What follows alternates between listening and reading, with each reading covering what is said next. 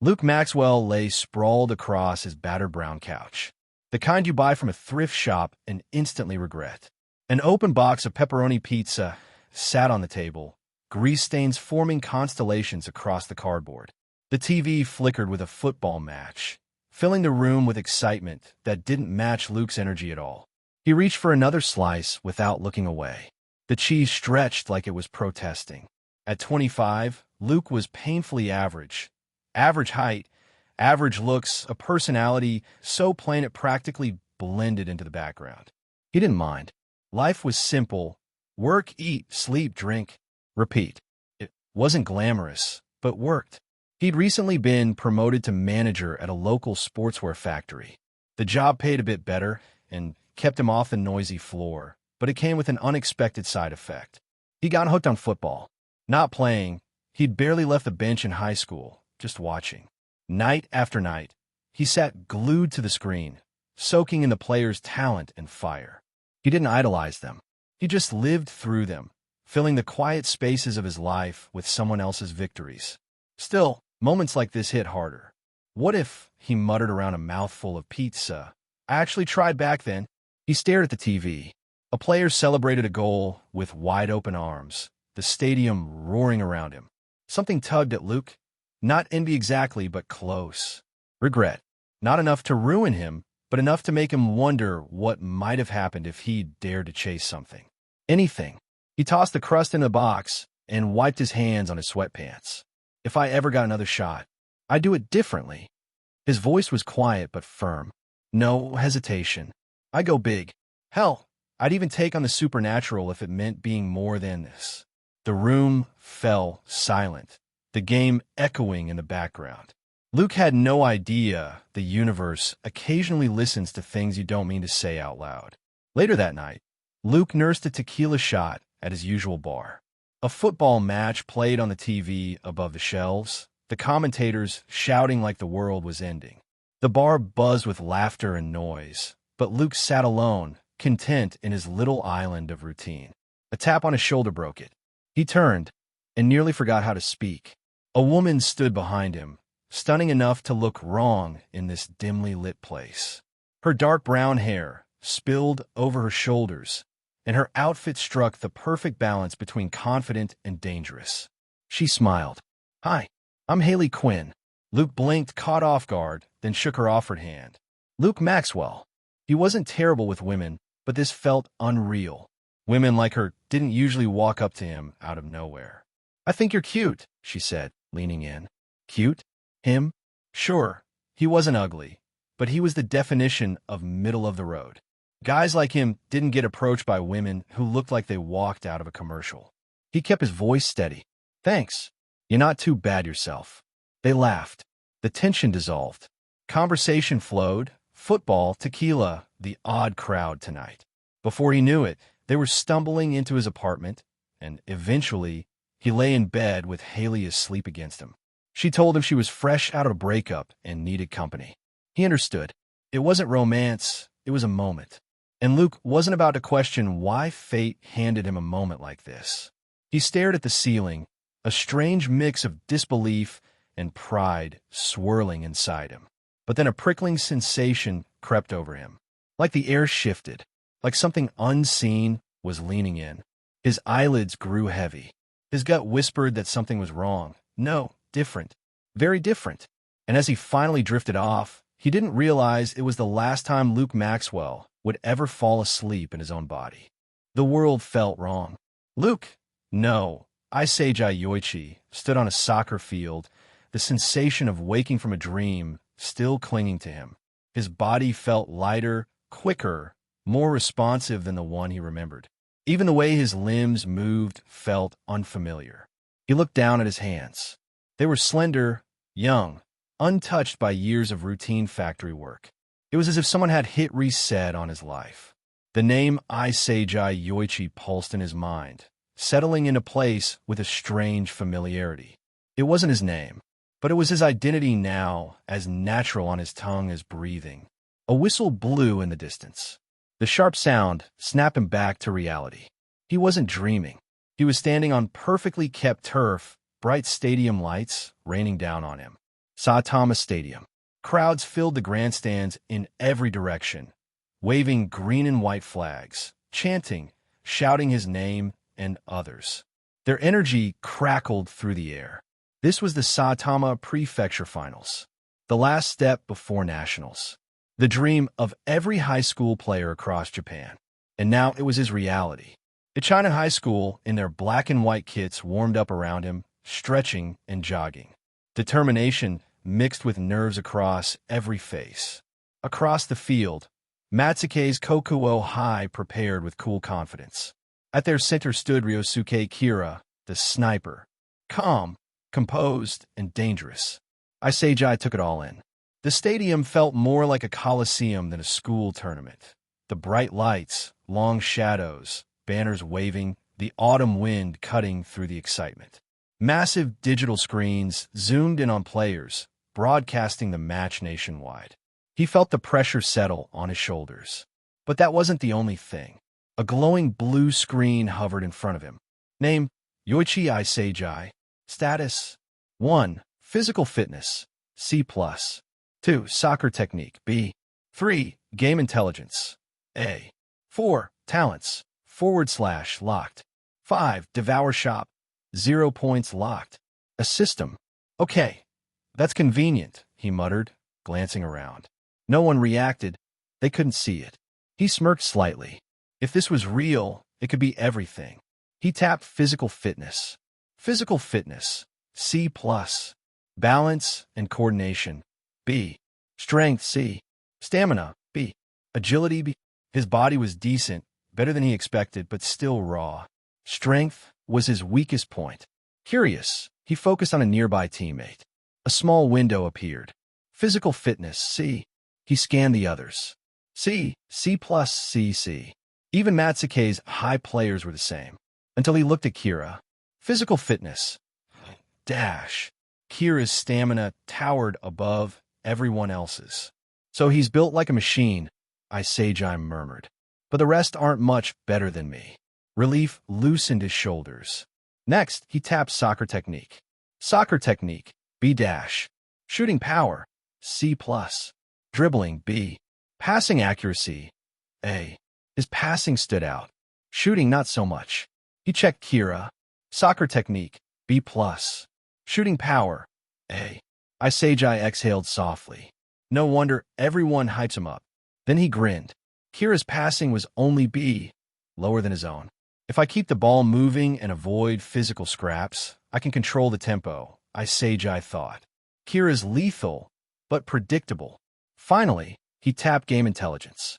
Game intelligence. Vision, A. Tactical knowledge. Spatial awareness, A. Positioning, A. A small smile tugged at his lips. This is where I shine. He checked the others. His teammates sat at C+ or lower. Matsuke's players were the same. Except Kira. Game intelligence. Just him, Isagi whispered. He now understood the battlefield. Ichinen wasn't hopeless. Matsuke's wasn't invincible. And he had something no one else did. A system, and a mind built to read the game. He lifted his head, eyes locking on Akira across the field. The outcome of this match, he muttered, narrowing his gaze, depends on who controls the game. Isagi stepped forward, the weight of his new life and new power settling in. It's me versus Kira, and the first battle of his new world was about to begin. Hey everyone, welcome to FanFic Canon. Thanks for hitting play. I'm thrilled to bring this fan-made story to life for you. If you enjoy the ride and want more narrated fanfics, smash, subscribe, and tap the bell so you never miss an episode. And if you want audiobook of a novel of your choice, join my Patreon. Request any title that's freely available online, and I'll produce a full narration just for you. Now, let's dive into today's adventure. The whistle blew. The ball was past Akira. Matsuke's forward took a few swift touches. Isagi stood at the edge of the action, watching as his opponent began to dictate the flow. The crowd roared with excitement as the two teams clashed on the field. But for Isagi, the world seemed to slow down. He focused on the space around him, his mind running calculations, assessing every move. Then he immediately saw what others might miss. The small pockets of space that Kira was about to exploit. That's where he's going, Isagi thought. The ball came to Kira's feet. He surveyed the field, eyes darting between his teammates and the defenders closing in. The ball was passed quickly to one of Matsuke's midfielders. But Isagi knew where the next move was headed. He surged forward, cutting across the field. Kira then faked left, dribbled right, and sent the ball rocketing toward the goal. Isagi barely managed to adjust in time, his feet reaching for the ball as it sailed past him, slightly changing its trajectory. Ichinen's goalkeeper leapt in the air, narrowly deflecting the shot. Isagi, with his incredible game intelligence, had calculated the best time to intercept it. But Kira's shot was lethal. Had he been a second too late, it would have shot through the goal. Minutes passed, each one feeling like a battle of wits on the field. Matsuke's dominated possession, but Ichinen wasn't backing down. Their defense was sharp, intercepting passes and disrupting Kira's rhythm. Isagi found himself in a constant chess match with Kira. One wrong move could lead to disaster. But Isagi was learning. Each touch, every shift in positioning, brought him closer to understanding how to outplay the sniper. In the 25th minute, Isagi received a pass from his teammate, the ball rolling into his path with perfect timing. Isagi glanced quickly to his left. His teammate was there, ready to receive a through ball. But Kira was closing in. His positioning was perfect. If Isagi tried to pass, Kira would intercept it before the ball even left his foot. But Isagi didn't pass. Instead, he dribbled, weaving around a defender, and then another. In a flash of brilliance, Isagi dropped his shoulder and feinted to the right. Kira bit, lunging forward. And in that split second, Isagi changed direction, sending the ball through the smallest of gaps between two Matsuke's defenders.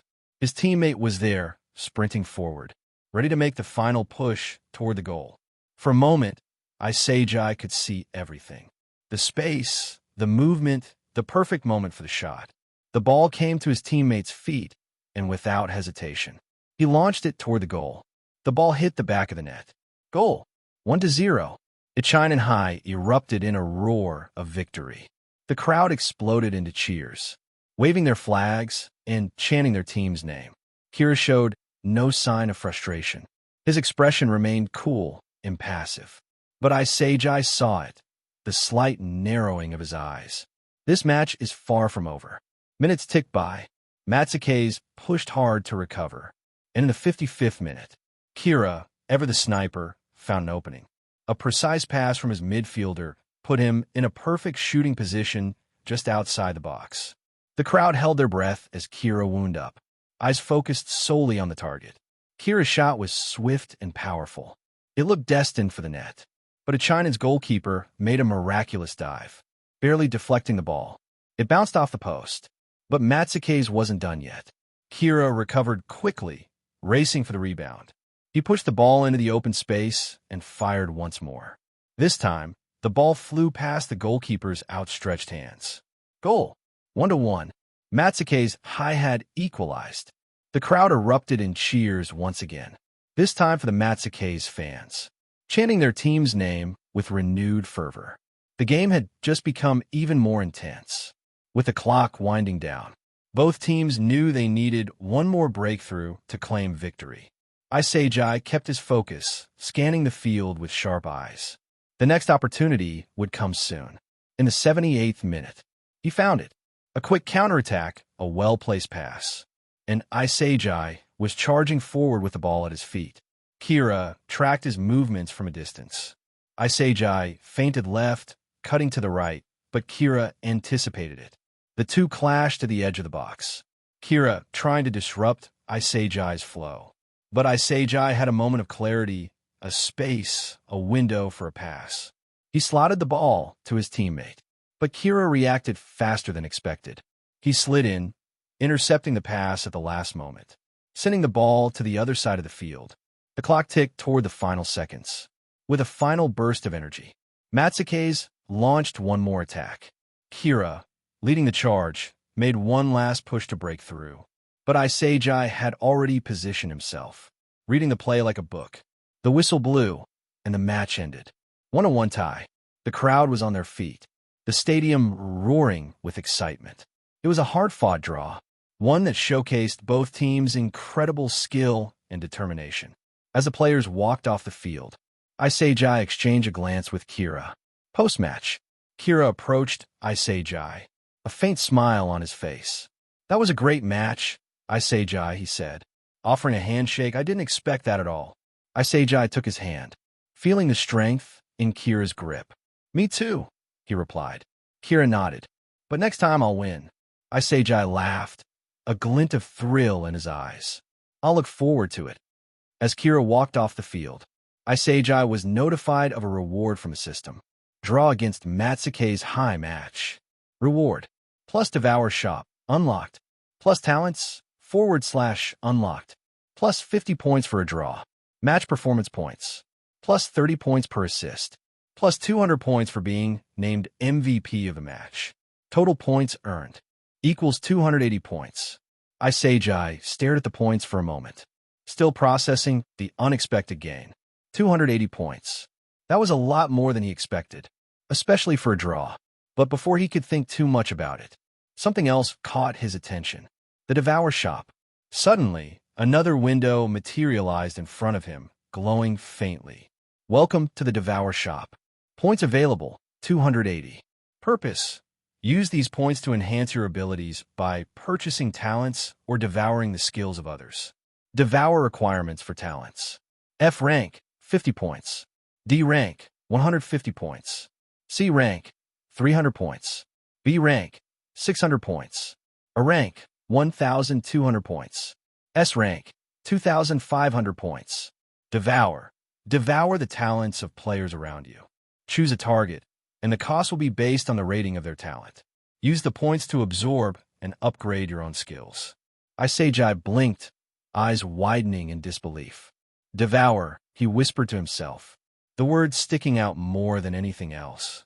He instinctively reached out and tapped the devour option, intrigued by what it meant.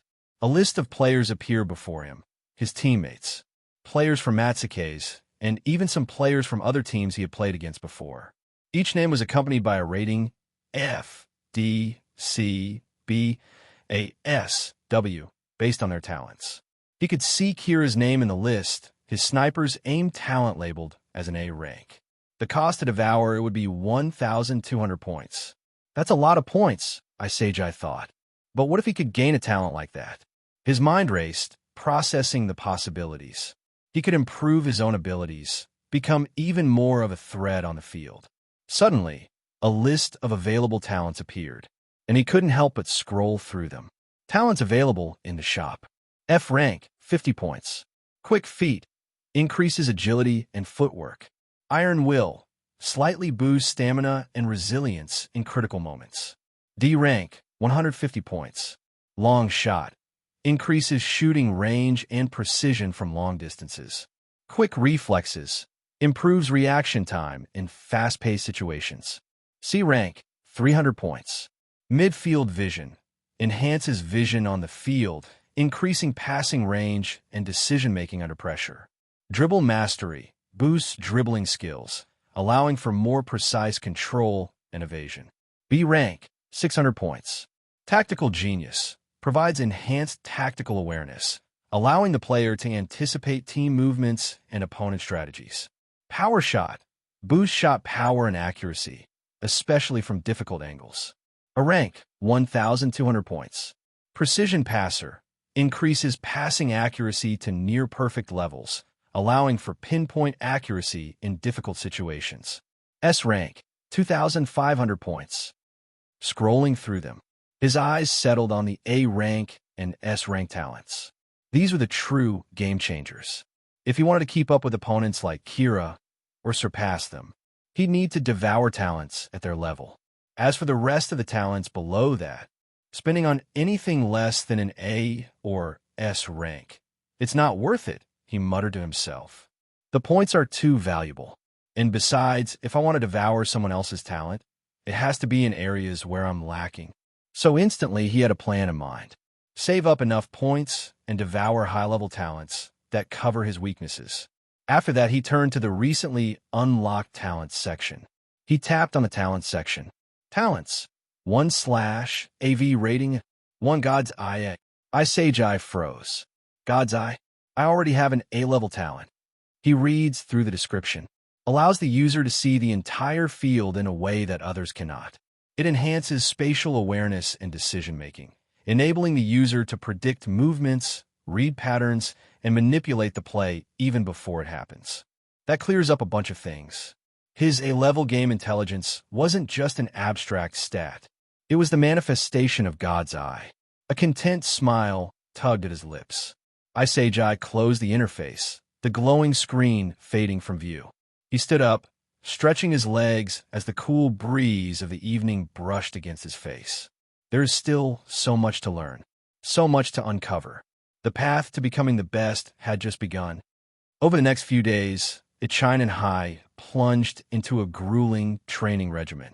Coach Kurosawa pushed them harder, drilling them on everything from stamina and speed to advanced plays designed to exploit opponents' weaknesses. Isagi could feel himself transforming with each session.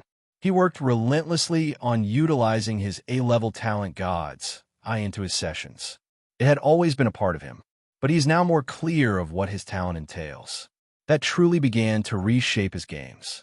On the practice field, he found himself reading plays faster, positioning himself more effectively, and making decisions under pressure with greater accuracy. In the evenings, he studied footage of past Nationals games, focusing on teams like Aoba Academy, especially Shinichi Namba, a player whose playmaking was rumored to be S or higher. Namba's talent to control the pace of the game, manipulate defenders, and set traps for opponents was extraordinary. But Isagi wasn't discouraged. If anything, watching Namba's finesse only fueled his desire to refine his own playmaking. His visionary playmaking might not have reached Namba's level yet, but with the combined power of the system and his devour ability, he was confident he could close that gap quickly. One evening, after a particularly demanding practice, Isagi returned home. His mom sat at the kitchen table, sifting through mail. "Hey, Yoichi, this letter came for you," she said, handing him an envelope sealed with a reputable logo. Isagi's heart skipped a beat. The Japan Football Association? What did they want with him? He quickly tore open the envelope, scanning the contents. Japan Football Association. Player Improvement Program Invitation. Dear Isagi Yoichi, as part of the Japan Football Association's initiative to nurture promising talent, we are pleased to extend an invitation for you to participate in our Player Improvement Program. You are scheduled to attend tomorrow morning at our designated facility. Please be prepared to meet with some of the nation's brightest prospects. Details. Location. Japan Football Association Training Facility. Time. 8 a.m. tomorrow. We look forward to your participation. Sincerely, the Japan Football Association. Isagi stared at the letter, his mind racing. A training program for improving players? This wasn't uncommon. Could this be linked to the Nationals? A sense of curiosity tugged at him. This felt bigger than just another training program. It felt like it was an opportunity he couldn't ignore. Deep down, Isagi felt that this program could be the next step on his path to becoming a top-tier player. That night, sleep eluded him. Thoughts of the future, the program, and his goals swirled in his mind. Was this fate guiding him? In the next morning, Isagi arrived at the Japan Football Association training facility, a sprawling complex nestled on the outskirts of the city. The moment he stepped forward, he could feel the weight of the place. The air crackled with promise. As he walked through the entrance, he noticed a familiar figure standing nearby, Ryosuke Kira, clad in his training gear. Their eyes met. Kira gave him a knowing smile. "So, you're here too?" he said, his voice calm, yet carrying a hint of challenge. "Looks like it," Isagi replied, taken aback by the coincidence. This program must be something special if they're gathering players like us here. Kira nodded, his eyes narrowing with the same competitive fire. "We may be in the same program, but once we hit the field, I won't go easy on you." Isagi smiled, excitement coursing through him. You bet. Let's see who comes out on top. As they stepped into the sprawling Japan Football Association training facility, their eyes widened with awe. The place was immense, sleek, and imposing. Everything about it screamed professionalism. The high ceilings, the modern equipment, and the subtle buzz of anticipation in the air made it feel as if he had crossed into another world entirely.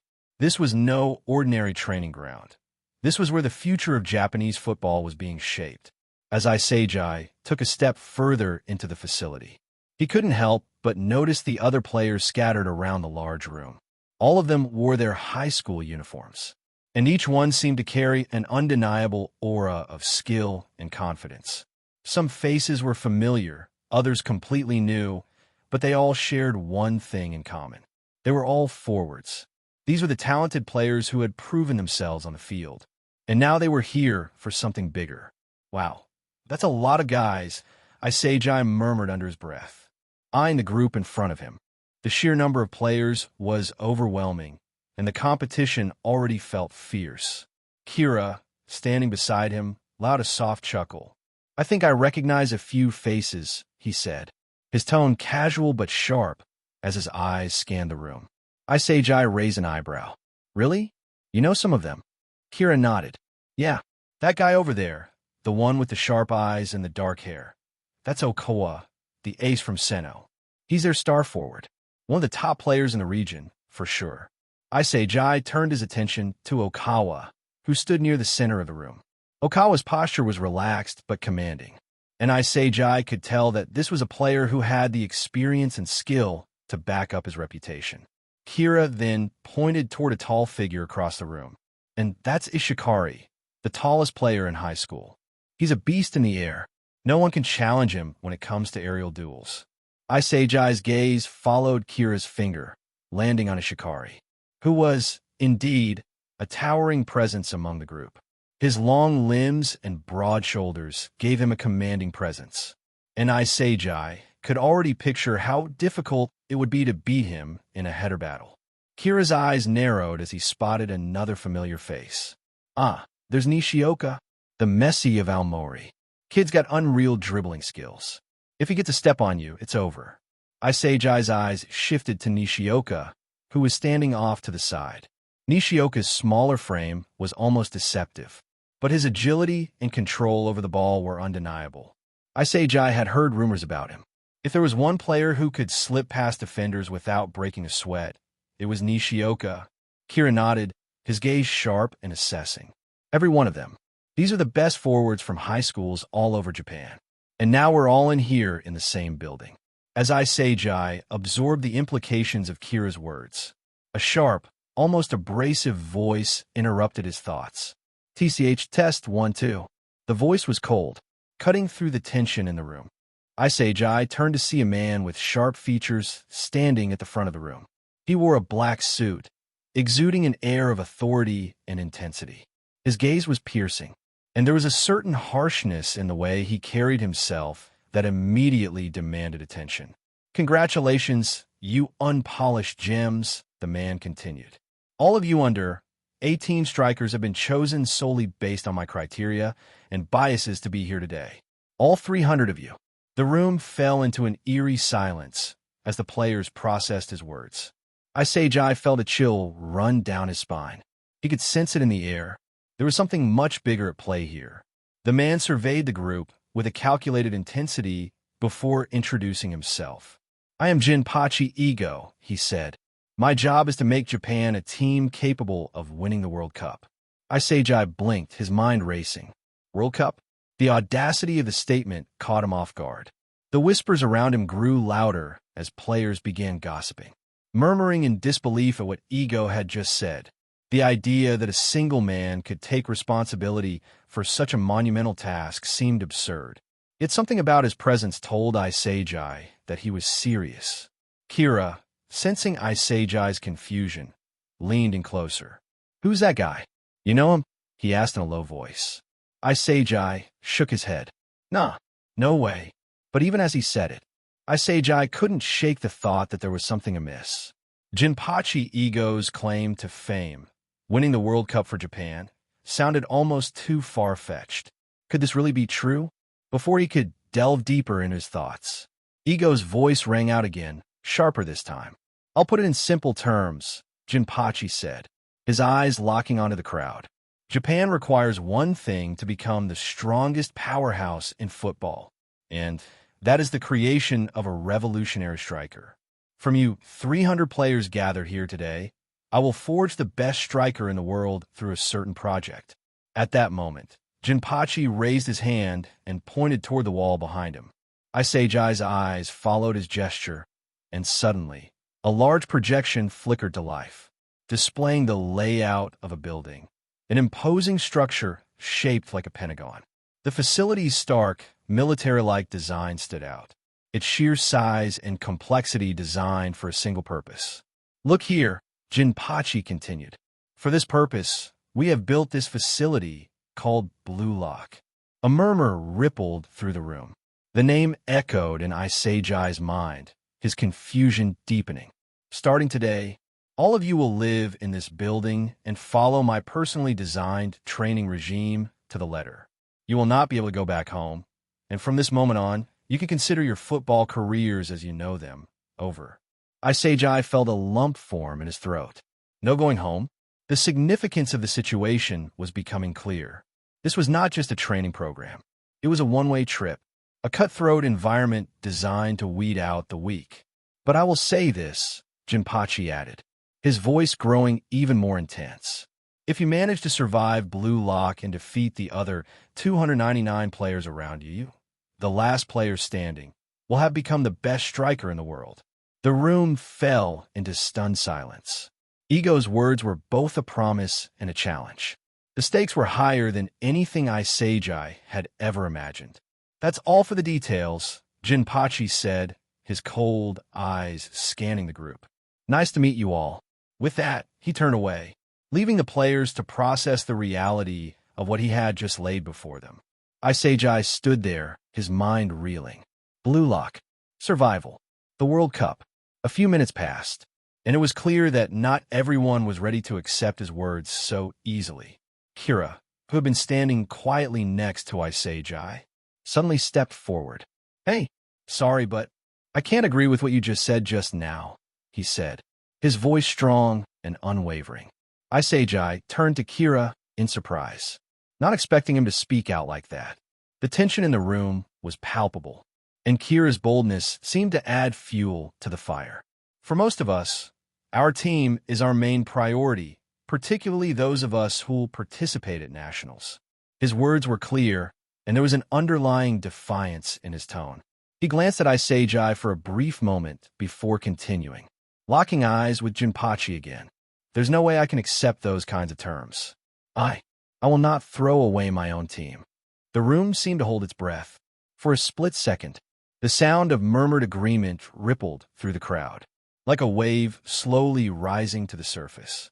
A few of the other players voiced their thoughts out loud, speaking in unison. "That's right. I'm also playing at nationals," another added. "And why do we have to all live together?" "Yeah," another player shouted, his frustration palpable. "This is ridiculous." The murmur of dissent spread like wildfire, with voices rising one after the other. "Who the hell are you anyway? What gives you the right to tell us how to play?" Isagi stood there, still processing the harsh reality of what was happening. It was clear that not everyone was ready to accept the terms of this brutal training regimen.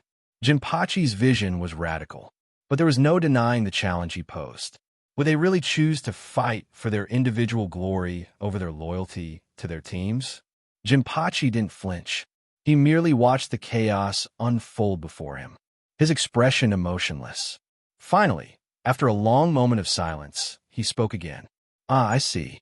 You're all really messed up in the head, huh?" His eyes narrowed, and he continued. "If you want to leave, then go ahead. No one's stopping you." The players were momentarily stunned. Jinpachi didn't even seem to care if they left. But his next words hit like a punch to the gut. "Your teams, your schools. What are they worth, huh? You'd really choose them over becoming the best striker in the world? You want to settle for being second-rate in a country that has never won the World Cup?" His gaze swept over them, each word dripping with scorn. Japan's football system is world-class when it comes to organization and discipline, but when it comes to raw talent and ambition, we're second-rate. All of you are just another cog in that system. You've been trained to play nice, to share the spotlight with your teammates. But do you think that will make you the best? The background on the screen changed to show a photo of Japan's strongest football team, a team that had always been the bridesmaid, never the bride. They were consistently placed second in world tournaments. Jinpachi's voice rang out with the harshest truth of all. If you want to be great, if you want to be the best, you have to be willing to sacrifice everything. And that means leaving your old life behind. Isagi's stomach tightened. Jinpachi's words were harsh, but they carried a brutal truth. It wasn't just about playing football anymore. It was about survival. There could only be one. What was Isagi willing to sacrifice? As the tension in the room mounted, the murmurs of dissent grew louder. The choice laid before the players was daunting, impossible even. Isagi's thoughts swirled in confusion and uncertainty. Jinpachi's words had planted a seed of doubt, and the decision was too monumental to make lightly. Just as the room's unrest was reaching its peak, a sharp, mechanical sound cut through the noise. Ding! The screen appeared without warning. Choose your path. Option 1. Leave Blue Lock. Return to your life as it was, playing for your high school team to compete for the Nationals. Option 2. Stay in Blue Lock. Embrace the challenge. Discard your old life and fight for greatness. Become the best striker in the world. Isagi felt a weight settle in his chest as he read the words. Both paths are great in their own way. Could he really walk away from everything, the team and his friends? Or was he willing to risk it all for a chance at something greater? But then, something changed. Ding! The screen blinked again. And this time, a new line of text appeared beneath the mission prompt. Blue Lock competition. Mission. Choose to stay in Blue Lock and fully commit to this challenge. Reward. Minus 1,000 points. Isagi's eyes widened in disbelief. 1,000 points? The points echoed in his mind, tempting him to reconsider. To walk away seemed easier, the path of least resistance. But to stay and fight, while knowing he could gain so much points, it was a powerful pull. The reward was irresistible. His points would skyrocket, providing him more funds in purchasing or devouring high-level talents. His gaze shifted, looking around the room at the other players who, like him, were torn between these two options. Was it worth it to give up everything for a chance at becoming something greater? Will there ever be another opportunity like this? Jinpachi's voice cut through their thoughts, sharp and cold. Football, at its core, is a sport about scoring goals, even at the expense of your teammates. He let the words hang in the air for a moment, the tension palpable. The best player is the one who scores the most goals. If you want to play pretend football instead, then get lost already. A brief, deafening silence followed. Every player in the room was struck by his words. Then, as if the tension had finally reached its boiling point, Kira spoke out. How insulting! His voice was filled with bitterness. Fists clenched at his sides. He glared at Jinpachi, the resentment evident in his eyes. Take those words back, Kira continued, his tone dripping with defiance. The greatest players in history were never like that. Players like Honda, Kagawa, and all those who helped shape Japan's national team. They played with heart, with respect for their teammates. That's what made them great. Isagi's gaze flicked from Kira to Jinpachi. He could feel the intensity rising in the room. Jinpachi stood unfazed, his eyes cold. You really think those players are what made Japan great? He scoffed. They never won a single World Cup, did they? He let the words sink in before continuing. But you know who did? Legends like Noel Noah, Eric Cantona, Pele. Those are the names that resonate worldwide. Why? Because they have something your precious team-first mentality lacks, ego. A murmur of disbelief ran through the room. But Jinpachi's words were relentless. They have an ego that says they are the best of the best. They play with absolute certainty that no one can touch them. And that's what makes them revolutionary strikers. They didn't wait for anyone. They didn't share their glory with anyone. They went after it, and they took it. That's why they won World Cups. Jinpachi's voice grew louder. You will not become the greatest strikers in the world unless you have the ego to match. You will not, cannot, be the best if you're constantly worried about others. You must only care about your own success, your own glory. He paused, his eyes sweeping over the gathered players. My purpose here is simple, to create that kind of player in Japan. I'm here to build a striker who will lead this nation to the World Cup, someone who will stop at nothing to be the best. Jinpachi's lips curled into a grin. From the corpses of 299 players, one hero will rise in all his glory. At that moment, the large doors behind Jinpachi began to open, revealing a blinding light. It was so bright that nothing beyond it could be seen, just an overwhelming glow that seemed to beckon them forward. Step through the gate, Jinpachi commanded. Throw away your common sense. Isagi's heart raced as he absorbed Jinpachi's words. When you're on the field, Jinpachi continued, you are the star. Your greatest joy is scoring goals and nothing else. You live for the excitement of that very moment. And if you can't embrace that, then leave. Because in this place, there is only one rule, your own glory. Isagi's chest tightened, and in that instant, something clicked in his mind. A realization, a certainty. His doubts faded away as his focus sharpened. He understood now. His goal wasn't just about becoming a better player. It was about becoming someone who could change the game, someone who could rise above all the rest. He made up his mind. The decision was clear. Jinpachi finished his speech with a final, piercing question. Now that's a striker, don't you think?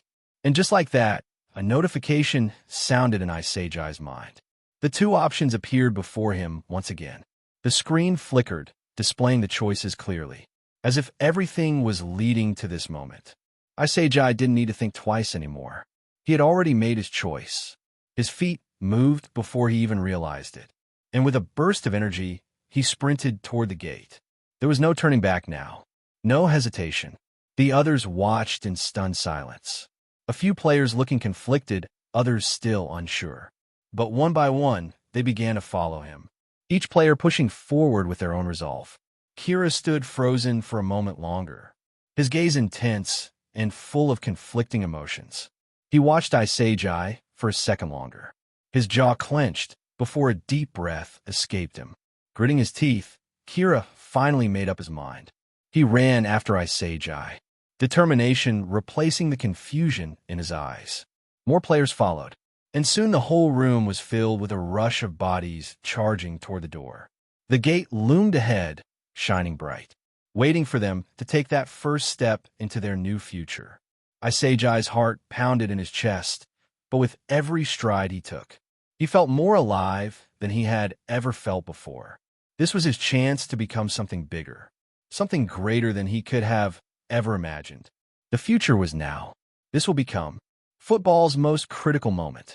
The rumble of the bus echoed through the narrow mountain pass, its tires crunching over gravel and asphalt as it wound its way toward a future shrouded in mystery.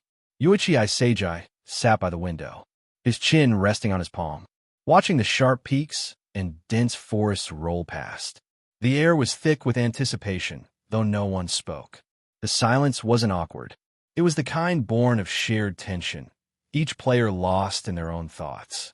Dozens of buses snaked behind and ahead of Isagi's, each carrying players who, like him, had taken the leap into the unknown. Over 300 of them in total, bound together by ambition, ego, and a hunger for greatness. 1 hour later, Isagi's mind wandered until a sharp turn brought the facility into view. His breath caught as his eyes locked onto the massive pentagon-shaped structure standing imposingly in the distance. Its steel walls gleamed under the midday sun, radiating an aura of cold precision. Carved into the building in bold, unyielding letters were the words, Blue Lock. So that's Blue Lock, he thought, the words resonating in his mind. The place that'll turn our football lives upside down. The buses pulled into a vast concrete lot, the facility looming overhead. The doors hissed open, and one by one, the players stepped out, their gazes darting around, taking in their surroundings. Some muttered in awe, others stood silent, overwhelmed by the sheer scale of it all. Isagi followed suit, his eyes scanning the meticulously designed structure. Then as the last players exited, staff members in black suits approached. Without explanation, they began collecting personal items, wallets, phones, and anything else deemed unnecessary for the journey ahead. The players were cooperative, but visibly uneasy. This was no longer the world they knew. Soon after, a striking woman stepped forward. She was youthful, with neck-length brown hair styled neatly into 2 small braids, her chocolate brown eyes sharp but kind.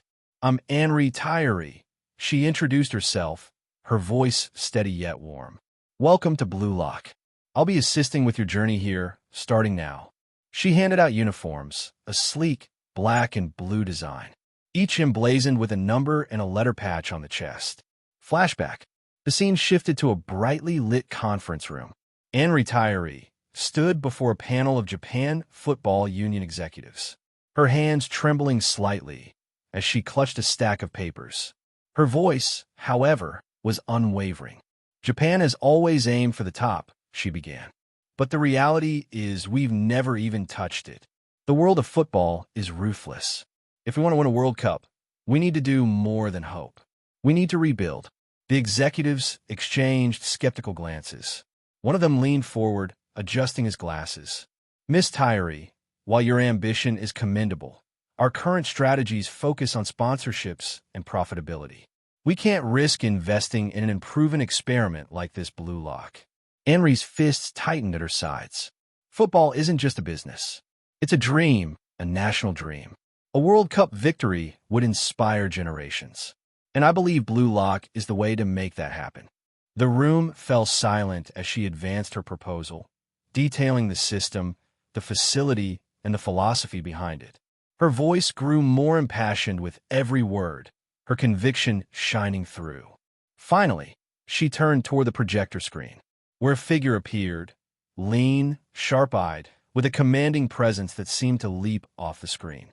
"This is Jinpachi Ego," Henry announced. "He's the visionary behind Blue Lock. His methods are unconventional, yes, but if anyone can break down the stagnation of our current system and build a true champion, it's him." Present, the line moved steadily, each player stepping forward to receive his uniform. "Next, Yoichi Isagi," Anne recalled, her voice pulling him. He stepped forward. "Good luck," she said with a small, encouraging smile. Isagi's hands trembled slightly as he unfolded the shirt. Stitched onto the chest was the number. 299Z. "What does this number mean?" he wondered, staring at it.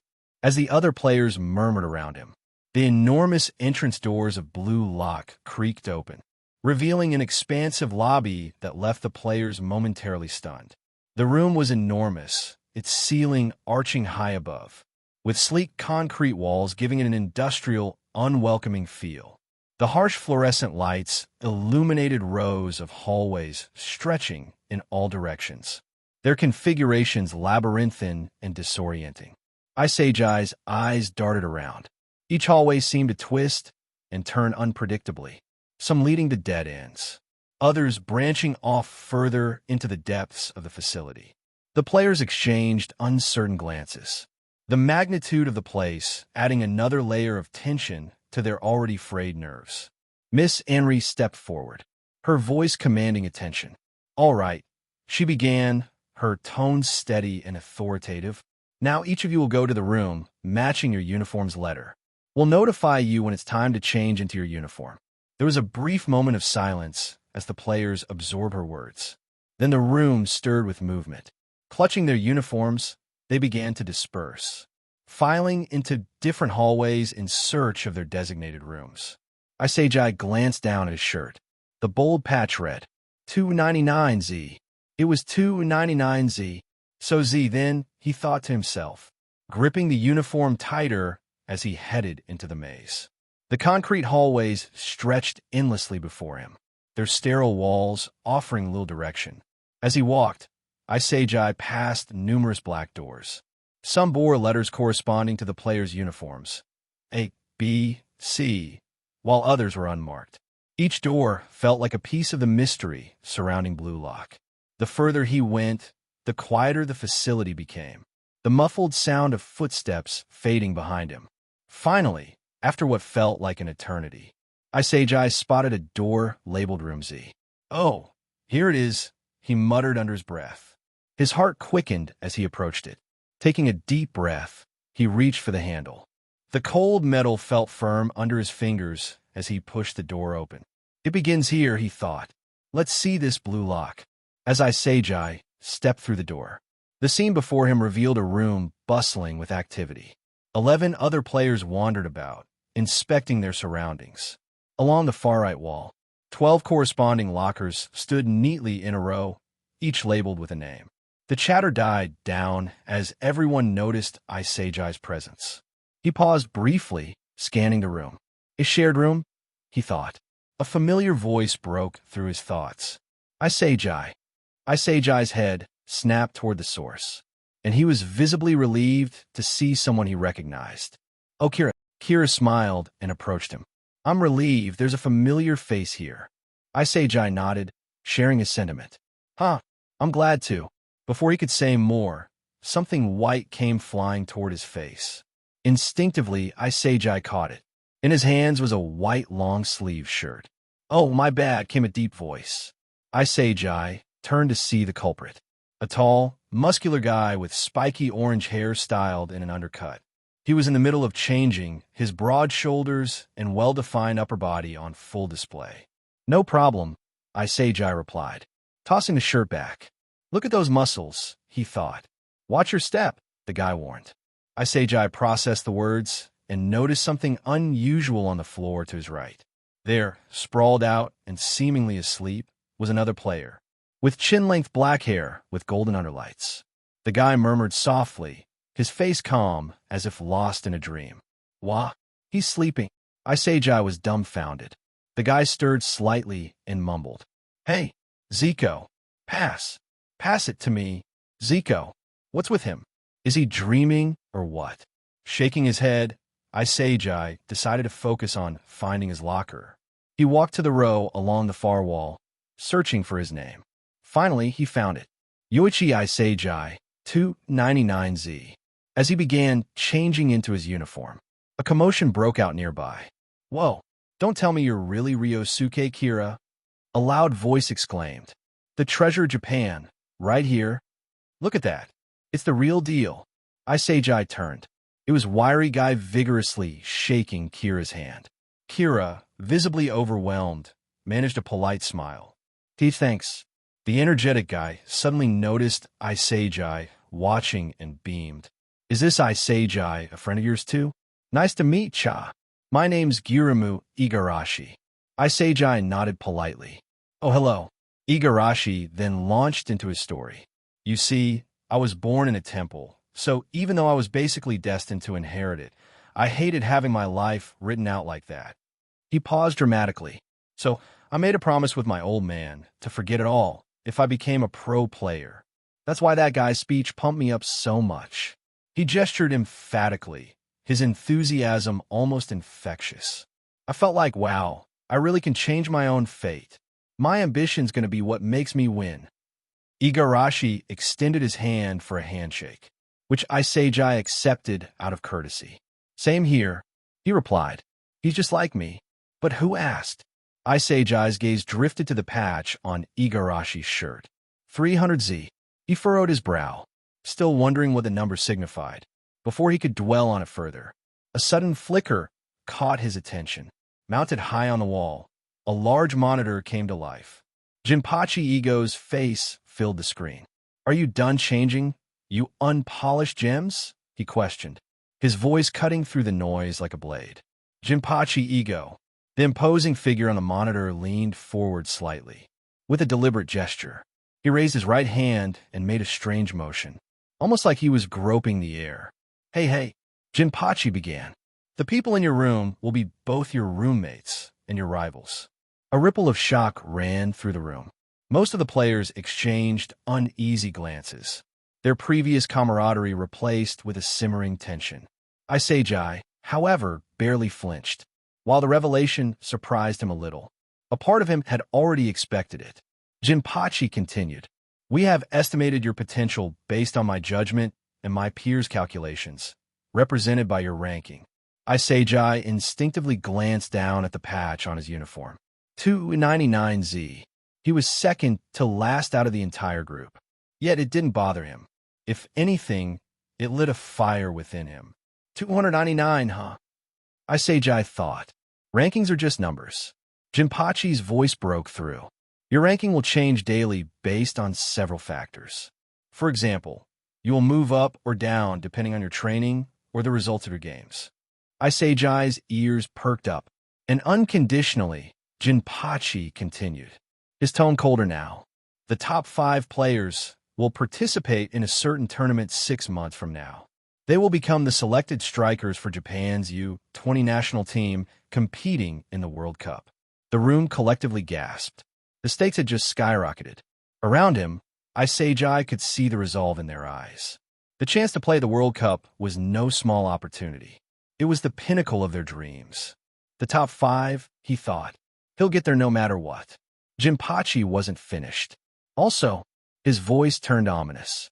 Those who are defeated at Blue Lock will be permanently banned from Japan's national team.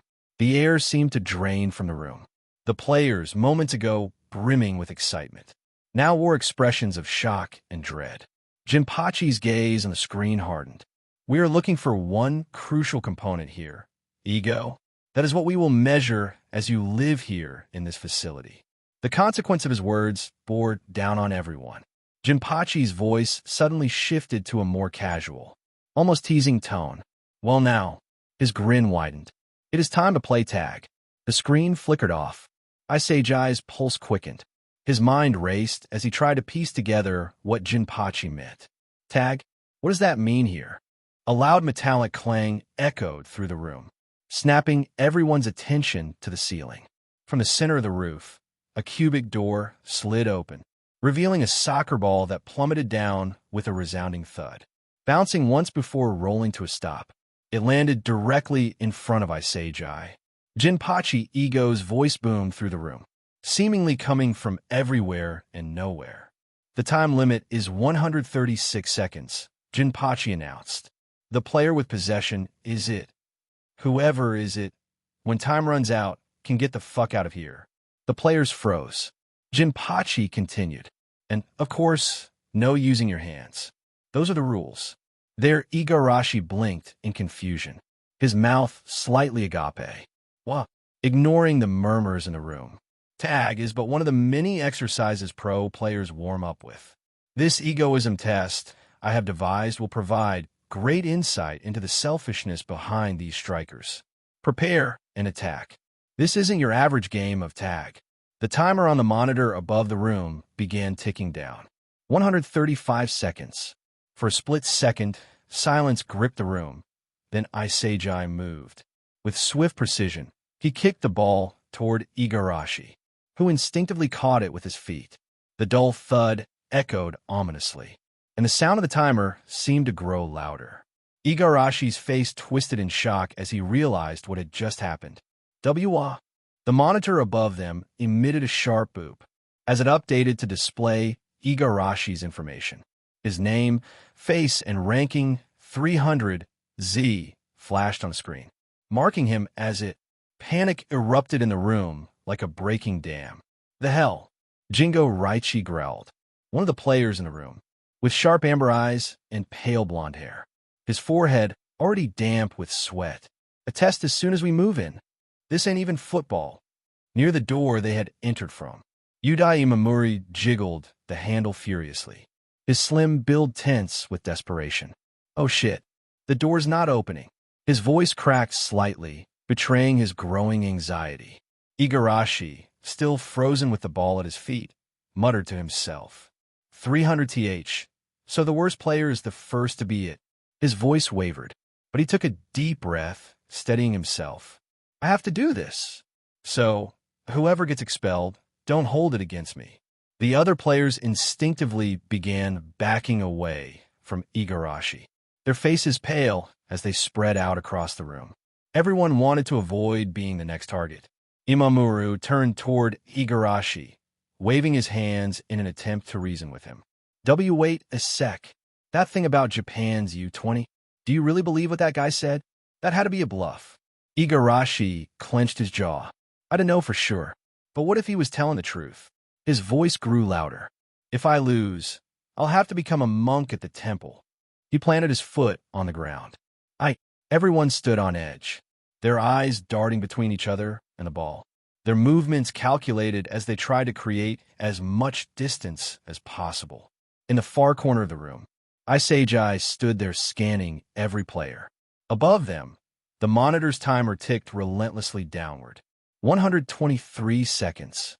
Without hesitation, Giramu Igarashi exploded into action, sprinting toward Isagi's corner with the ball under control.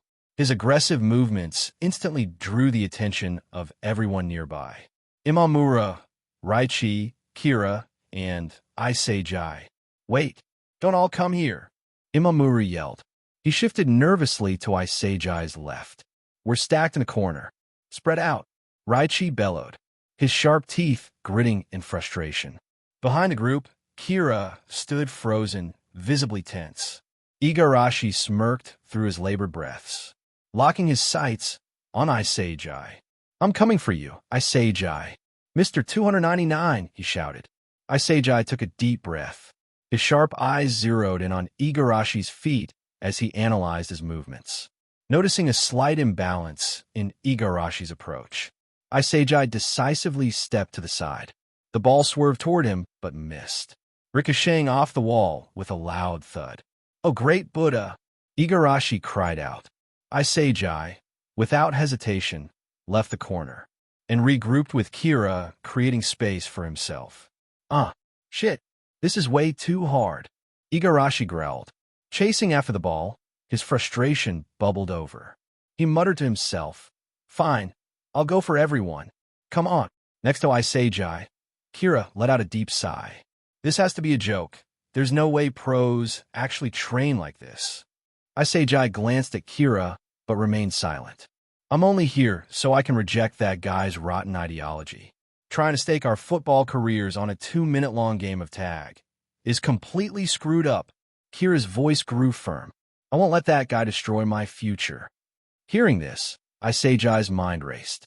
He respected Kira's determination, but he could sense that Kira's emotions might cloud his judgment. Isagi's thoughts drifted back to their last match in the Saitama Prefecture. He recognized Kira's talent, the immense potential he had. He needs to realize what's at stake here. Then an idea suddenly struck Isagi, a way to set Kira on the right path. Meanwhile, Igarashi grumbled under his breath. Fuck, I can't hit anyone, he shouted, sprinting after the ball. Come back, ball. As the ball rolled to a stop near Bakira, who was still sprawled on the floor, snoring lightly. Igarashi's eyes lit up. That's the guy. Lucky me, he's still sleeping. Igarashi shouted gleefully, making a beeline for the ball. Just as he was about to strike, Bakira stirred. In one fluid motion, he flipped himself upside down with his hands on the floor, his leg snapping out like a whip. His foot struck Igarashi square in the cheek. NGH. Igarashi stumbled back, clutching his face, which was now bruised and bleeding slightly from his nose. That hurts. Hey, Igarashi roared, glaring at Bakira. That's a foul. A foul. In a match, that'd get you a red card. Bakira lazily scratched his eye, his voice groggy. Munya wasn't the only rule no using hands. He stood up straight, yawning. Mornin', Isagi, watching this unfold. What's with this guy? Kunigami suddenly stepped into view, placing a firm hand on Bakira's shoulder. His tone was stern. Hey, I hate that dirty shit. Play fair and square. Bakira glanced at him nonchalantly.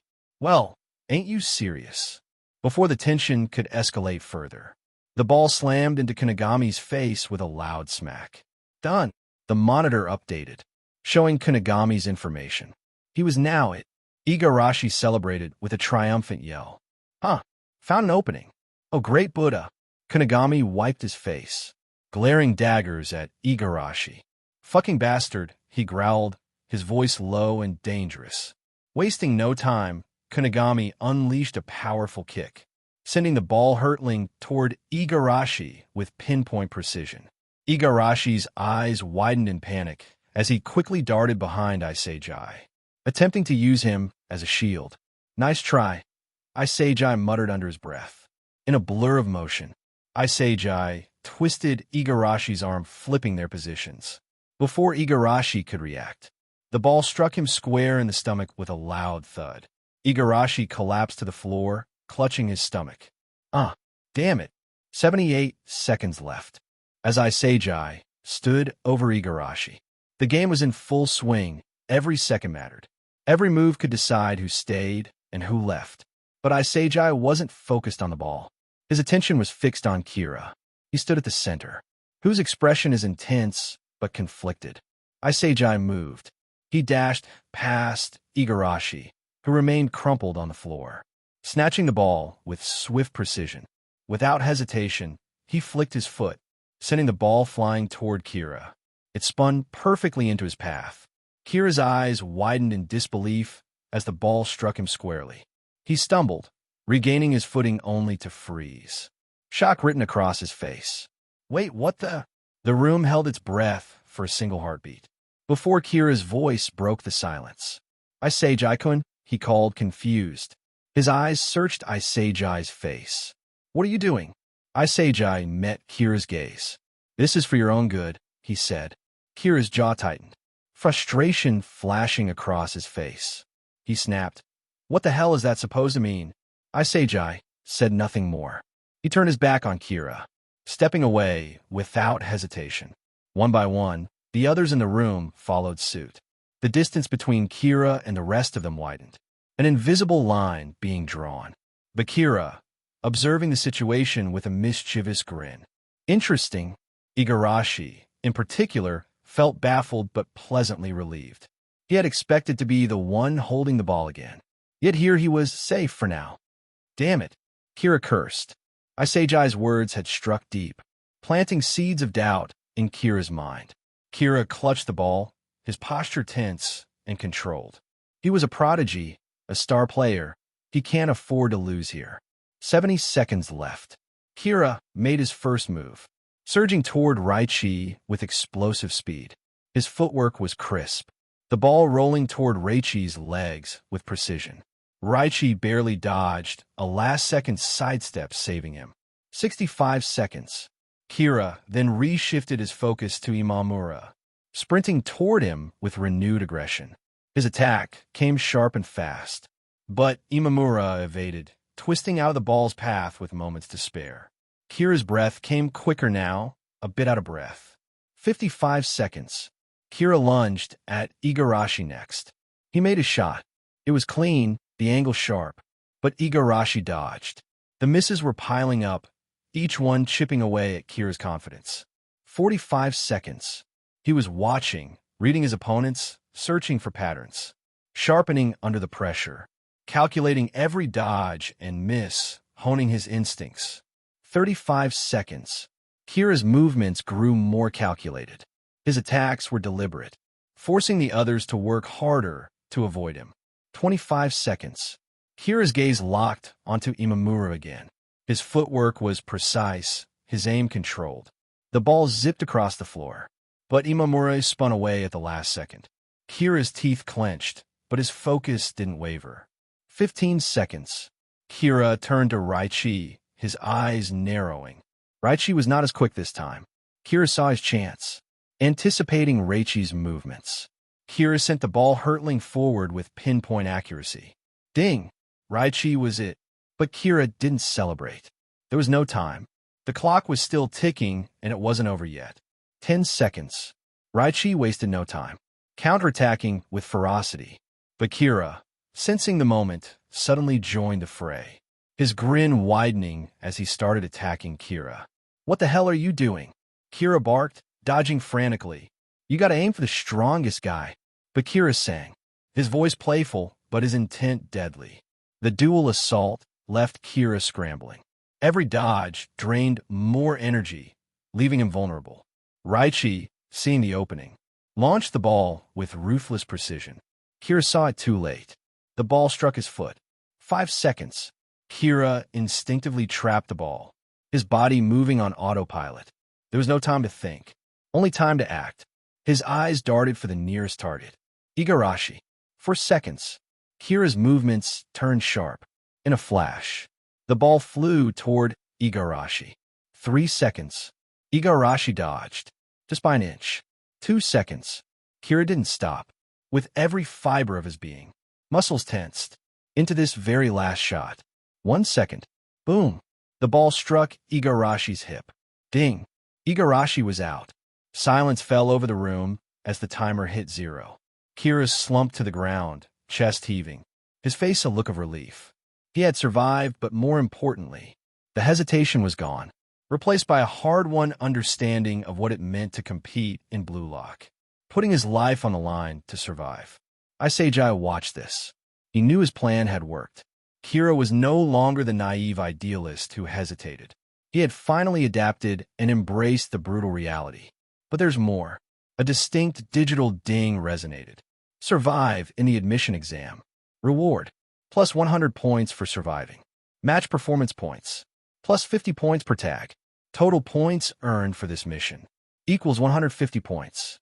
Then the notification vanished, replaced by a new window. Name, Yoichi Isagi. Status, 1. Physical fitness, C+.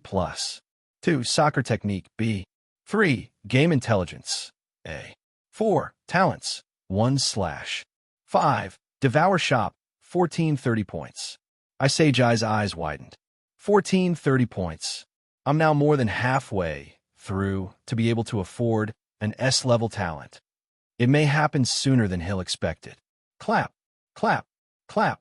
The unmistakable voice of Jinpachi Ego echoed through the room. Good job, you unpolished gems, Jinpachi's voice rang out. But now, let's continue with the results. The players stiffened, their expressions hardening in anticipation. Isagi's heart remained steady. He knew what was coming next. Jinpachi paused, drawing out the silence for what felt like an eternity, his cold eyes scanning each of them. When he finally spoke again, it was with the finality of a guillotine's drop. The player we will get rid of is Giramu Igarashi. You are expelled. The words hit with brutal force. The air felt thick, suffocating, as if the very atmosphere had changed in an instant. Igarashi, still standing in the center of the room, looked as though he had been struck by lightning. His face was drained of color, his shock evident in every feature. Igarashi's eyes, wide with disbelief, scanned the room, as if searching for any sign that this wasn't real. But there was no escape. His body seemed to crumple, as the weight of the expulsion crashed down on him. His fists clenched, and his shoulders slumped in defeat. Then, in a moment of raw anguish, Igarashi's breath hitched, and tears began to fall. Slowly at first, and then in torrents, staining his bruised face. Damn it, Igarashi's voice cracked. I tried so hard, and yet I still lost. The words hung in the air, a painful truth that echoed around the room. Isagi watched, a knot of sympathy tightening in his chest. He wasn't the only one.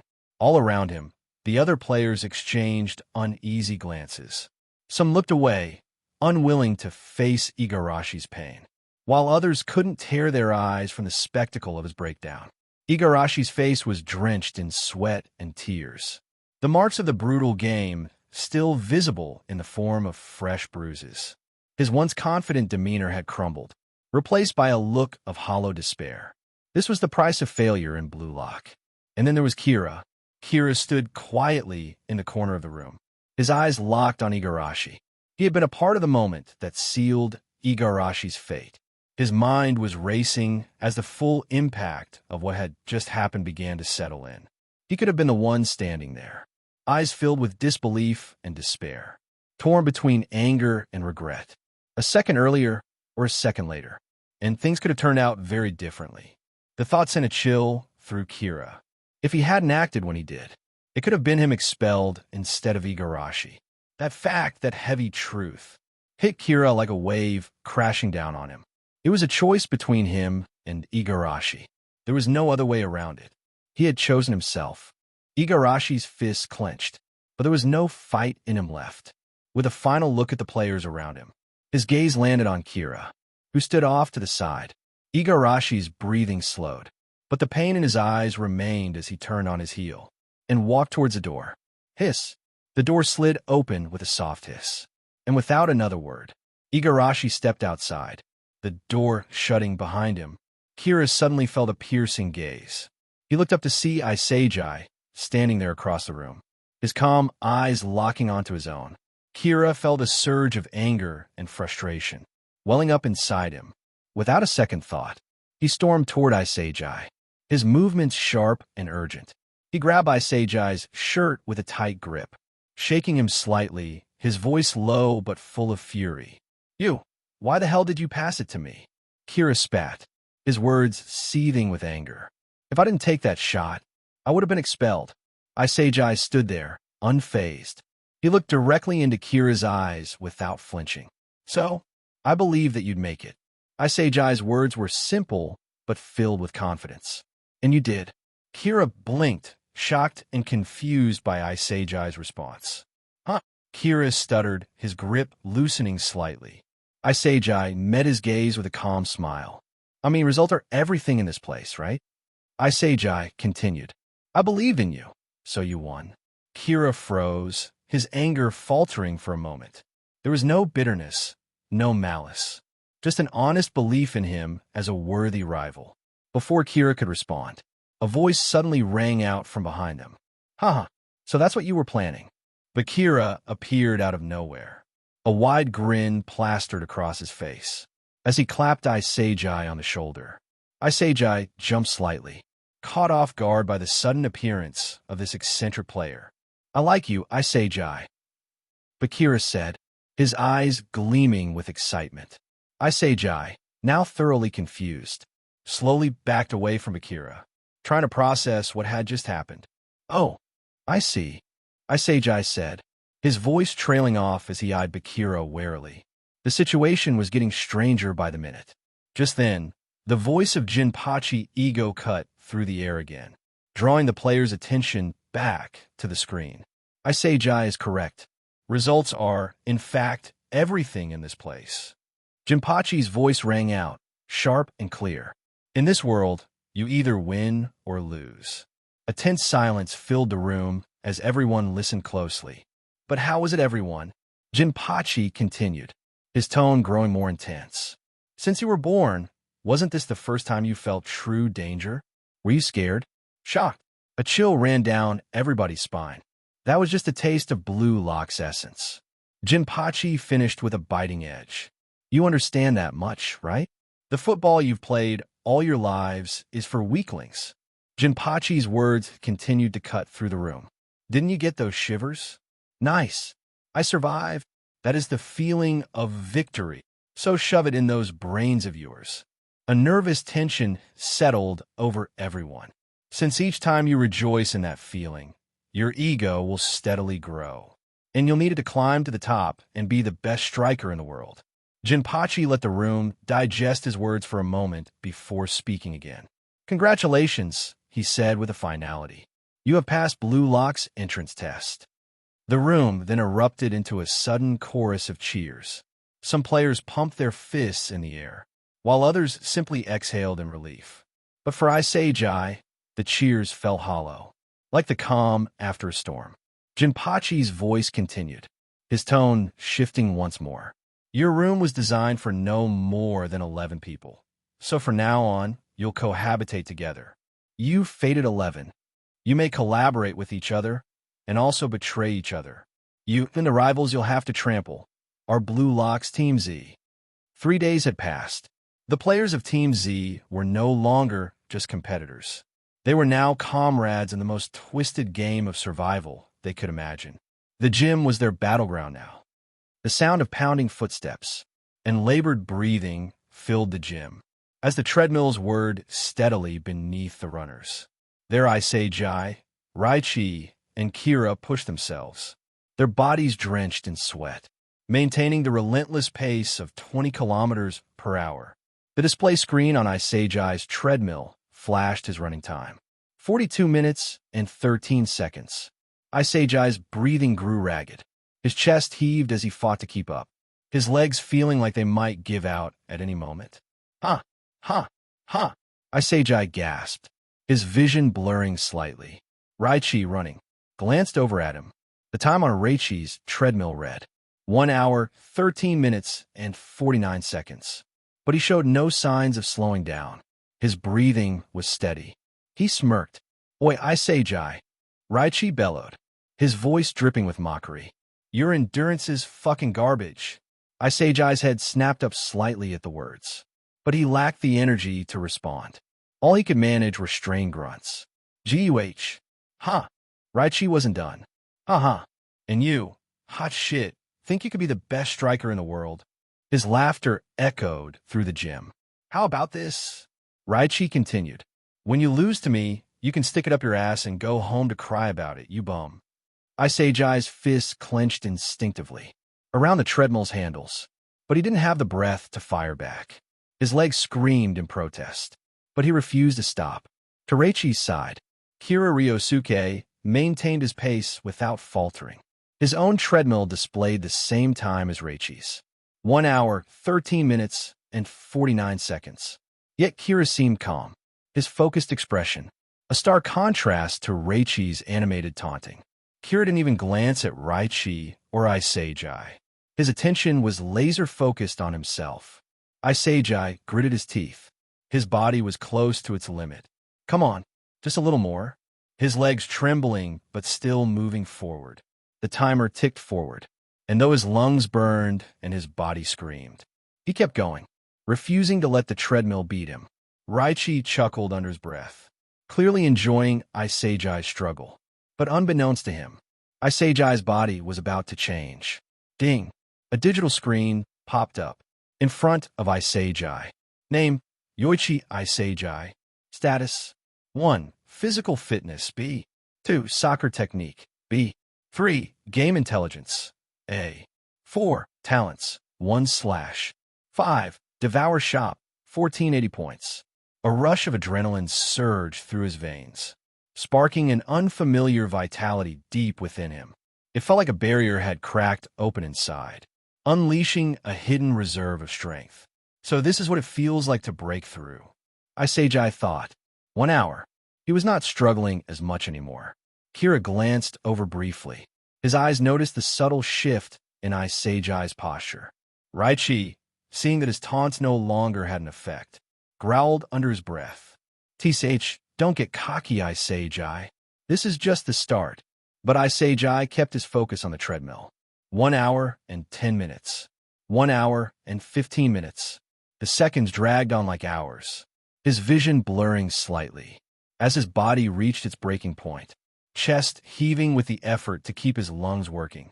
Finally, with a shuddering gasp, his legs buckled and his pace faltered. The treadmill's automatic stop kicked in, slowing the belt to a halt as Isagi stumbled. The timer on his screen read 1 hour, 17 minutes, and 34 seconds. Isagi leaned forward, placing his hands on his knees as he gulped for air. His entire body ached, but a small, triumphant smile spread across his face. I did it, despite the pain and exhaustion. He felt a surge of pride. This was his best run yet. Then he noticed the treadmills on either side of him, slowing to a stop as well. Kira and Raichi had finished their runs. At the exact same time, the timers on their screens blinked brightly. 1 hour, 58 minutes, and 27 seconds. Isagi, still catching his breath, couldn't help but be impressed. Kira, noticing Isagi's glance, gave him a nod. You've come a long way. Keep at it, and you might catch up one day. Raichi scoffed, throwing his towel over his shoulder.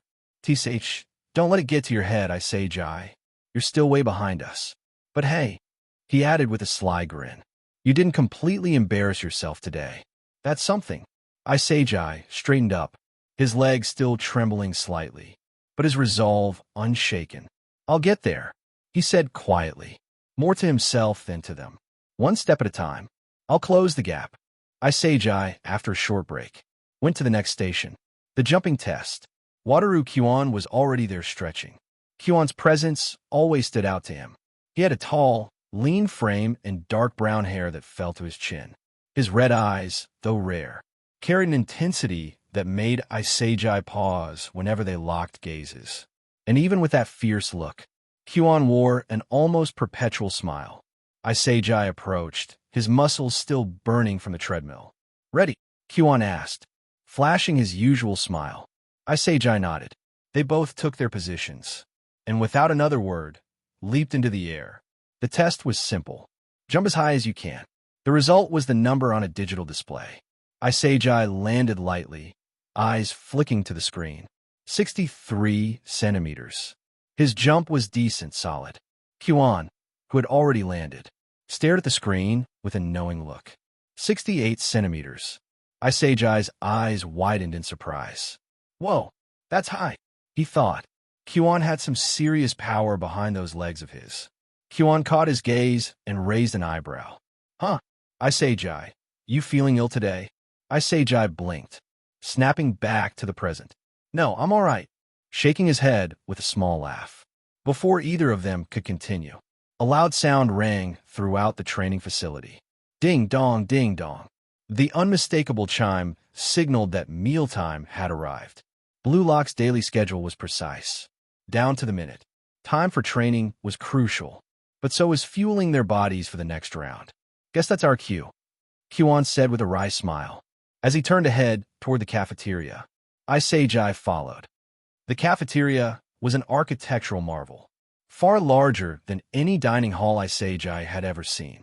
Its pentagon-shaped center stood out immediately, a futuristic, self-service food counter that resembled a giant vending machine, yet it dispensed actual, steaming hot meals. Surrounding it were large, square-shaped pillars that seemed to hold the expansive ceiling high above, creating an open, breathable space. Rows upon rows of rectangular tables filled the hall. Yet the space was so vast that it never felt cramped, even with the overwhelming number of players. The room buzzed with conversation and laughter. Yet despite the noise, navigating the space was surprisingly easy. Isagi made his way to the center counter, where he grabbed a tray from the neatly arranged stack. Holding the tray firmly with both hands, he elbowed the touch-sensitive square button on the wall of the vending light counter. A soft whir followed, and the familiar aroma of rice and miso soup greeted him. Rice and miso soup again, Isagi muttered to himself. It was no secret that meal quality in Blue Lock was tied to rank. The higher your rank, the better your food. For someone as low as $2.99, the meals were functional, nothing more. Then he carried his tray toward Team Z's table. He spotted Kira en route, who had just received his meal as well. "What did you get this time?" Isagi asked, falling in step with him. "Tonkatsu," Kira replied, lifting his tray slightly to show off the golden brown breaded pork cutlet, accompanied by a side of shredded cabbage and miso soup. Isagi glanced at his own tray, then back at Kira's. "Rice and miso soup again." "The usual." Kira smiled sympathetically. "That's not too bad, Isagi. At least it's consistent." Isagi nodded. He wasn't particularly bothered. As the two approached their table, another sight caught their attention.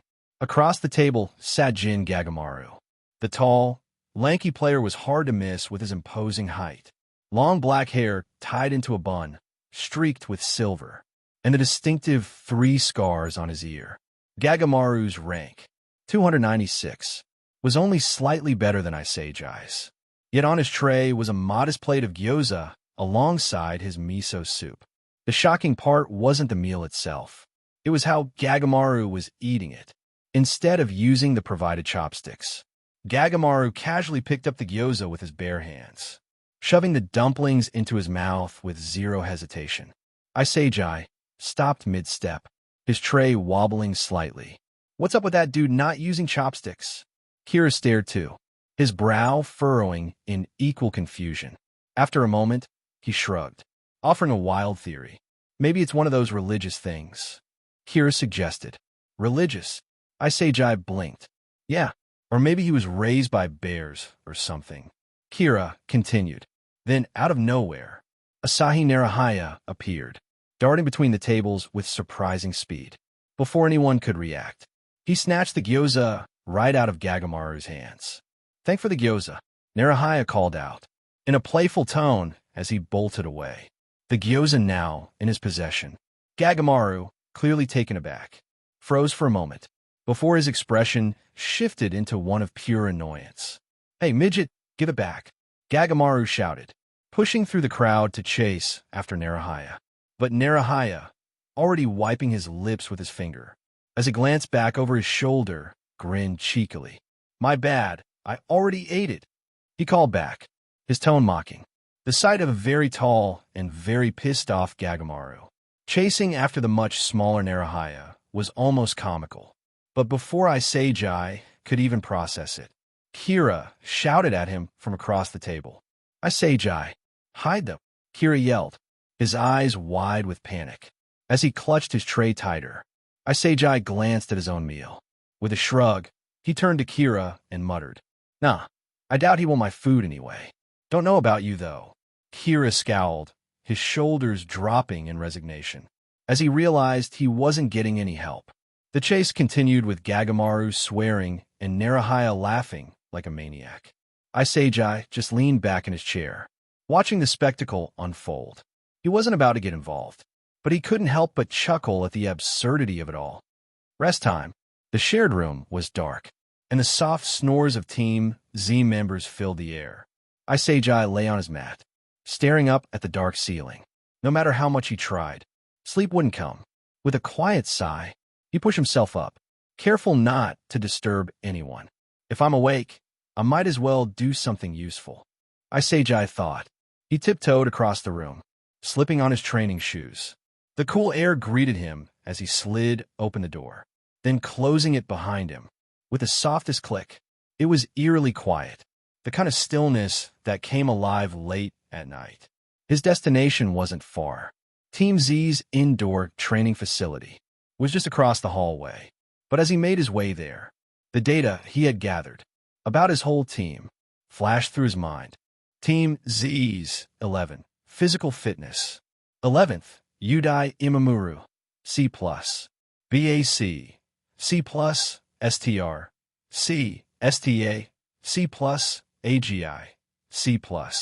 10th, Okuhito Lemon, C+. BAC, C+, STR, C+, STA, C+, AGI, C. 9th, Isagi, BAC, B, STR, C, STA, B+, AGI, very happy face. 8th, Asahi Narahaya, BAC, B, STR, C+, STA, B, AGI, B. 7th, Meguru Bakura, B, BAC, A, STR, C+, STA, B, AGI, A. 6th, Wataru Kyuan, B, BAC, B, STR, B, STA, B, AGI, B+. 5th, Hyoma Chidori, B+, BAC, B, STR, C+, STA, B+, AGI, S.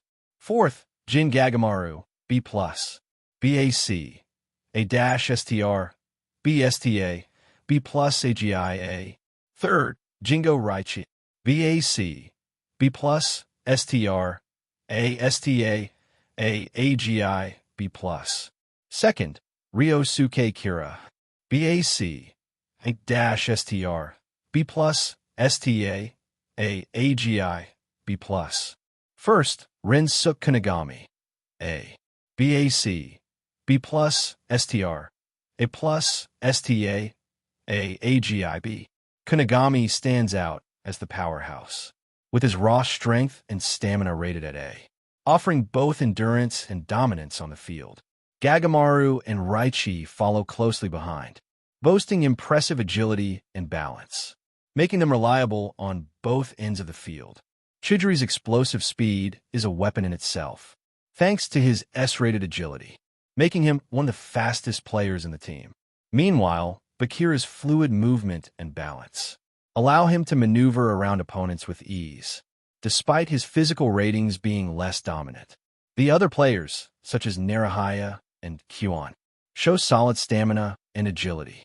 Some players rely on strength and stamina, while others use agility and finesse to outplay opponents. Team Z's 11. Soccer technique. 11th, Okuito Lemon, C. Shop, C. DRC, C. POC, C. 10th, Yudai Imamuru, C+. Shop, C. DRC, C+. POC, C+. 9th, Yoichi Isagi B. Shop, C+. DRC, B. POC, A. 8th, Asahi Narahaya. Shop, C+. DRC, B. POC, B. 7th, Jin Gagamaru B. Shop, B-DRC, B. POC, B. 6th, Jingo Raichi B. Shop, B. DRC, B-POC, B. 5th, Wataru Kuon, B+. Shop, B. DRC, B+, POC, B+. 4th, Hayoma Chidori, B+. Shop, B. DRC, B+, POC, B+. 3rd, Ryosuke Kira, B+. Shop, A. DRC, B. POC, B+. 2nd, Rensuk Kanagami. Shop, A. DRC, B+, POC, B+. 1st, Meguru Bakura. Shop, B+, DRC, S. POC, A. Kanagami and Kira are the team's top performers when it comes to shooting, with Kanagami's powerful shots and Kira's precise aiming leading the charge in attack. Isagi and Bakura, however, excel in vision and control. Isagi's precise passing makes him a vital playmaker, while Bakura's dribbling finesse, rated S, allows him to glide past defenders and create chaos in tight spaces. Chidori, though not the best in shooting, contributes with consistent dribbling and passing, using his explosive speed to drive the attack. Kuon might not stand out in one specific area, but his all-around technique ensures stability in every situation. Gagamaru and Raichi strike a balance between dribbling and shooting. Team Z's 11. Game Intelligence. 11th, Okuhito Lemon. B. VSP. C plus TAC. B SPA. B-POS. B. 10th, Yudai Imamuro. VSP. C plus TAC. B SPA. B-POS. B. 9th, Jingo Raichi B. VSP. C plus TAC. B SPA. B-POS. B. 8th, Asahi Narahaya B. VSP. B TAC. B SPA. B POS. B. 7th, Jin Gagamaru B. VSP. B TAC. B SPA. A-POS. A. 6th, Hayoma Chidori B+. VSP. B TAC. B SPA. A-POS. B+. 5th, Ryosuke Kira B+. VSP. B TAC. B+. SPA.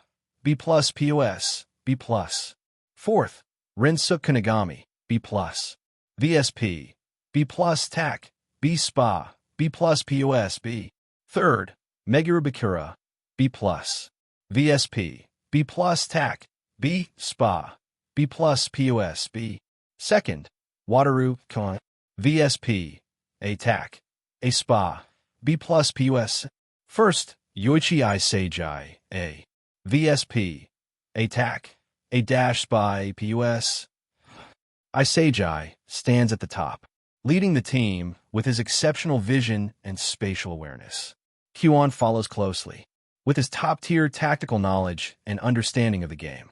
Bakura and Kira contribute with their creativity and intelligent decision-making, offering flair and precision when needed, while players like Kanagami, Chidori, and Gagamaru bring reliable awareness and smart positioning. Team Z's 11. Talents. Okuhito Lemon. Steady Hand. C+. Yudai Imamura. Adaptation Master. Very Happy Face. Asahi Narahaya. Unpredictable Playmaking. B. Jingo Raichi. Titan's Will. A. Wataru Kuon.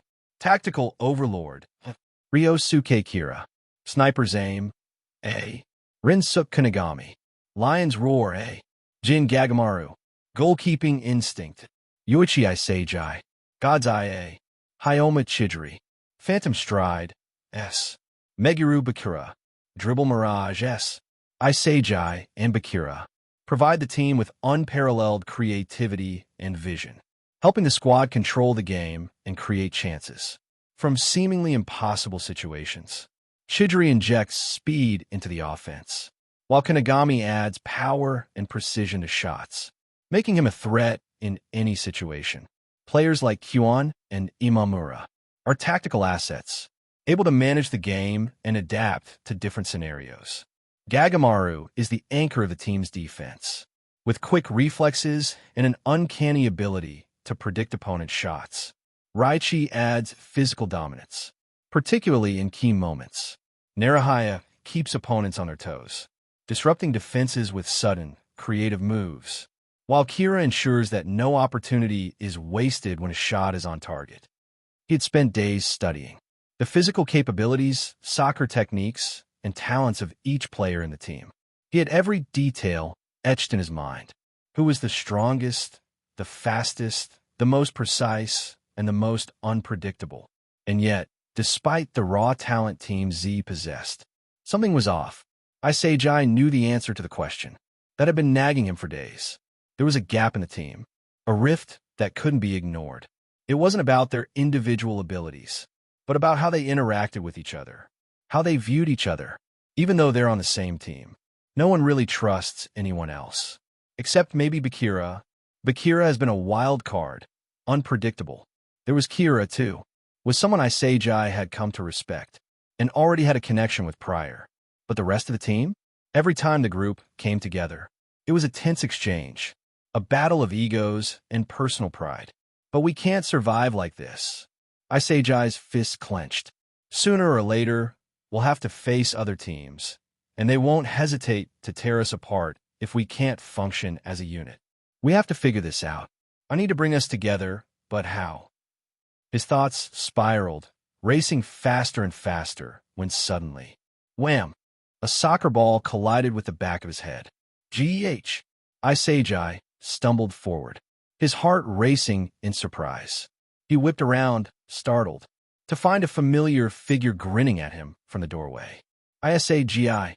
The voice was unmistakable, laced with that carefree, infectious energy. You alone? Isagi blinked, then smiled. Oh, Bakira. Bakira bounced the ball in his hands, his grin widening. How about we play together? One-on-one, of course. Isagi stared at him for a moment.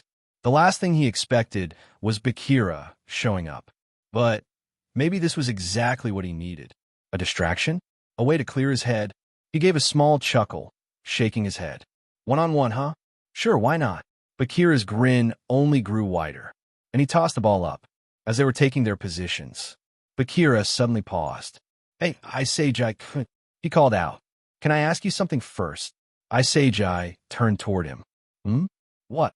Bakira's grin widened, and he tilted his head, still bouncing the ball lightly. When we were playing tag, and you passed to Kira, you did it because you wanted to save him from himself, right? Isagi blinked, processing the question. It took a moment for him to answer, but when he did, it was with a firm nod. Yes, that's correct. But then it hit him. He stared at Bakira. Wait, how did you know that? Bakira's smile remained. Because inside me. Bakira paused. There's a monster lurking. Isagi furrowed his brow, confused. Huh? Before Isagi could process, Bakira suddenly lunged forward, dribbling the ball with a speed and unpredictability that left Isagi no time to react. But only when I'm playing football, Bakira continued. The monster was the one saying all that. Isagi's eyes widened as Bakira's feet danced around him, the ball weaving in and out his reach. Steal the goal. Dance more. Bakira murmured in an almost sing-song voice. Isagi instinctively reached for the ball, but got distracted for just a split second.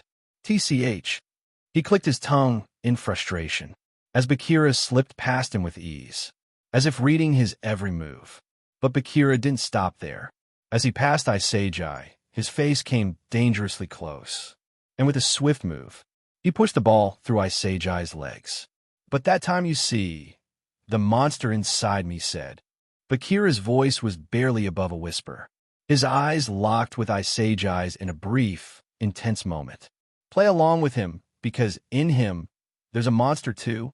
Before Isagi could react, Bakira had already moved to the other side of him, standing just a short distance away with the ball at his feet. Isagi stood there for a moment, trying to process what had just happened. Bakira's words lingered in the air.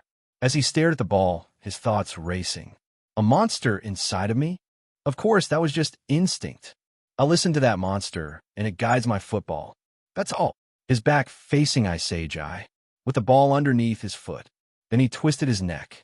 You can hear it too, right? The voice of the monster. Isagi froze.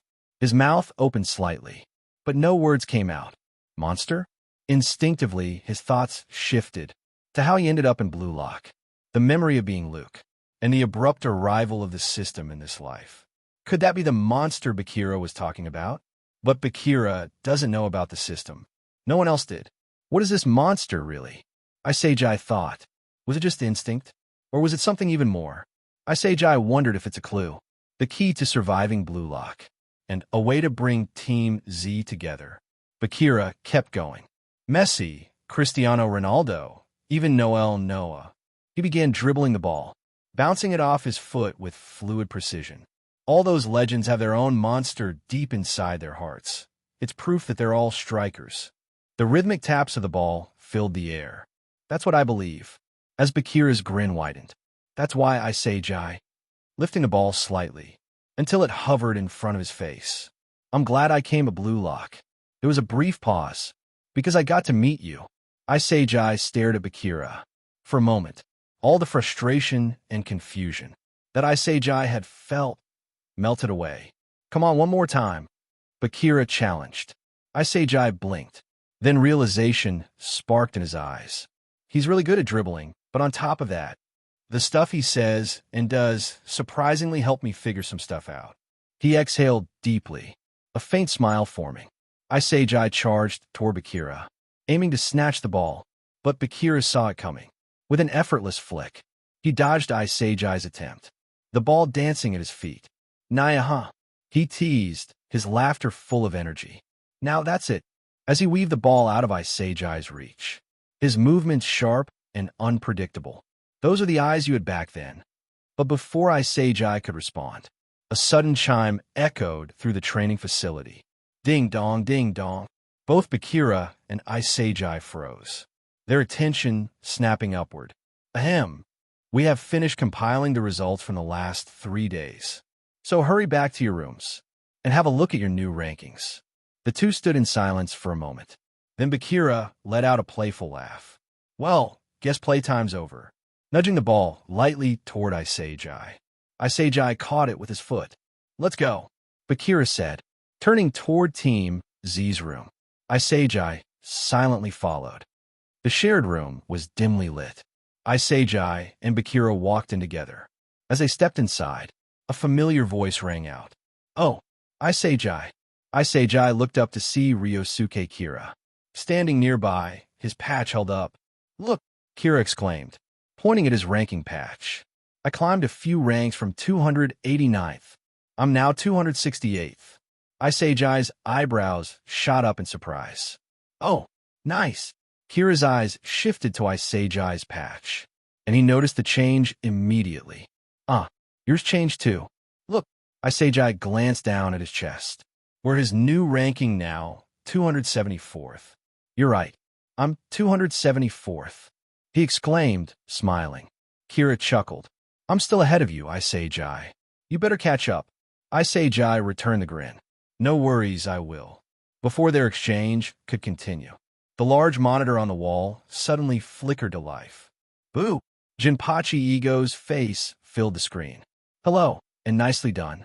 All of you unpolished gems. Are you enjoying your lives here at Blue Lock? Isagi immediately tensed up. It's him again, he thought. From the back of the room, Reichi's angry voice broke the silence. Shove it up your ass. How can anyone enjoy this shit? Narahaya chimed in. That's right. I want to eat a proper meal. This prompted Gagamaru to shoot a glare at him. You little. Even after you ate one of my gyoza. Jinpachi Ego raised a brow. His retort came quick, sharp, and brutal. Shitty football calls for a shitty environment. Capiche, dickhead? Reichi clenched his fist. You. But Jinpachi continued, lifting a finger as if lecturing a group of children. But let's talk about Blue Lock now. The screen shifted. Jinpachi's face shrinking into a smaller frame as a large diagram appeared. A complex image of overlapping pentagons. Each pentagon was divided into 5 sections, with letters representing the team names from B to Z. This facility is arranged into 5 different strata. Jinpachi began, his voice echoing through the room. We have 25 teams, ranging from Team B to Team Z, with each stratum living in different conditions. A pause allowed the room to absorb the information before he continued. By the way, since 25 players, 1 from each team, were eliminated during our game of tag. His voice trailed off ominously. There are now a total of 275 players currently residing in Blue Lock. Hearing this, Isagi's thoughts wandered briefly. I'm still second to last? That's ironic. Yet instead of feeling discouraged, he found himself smirking. Something about it amused him. Each team is formed by the ranks of their players. In other words, Team B's players are from 1st to 11th, Team C's from 12th to 22nd, and so on. The screen highlighted the lowest tier of the diagram. Jinpachi's voice grew sharper. And you, Team Z, are in the worst stratum of all. Stratum number 5. Yours is the team made up of players ranked between 265th and 275th. A tense silence followed his words. Isagi stared at the diagram, his eyes narrowing. These guys who are with me are considered the lowest of the lows. The thought lingered as Yoichi exploded with anger. Are you shitting me? I've got to play with this fucking trash. Kira snapped back instantly. His voice heated. What was that? Kunigami's deep voice joined the fray, his tone defensive. Who are you calling trash? Kyuan stepped forward with his hands raised. Hey, now let's all calm down.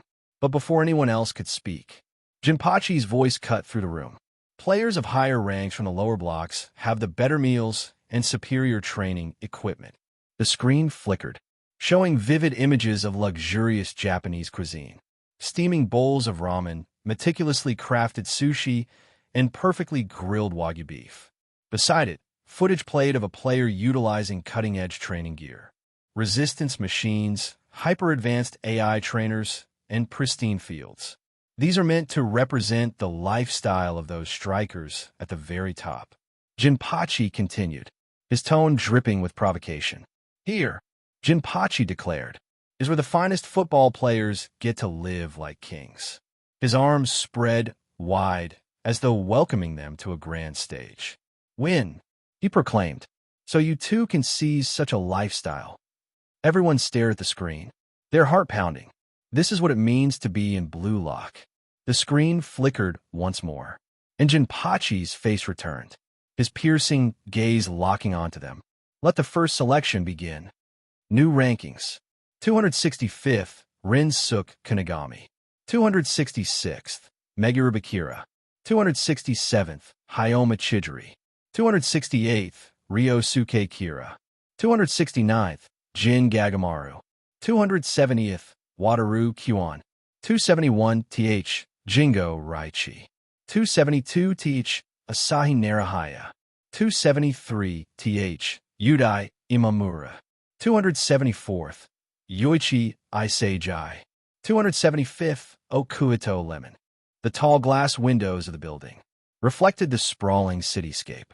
As Nihei adjusted his notes, across from him sat Isagi Yoichi, Japan's prodigy, radiating an aura of effortless dominance. His magenta hair glinted in the sunlight, his teal eyes betraying little emotion, framed by sharp features. Nihei smiled professionally. My name's Nihei, from Football Journal. Thank you for accepting our request to interview you here today. Isagi leaned back in his chair, uninterested. It may be sudden, but up until now, you've been in the lower categories for Real Madrid, a world-renowned institution. However, before getting a chance to play for their first team, you've returned to Japan. Does this mean we'll get to see you play in our J-League? Isagi's gaze narrowed, his reply sharp. To be honest, I'd rather die. Nihei blinked, taken aback. Isagi continued. Rather than football in this country, I'd much prefer playing with Germany's college students. Nihei cleared his throat, scrambling to regain control of the interview. Yoichi, You were chosen by FIFA to be part of their Youth World 11 team. And on top of that, you're a promising midfielder many teams would love to have in their lineup.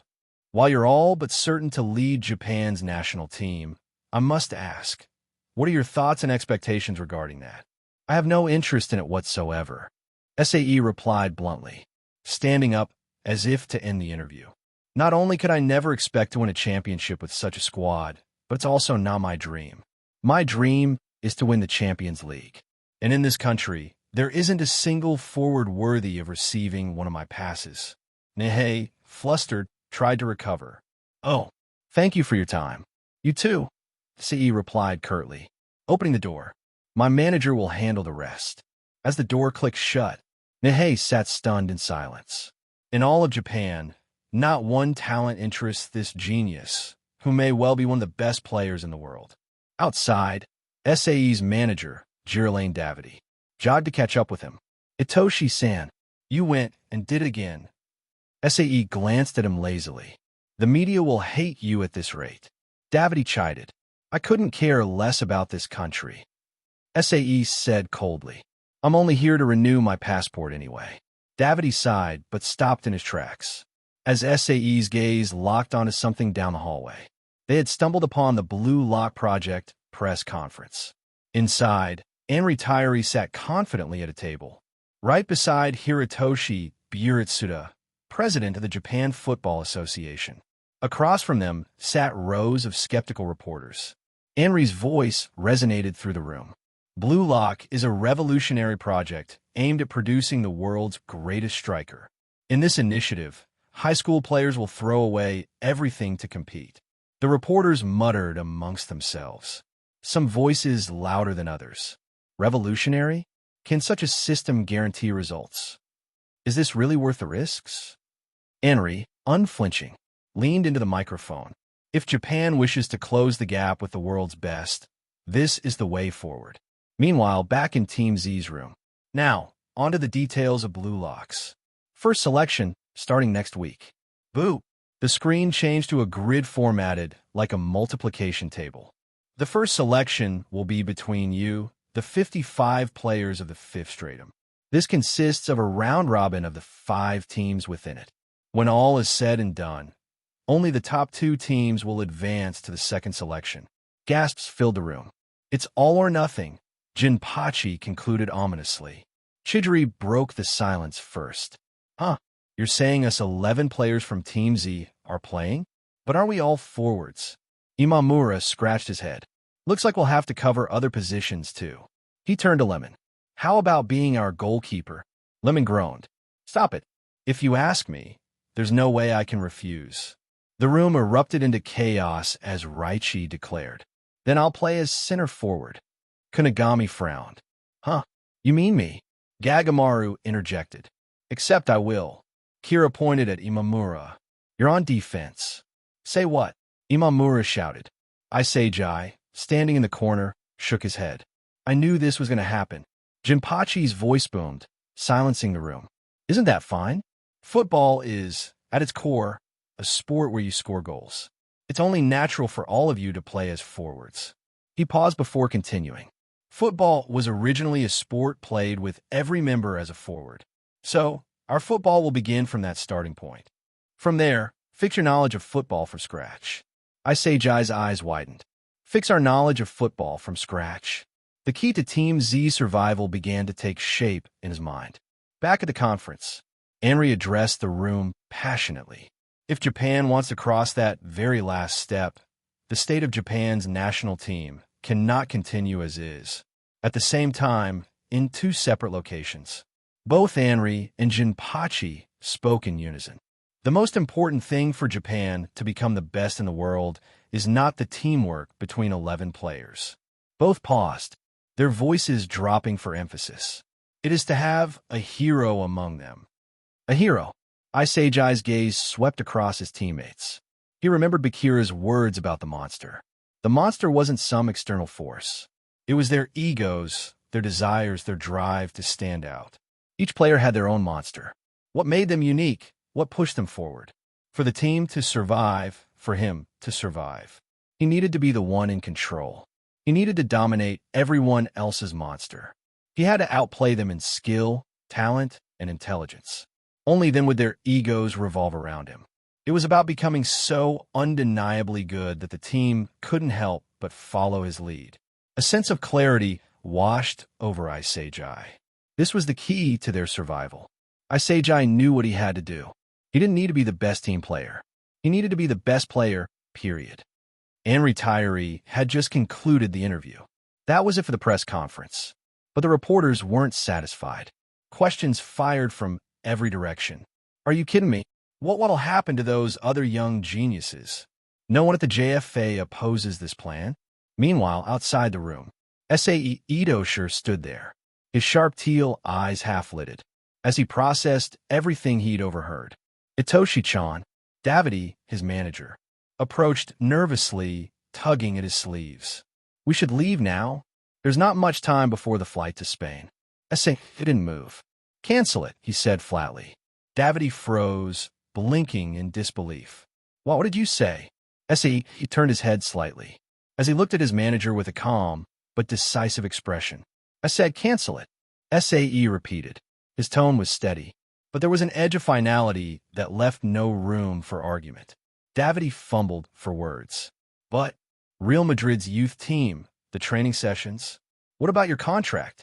Sae shrugged and started walking down the hallway, his hands stuffed in his pockets.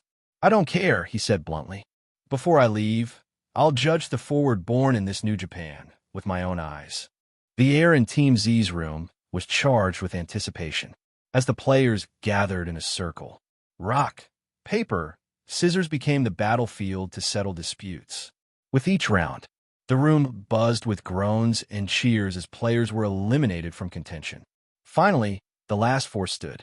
Raichi, Gagamaru, Bakura, and Isagi. Rock, paper, scissors, shoot. All three picked scissors, except Isagi. His rock stood triumphant. Kyuan clapped his hands. All right, Isagi. You won. Like we agreed, you get first pick and call the shots. Choose your position and assign the rest. Isagi didn't hesitate. I'll be the striker. The others exchanged looks, but no one protested. Kyuan nodded. All right, what about the rest of us? Isagi scanned the room, pointing at each player as he spoke. Gagamaru, you're the goalkeeper. Gagamaru tilted his head. Me? What? Your instincts are sharp, and you've got the agility to react to shots no one else can stop. You're the best fit. The tall player shrugged. I'll keep the goals safe then. Lemon. Isagi continued. You'll be the right fullback. Stay solid and support the defense. Lemon nodded. Guess I can do that. Imamura, you'll be left fullback. You're adaptable, so you'll handle overlaps and cover when needed. Imamura scratched his head. Sure, I guess. Kyuan, you're one of the center backs. You're great at reading the game, so anchor the defense. Got it, Kyuan said with a smile. Raichi, you're the sweeper.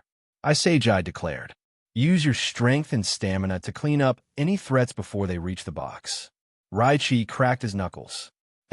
I'll crush anyone who tries. Narahaya, you're the defensive midfielder. Isagi continued. Disrupt their attacks and feed the ball forward. Understood. Narahaya replied with a determined nod. Chidori, you're the right winger. Your speed is our weapon.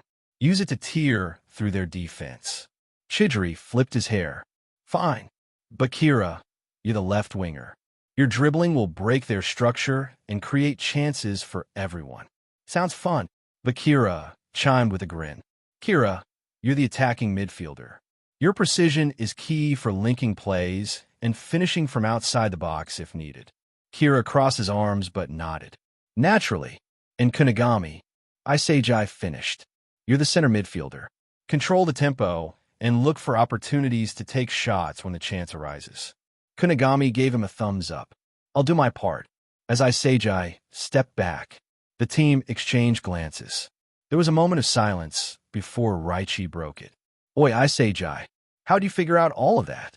You nailed everyone's strengths like you've been watching us for months. Gagamaru raised an eyebrow. Yeah, that's weird. You even got my goalkeeping instincts right. Chidori frowned slightly, glancing at Isagi. You've been keeping tabs on all of us this whole time? Isagi scratched the back of his head, trying to downplay it. I just paid attention during training and the tag match. That's all. The others didn't press further, though confusion lingered in their expressions. Whatever, Raichi finally said. As long as this works, I don't care. Bakira laughed, patting Isagi on the back. You're sneaky, Isagi, but I like it. As they broke off to prepare for the upcoming match, their subdued reactions weren't just about trust in Isagi. It was because of Jinpachi Ego's earlier revelation. Flashback. Listen up, failures. Jinpachi began. Only the top 2 teams will advance after 10 matches. But, he paused. The worst 3 teams? Eliminated. Erased. Done. Gasps echoed through the room, and panic crept into the players' eyes. But don't despair just yet. Jinpachi added, there's a way to save your sorry hides. Even if your team finishes in the bottom 3, the top scorer from each eliminated team will still advance to the next selection. The room buzzed with murmurs, questions overlapping each other. Jinpachi raised his hand to silence them. This isn't just about being a team player. You need to prove you're the best, even if your team drags you down. Score the most goals, and you'll survive. Simple. Jinpachi added, this system is designed to push you to the limit. Will you work as a team to climb to the top, or will you abandon your teammates and claw your way forward alone? That choice is yours. But make no mistake, indecision leads to failure. A timer appeared on the screen, ticking down from 2 hours. And for your first match, Jinpachi leaned closer to the camera, his grin widening. You'll face Team X. Prepare yourselves because in 2 hours, your match begins. Present. Isagi watched them all, sensing their unspoken doubts. They're testing me too.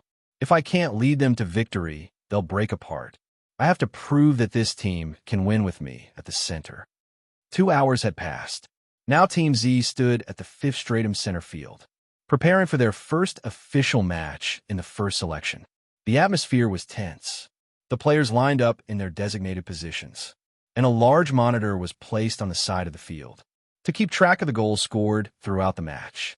The field was massive, with artificial turf stretching out ahead, the goalposts standing tall at each end. On one side, a voice crackled through the speakers, drawing everyone's attention. To assist us with determining fouls, a VAR system will be used for this game. A hush fell over the field, and Team Z exchanged glances. This meant that no dirty tricks could be hidden, and every move would be under intense scrutiny. Kunigami, standing near the front of the team, suddenly spoke up. Hey guys, Team X is here. Team Z turned their heads in unison, their eyes fixing on the doors across the field. The tension in the air thickened as Team X began to walk out, emerging from the shadows like a pack of wolves. They were imposing, every one of them exuding an intimidating presence. But it was the mysterious figure at the front that eyed Seiji's attention. He moved with an air of confidence, his gaze sharp and unwavering. The speaker's voice rang out again. Now it's time for the first 45 minutes of the 5th Stratum's very first game. Team Z versus Team X. The announcement reverberated across the field as Team Z's players stood tall, sizing up their opponents. The air between the teams was thick with competitiveness. Team X walked toward their positions, the most notable being the mysterious figure leading them. Shuibero, Isagi, standing at the front of Team Z, scanned Team X Kami, his mind processing their physical builds, their techniques, and their technical abilities, evaluating their strengths and weaknesses. Bakira, who stood next to him, spoke up with his usual playful tone. Feeling nervous, Isagi? Bakira grinned, bouncing on his feet. Well, I'm all snug. In football, you can't win unless you're having fun. Isagi smiled back, shaking his head. Nah, if anything, I'm excited. It was true. Team X, despite their intimidating entrance, didn't seem that impressive once Isagi finished analyzing them. Lemon, Team Z's most physically average player, had similar stats to most of Team X. The rest of them were on roughly the same level. Competent players, but nothing extraordinary. Their physical fitness and soccer technique were average at best. That was when Isagi realized Team Z had the upper hand in both physicality and skill. His teammates, even those who were relatively unremarkable, outclassed the majority of Team X in all the categories that mattered. But there was one player that stood out, like a towering figure among the rest. Isagi's gaze zeroed in on Shuibero, his eyes narrowing. The man was a beast. The rest of Team X's players didn't even come close to him in terms of skill, power, and presence. Barrow's shooting power alone would make him a formidable force. With A+ rated shooting, Isagi knew that Barrow was capable of turning any opportunity into a deadly strike. But what struck Isagi the most was Barrow's talent. Kingswill S. Barrow's presence on the field was commanding. His talent allowed him to dominate not just physically, but mentally as well, pushing his teammates to play at a higher level simply by his presence. His confidence was contagious, and it seemed as if everyone around him either stepped up their game or crumbled beneath his pressure. As he analyzed Barrow's stats further, Barrow's S-rated physical fitness, combined with his A+ shooting and B+ dribbling, made him an overwhelming opponent. He could dominate the ball, tear through defenses, and most importantly, finish with deadly power and precision. But Isagi was ready. Team Z had the numerical advantage in skill and fitness. But if they were to win, it all depended on neutralizing Barrow's presence on the field. The game was about to begin. He needed to keep his eye on Barrow. Bakira nudged him with a mischievous grin. "Ready, Isagi? Time to have some fun." Isagi nodded. He had prepared for this moment. It's time to show them what we've got.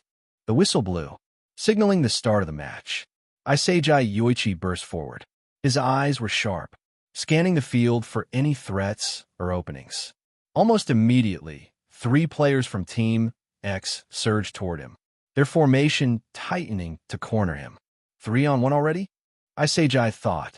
They're relying on numbers, but he pivoted sharply, dragging the ball behind him and using his body to shield it. The first defender lunged in, but Isagi feinted left before slipping past on the right. The second player was faster, cutting off Isagi's next move. But Isagi was already thinking 2 steps ahead. He flicked the ball lightly over him, slipping through like water. The third defender tried to angle his body to block Isagi's path, but a quick look revealed what he needed, a lane to pass. Bakira. Isagi sent a quick pass to the left, and like a blur, Meguru Bakira was there. Bakira danced past another defender, twisting and turning with playful precision. His dribbling forced 2 more Team X players to converge on him. "Back to you, Isagi," Bakira sang as he flicked the ball into open space. Isagi sprinted into the gap, picking up the ball seamlessly. Now, with fewer defenders ahead, the field opened. As Isagi advanced, he calculated the best path forward. He spotted Ryosuke Kira, making a diagonal run to draw defenders away. Isagi seized the opportunity. Faking a pass to Kira, Isagi instead cut inside, exploiting the confusion among Team X's defenders. "Kunigami," Isagi called out, passing to him at the edge of the box. Kunigami turned and unleashed a thunderous shot toward the goal. The Team X goalkeeper dove desperately, barely managing to parry the shot, but the ball rebounded into the center of the box. And there was Isagi. He had already anticipated the trajectory, positioning himself perfectly. Without hesitation, he struck the ball cleanly, sending it soaring into the top corner of the net. Goal! 1-0. The monitor flashed brightly, displaying Team Z's score. The team erupted in cheers, their momentum undeniable. Isagi raised his fist. He had scored the opening goal. From across the field, Shuibero stood with his arms crossed, his sharp eyes narrowing as he observed Team Z, celebrating their first goal. His team had been dismantled, and he didn't like it. "Pathetic," Barrow muttered under his breath. The whistle blew again, signaling the restart. Team X stood ready at the center circle. With a flick of the ball forward, the game resumed, and Barrow immediately took control. His commanding presence was enough to send a wave of unease through Team Z. Isagi stood at the forefront, ready to intercept. As Barrow approached, Isagi stepped into his path, arms spread wide to block any possible advance. But Barrow's eyes burned with disdain. "Get out of my face," he growled. "I'll fucking end you." In one swift motion, Barrow performed a precise heel kick, sending the ball arching over Isagi's head. At the same time, he feinted to the right but burst to the left, with explosive acceleration, leaving Isagi frozen for a moment. "Q-on, he's heading your way," Isagi shouted, quickly recovering and sprinting to rejoin the defense. Q-on immediately adjusted his position. "Okay, I've got it," he called back. Imamori moved in from the side, forming a 2-on-1. "Don't worry, with both of us, he's not getting through." Barrow smirked, his sharp eyes catching every movement. As Q-on and Imamori closed in, Barrow made his move. With an elegant and unexpected nutmeg, he threaded the ball cleanly through Q-on's legs, dashing past both defenders before they could react. "What the?" Q-on spun around, shocked by Barrow's precision. Imamori tried to pivot and chase, but Barrow's sheer physicality and speed kept him untouchable. He bulldozed his way forward, unrelenting in his drive toward the goal. Next in line was Yoichi, who charged at Barrow with the tenacity of a bull. "You're not getting through me," Yoichi roared, lunging for the ball. But Barrow's strength was undeniable. He used his body to shield the ball and spun around Yoichi effortlessly, leaving him stumbling. "Oh, damn it," Yoichi growled, scrambling to recover. But he couldn't keep up with Barrow's pace or raw power. Now, Barrow was bearing down on Gagamaru, the only obstacle left between him and the goal. Gagamaru braced himself, lowering his stance. His instinct screamed to stay on his toes and react to Barrow's next move. Barrow's eyes locked on the goal. He drove the ball forward and unleashed a devastating shot. Gagamaru dove, extending his body fully, but the ball soared past him like a missile, slamming into the back of the net with a deafening thud. Goal. 1-1. The scoreboard updated. Barrow stood tall, his piercing gaze scanning Team Z. "Remember this, amateurs." He paused. "Peasant trash like you are no better than the ball I kick. After all, on this pitch, I am the one true king." Team X erupted into cheers around him. "Nice one, Barrow," one player shouted. Another chimed in. "Hail, King Barrow." The words stung as Team Z began to unravel. Yoichi was the first to break. "What the hell was that, Gagamaru? Aren't you supposed to stop the ball?" Gagamaru's eyes narrowed, and he snapped back. "Oh, shut it. He walked past you like it was nothing." The tension rose as Q-on stepped in, raising his hands. "Enough. Calm down, both of you. The score is still tied. We're not losing." Kira, standing nearby, nodded. "He's right. We can score again next round. Don't lose your cool." But before anyone else could speak, Isagi's voice cut through the chaos, firm and commanding. "That's enough." The team turned to him in surprise. "Arguing amongst ourselves won't get us anywhere." Isagi continued. "If you guys want to win, get back to your positions." He paused, his voice dropping a notch, but carrying even more weight. "If not, then get the fuck out of here." Yoichi opened his mouth to retort, but then he caught the fire in Isagi's expression. He hesitated, then clenched his fists and shook his head. "TCH fine," he muttered before turning and stomping back to his spot. One by one, the others followed. As the team returned to their positions, Kira approached Isagi with a grin. "Wow, Isagi, I didn't think you had that in you." But Kira leaned in from the side. "Yeah, that was kind of scary, but super cool." Isagi didn't respond, his gaze fixed on the field. His mind was racing, piecing together a strategy. Then it hit him. Barrow was their anchor. If we isolate Barrow, stop him from scoring, and disrupt his ability to defend, the rest of Team X doesn't stand a chance. His lips curled into a smile. Without their king, the peasants fall apart. The whistle blew, the ball rolled, and Isagi at the center wasted no time sprinting forward with it. His mind raced as fast as his legs. Barrow, sharp as ever, immediately stepped up to intercept, his towering presence cutting across Isagi's path like an immovable wall. His piercing eyes locked onto Isagi. Peasant. Barrow growled. You dare come at me again? Isagi felt the tension rise, but didn't flinch. Instead, his focus sharpened. As Barrow lunged, Isagi made a quick decision, swiveling his body and launching a diagonal pass to the right flank. Chidori, it's yours, he yelled. Chidori, waiting for the moment, darted down the wing, his explosive speed leaving the opposing fullback struggling to catch up. The ball reached him perfectly, and Team Z's offensive machine kicked into gear. Barrow's expression darkened as he barked orders to his teammates. Mark him, stop their momentum. But it was too late. Chidori was already deep into Team X's half.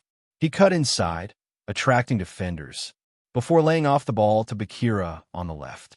Bakira toyed with his marker, his mesmerizing dribbles pulling defenders out of position, then flicked the ball backward to Kanagami.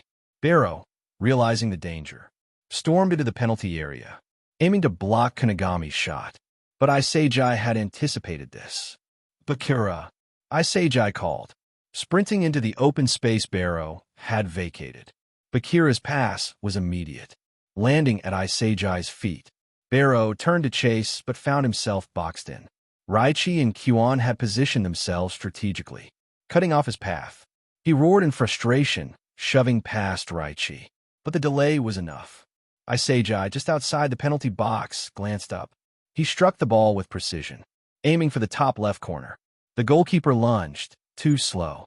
The ball grazed the inside of the post and sank into the net. Goal! 2-1.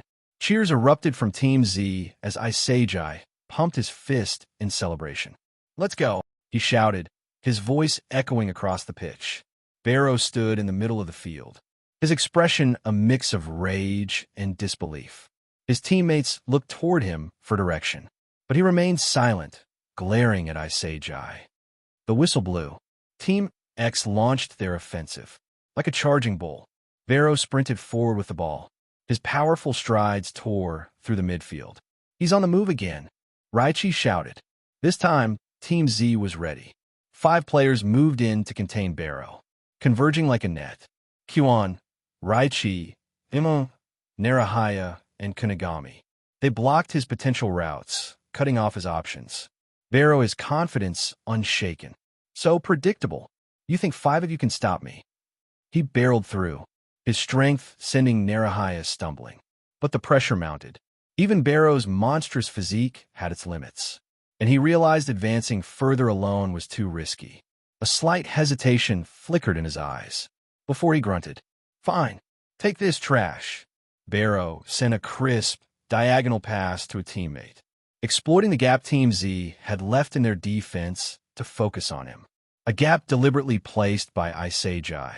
Isagi burst forward, reading Barrow's intention perfectly. The pass zipped toward Team X's attacker, but Isagi intercepted it with pinpoint precision, cutting off the play. What? Barrow growled, his eyes blazing with fury. Isagi didn't stop. With the ball now in his possession, he immediately pivoted and started the counterattack.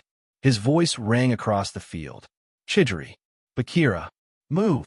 The 2 players, already attuned to Isagi's plan, exploded into action. Chidori darted down the right flank, using his unparalleled speed to stretch the field. Bakira, on the left, weaved through defenders, with his signature dribbling flair, creating space for Isagi in the center. Team X scrambled to reorganize, but their cohesion faltered without Barrow at the helm. Barrow, desperate to recover, charged back to defend. Get back here, you worm. He bellowed, but the damage was done. Isagi kept his cool, calculating the perfect moment to strike. As he approached the penalty box, defenders swarmed him, forcing him to make a decision. Kunigami, take it. Isagi sent a perfectly weighted through ball to Kunigami, who was in an open shooting position. Kunigami didn't hesitate. He unleashed a powerful strike, the ball soaring past Team X's goalkeeper and smashing into the back of the net. Goal! 3-1. Team Z erupted in cheers, the players rushing to congratulate Kunigami. Even Raichi, known for his fiery temper, gave Isagi a rare nod of approval. Isagi, catching his breath, glanced back at Barrow, meeting his searing gaze with a calm confidence. Barrow might have been the king in his world, but on this pitch, Isagi was in control. The whistle blew, the clock was ticking, and Team X launched another offensive, desperately seeking to close the gap. At the forefront was Barrow, as relentless as ever, driving forward with the ball. But Team Z had perfected their strategy against him, for defenders swarmed him immediately, while the rest of the team systematically cut off passing lanes to his teammates. "You're not going anywhere," Yoichi growled, positioning himself aggressively to block Barrow's advance. Barrow gritted his teeth, his frustration mounting. His powerful frame allowed him to hold his ground momentarily, but the constant pressure was wearing him down. "Move, you pests!" he roared, attempting to bulldoze through. Yet Team Z was relentless. Every time Barrow tried to dribble past one player, another stepped in. His options dwindled as the seconds ticked away. Meanwhile, his teammates floundered under Team Z's dominance. Every time Barrow managed to pass the ball off, the recipient was immediately outclassed. Imamura and Narahaya intercepted with ease. Bakira danced around their defenders. Chidori's speed rendered their midfield obsolete. "Why are you all so useless?"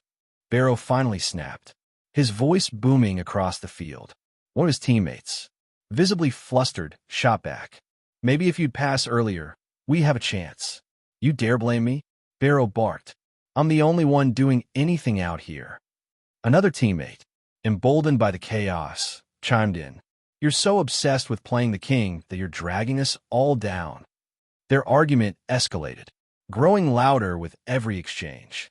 Meanwhile, Team Z, unfazed by the discord, seized every opportunity to exploit the cracks in Team X's already fragile cohesion. With only minutes left on the clock, Isagi orchestrated the final blow. He called for the ball. "Bakira here." Bakira, dribbling effortlessly past a flustered defender, sent a perfectly timed pass to Isagi, who was already sprinting into the penalty box. Barrow, desperate, charged back to defend. "You're not scoring on me," he roared, closing the distance. But Isagi didn't care. He unleashed a powerful strike.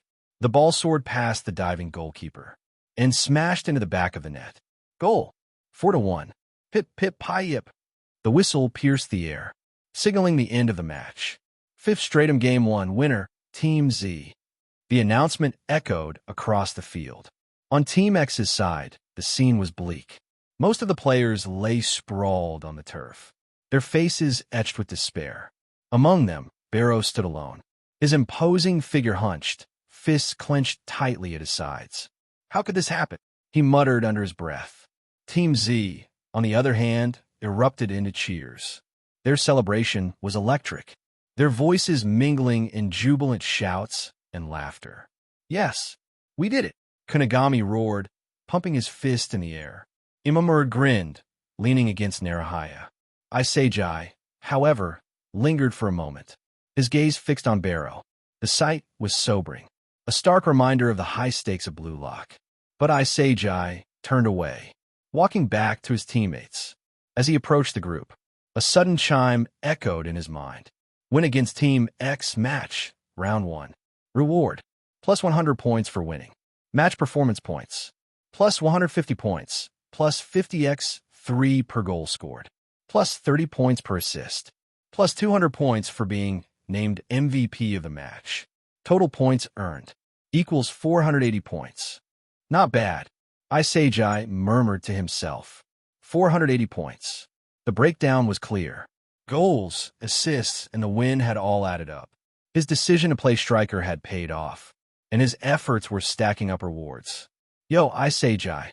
He turned to see Kira standing beside him, a hand firmly placed on his shoulder. "What are you doing out here?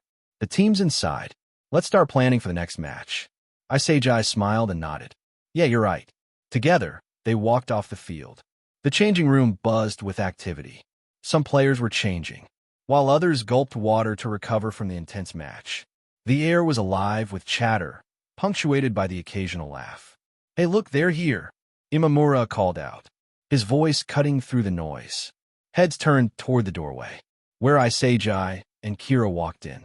The room fell silent for a moment, before a gruff voice broke through. I'll admit it. All eyes shifted to Yoichi, who stood with crossed arms. It was the right call to have Isagi as our striker. A wave of surprise rippled through the room. Yoichi, known for his fiery temper and competitive streak, rarely complimented anyone. Noticing the stunned looks, Yoichi's expression twisted into irritation. But don't get the wrong idea. Next game, I'll be the one at the top of the lineup. The tension broke when Narahaya chimed in. No way. Me. Isagi was fine, but I'd be an ace as striker. Yoichi glared. Shut it, small fry. Imamura, unable to resist, smirked. Huh, weren't you the one flopping all over the place during the match? Flustered, Narahaya stomped toward him. You want to go, huh? Imamura didn't back down. Huh? Amid the chaos, Isagi sank into a bench, letting out a soft sigh. The match went smoothly this time, but there's no guarantee it'll always be like this. He thought, reflecting on the match. As a striker, if I want to survive in blue lock, just what am I lacking? He paused, his mind replaying moments of Barrow's overwhelming strength. Barrow's raw physicality, his ability to bulldoze through defenders, left a mark on Isagi's thoughts. If he had teammates who could match his level, we wouldn't have stood a chance. Pulling up his status, Isagi reviewed his progress. Name, Yoichi Isagi. Status, 1. Physical fitness, B. 2. Soccer technique, B. 3. Game intelligence, A. 4. Talents, 1/5. Devour shop, 1910 points. Isagi's eyes narrowed. I'm only 590 points short of devouring that S-rated talent. Kingswill S, a talent that could enhance his physical dominance, allowing him to break through defenders and create more scoring opportunities. Then Kyuan, shirtless, with a towel draped over his shoulders, raised his voice. All right, guys, listen up. The room quieted as Kyuan continued. If all the teams manage 2 wins and 2 losses, the maximum number of points any team could have is 6. He paced slightly, emphasizing his words. So, we can't aim for just 6. We need to exceed that number. Let's go for 7. A murmur of agreement spread through the group. We're ahead right now, but if we get complacent, we'll fall behind. Winning this match won't mean anything if we lose the next 2. Everyone nodded solemnly, understanding the stakes. All right then, Narahaya asked. Do you have a plan or what? Kyuan hesitated. Not yet, but Isagi probably does. All eyes turned to Isagi. It was clear to everyone that Isagi had been the backbone of their victory. His strategic foresight and ability to rally the team had been the decisive factor against Team X. Kunigami spoke first. I'll follow whatever plan you come up with. He paused, then added, if it wasn't for Isagi, there's no way we'd have crushed Team X like that. Isagi glanced up. Kunigami, Yoichi, ever the contrarian, scoffed. Huh, you're just saying that cause you scored thanks to him. And those goals were amazing. Bakira added enthusiastically. Completely naked, fresh from the shower. Imamura yelped, shielding his eyes. Bakira, put some clothes on, man. Bakira ignored him, flashing Isagi a grin. With more goals like that, we'll keep winning, right? Right, Isagi. Isagi groaned inwardly. Bakira, for the love of God, cover yourself. Kira stepped in, nodding. Those shots weren't flukes either. Every move was calculated. Imamura's face lit up with realization. Wait, isn't this what Jinpachi meant by egoist training? Chidori nodded. Yeah, let's talk about the hero on the team. It was Isagi during that match. Kyuan clapped his hands. Exactly. At first, everyone wanted to be the star. Before the match, there was no strategy, just chaos. But Isagi changed that. He looked around the room, meeting each teammate's gaze. Jinpachi's idea of football from scratch, that's what we just saw. And Isagi, by making the team work together, became the hero of that success. The room hummed with a low murmur, as everyone processed Kyuan's speech, but then, Zom, a sharp mechanical were reverberated. as a large screen embedded into the wall flickered to life. The team turned toward it, startled. Suddenly, Jinpachi Ego's face appeared, filling the monitor. Well, he drawled. Congratulations, Team Z. You're on the right track. Jinpachi straightened his posture, his gaze drilling into them through the screen. Listen up, you unpolished gems. The room stilled. The second match of the fifth stratum just concluded a few moments ago, and Team V trampled over Team Y with a score of 8-0. Gasps rippled across the room. Imamura's voice shot up first. 8-0? Are you serious? Narahaya followed, his face pale. You've got to be kidding. Team V is too strong. The monitor flashed, cutting their shock short as a table appeared, showing the current standings of the fifth stratum. Fifth stratum's rankings. Team V, rank 1, 3 points / 8 goal difference. Team Z, rank 2, 3 points / 3 goal difference. Team W, rank 3 o'clock points / 0 goal difference. Team X, rank 4 o'clock points / -3 goal difference. Team Y, rank 5 o'clock points / -8 goal difference. Start from scratch, and a hero among us. Jinpachi Ego began, his voice commanding attention as the monitor in the room lit up with his image. I see you've been reflecting on my words, but his eyes narrowed, scrutinizing everyone in the room. It seems you haven't yet found the core of what's needed to create something from nothing. The players exchanged uncertain glances, confusion spreading through the team. To accomplish that, Jinpachi declared, "Let's talk about football." He paused, the silence amplifying the weight of his words. In football, offense and defense intertwine continuously on the field. It's a game played in close quarters, where the lines between roles blur. It's a game that can't be won by perfectly fulfilling just one role. His gaze swept over the room, his intensity forcing every player to sit up straighter. Thus, what we need is individual power. Jinpachi extended his hand, a ball materializing in his grasp. He clenched it tightly, the veins in his hand visible. And then, with a sharp motion, the ball shattered into fragments. As Japan stands now, do you know which positions we can truly be proud of? He asked, his tone mocking but deliberate. Midfielders and sidebacks. Jinpachi gestured with disdain. Those who tirelessly work for the team's sake, following established patterns, leaving it to the strikers to bear the weight of their team's success. He smirked. It only makes sense for us to excel in such positions. After all, Japan's football culture thrives on selfless sacrifice and cooperation. His voice turned grave. And yet, because of that very selflessness, Japan's football has stagnated. It has failed to evolve. The weight of his words struck everyone like a hammer. Like this, he concluded, there can be no revolution. The room went deathly silent, Jinpachi's words hanging in the air like a verdict. Strikers. Jinpachi's voice thundered, jolting the team. Don't confine yourselves within the boundaries of a role. He spread his arms wide, a fierce grin on his face. A striker carries a weapon, something to disrupt the enemy's organization, to make them yield, to destroy them. The monitor zoomed in on Jinpachi's eyes, burning with intensity. Reflect on it, deliberate on it. What are your bodies and brains capable of? It is only with your weapons that a revolution can be made. Murmurs broke out among the players as they wrestled with the implications. Each tried to piece together what their weapon could be. And only then, Jinpachi said with finality, will you continue to find victory? The monitor powered down with a final "Zom," leaving the room in stunned silence. Amid the silence, Isagi stood apart from the rest. A calm expression settled over his face.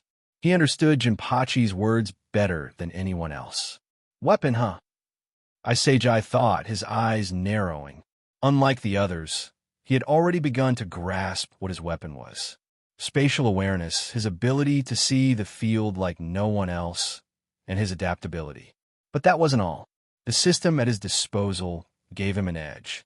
allowing him to gather data and understand his opponents on a deeper level, sometimes even better than they understood themselves. Team Z's room. The players of Team Z gathered in their shared room, sprawled across the sleeping mats on the floor. Yoichi broke the silence, puffing out his chest dramatically. "All right, listen up, losers," he declared, standing up and pointing at himself. "My best weapon is my awesome shooting technique." He grinned smugly, pausing for dramatic effect. "I like to call it sexy football." The room fell silent, faces blank with disbelief. "Sexy football?" Narahaya repeated, raising an eyebrow. "Dude, what even is that supposed to mean?"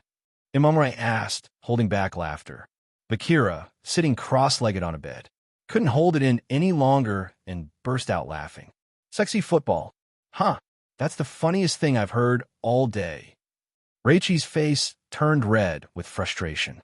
"Oi, you want to say that to my face, string bean? I'll show you sexy football." He lunged toward Bakira, who nimbly dodged and scrambled away, still laughing. "Calm down, Reichi," Kyuan said, holding up a hand. "Let's talk about something productive."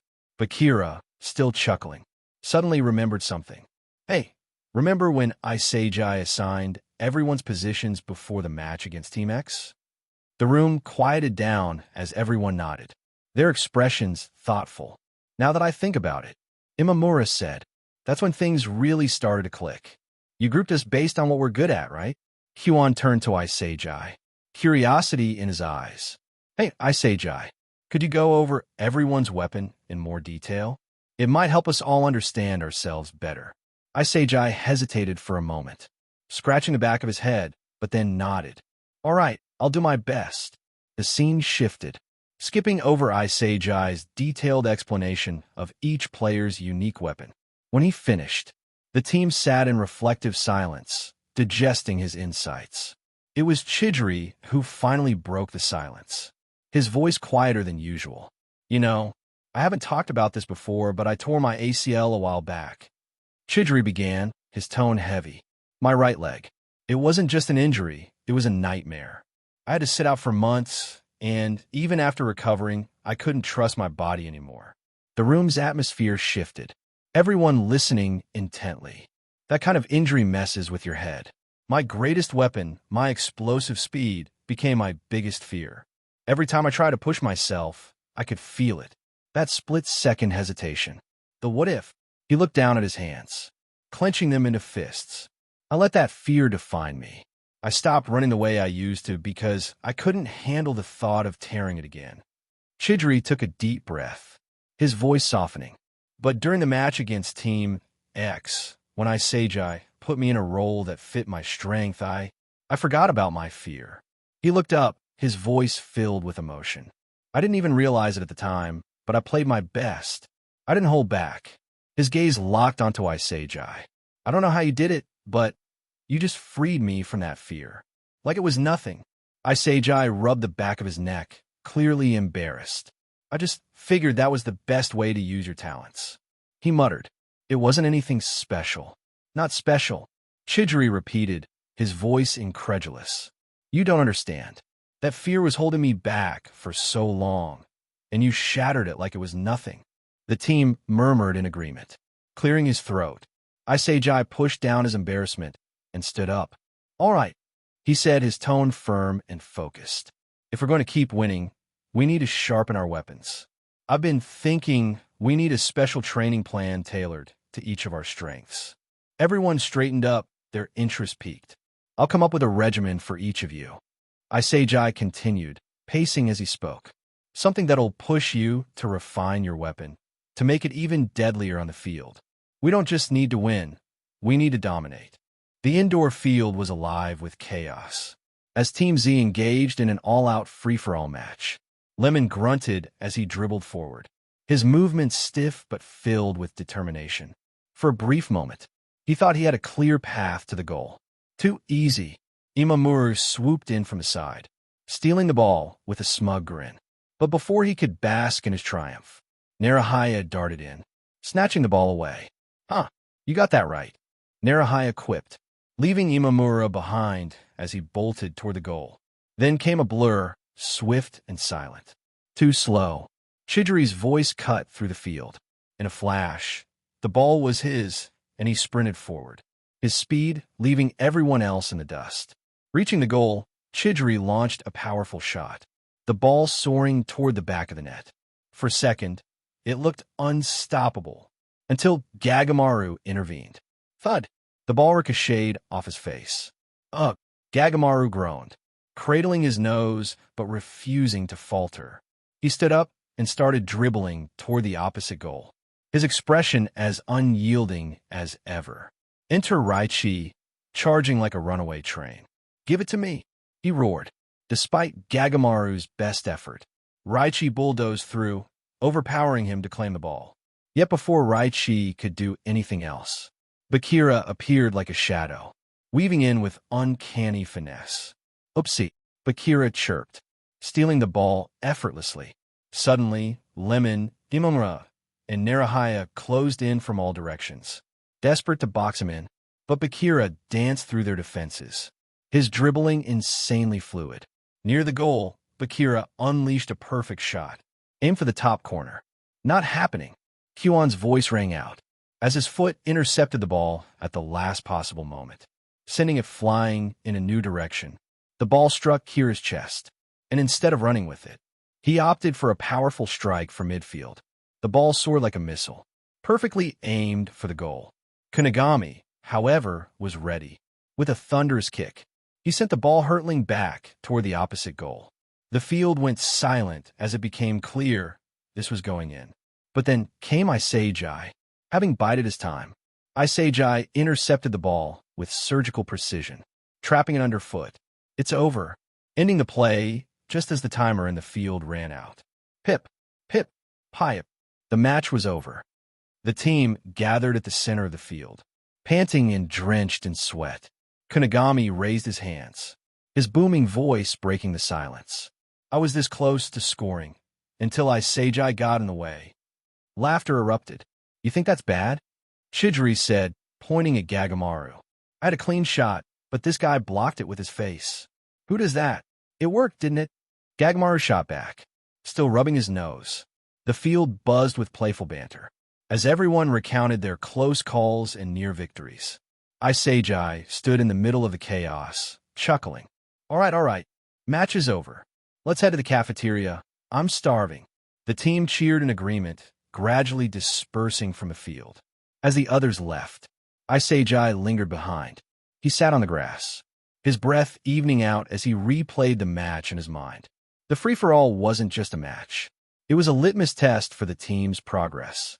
After a few days of special training organized by Isagi, the chaotic yet strategic rule, forcing players to score on the goal farthest from them, had brought out the best in everyone. It pushed them to think on their feet, adapt to sudden changes, and make the most of their weapons. Kunigami's shots were sharper than ever. Chidori's speed had reached blistering levels, and even the underdogs, Lemon, Imamura, and Narahaya, were more decisive in their plays. Isagi ran a hand through his hair, gazing at the ball in front of him. His stomach growled. With a smile, he stood up and kicked the ball back to the rack, then headed towards the cafeteria.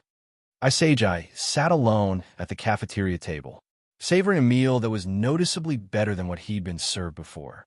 Juicier meat, perfectly cooked vegetables, and an aroma that made him smile with every bite. Why the sudden upgrade? His rank. After the match against Team X, Isagi's rank had skyrocketed to 265th, the highest in Team Z. The new rankings trickled down from him, with Kunigami at 266th, Bakira at 267th, and so on. "Nice job today, Isagi." A voice broke his thoughts. "Can I sit next to you?" Startled, Isagi looked up to see Kunigami standing there. "Oh, Kunigami," Isagi said, offering a small smile. Kunigami glanced at Isagi's plate and chuckled. "Looks like we get the same meals now." Isagi nodded enthusiastically. "This stuff is way better than before. Finally feels like real food." He then noticed Kunigami wasn't holding a tray. "Huh, you're not going to eat?" Kunigami shook his head. "I ate earlier. I actually came here to see you." Isagi blinked, confused. "Me? What?" Kunigami hesitated for a moment, then smiled softly. I don't think I ever told you, but thanks. Thanks. Isagi tilted his head. For what? The pass in the match against Team X. Kunigami said simply. Wait, that? It's been a while now. Isagi replied, scratching the back of his head. I know, Kunigami admitted, his tone sincere, but I still wanted to thank you. A brief silence hung between them before Kunigami stood up. Well, that's all. Good night, Isagi. As Kunigami turned to leave, Isagi found himself speaking up. Kunigami, wait. Why do you play football? Kunigami stopped in his tracks, turning back to face Isagi. Huh? Where'd that come from? Isagi shrugged, a hint of awkwardness in his voice. I don't know. I'm just curious. Kunigami paused, his expression thoughtful. After a moment, he said, That's simple. He stepped closer, his voice steady but filled with a quiet passion. Because I'm going to be a football superhero. A superhero? Isagi echoed, his curiosity piqued. For me, Kunigami began. Superheroes weren't the guys with capes, robots, or even pirate kings. They were the ones who stood on the green pitch, triumphant after scoring the goal to win it all. The strikers. He looked up, as if reliving a cherished memory. Those players weren't just icons. To me, they were superheroes, real, living symbols of hope and greatness. Kunigami stuffed his hands into his pockets, his gaze steady. That's the kind of symbol I want to be in this world. A player people look up to, someone who inspires. That's why I play. Isagi sat there, absorbing Kunigami's words. He thought deeply about his own goals. He wanted to be the greatest striker in the world. But was that truly all? Did his ambition have the same clarity, the same meaning? Kunigami snapped him out of his thoughts by pressing a button at the vending counter. A moment later, a steaming plate slid out, a thick, juicy steak with all the trimmings. Kunigami brought it over with a grin. Hey, Isagi, want to eat this together? Isagi's jaw dropped. Steak? What the heck?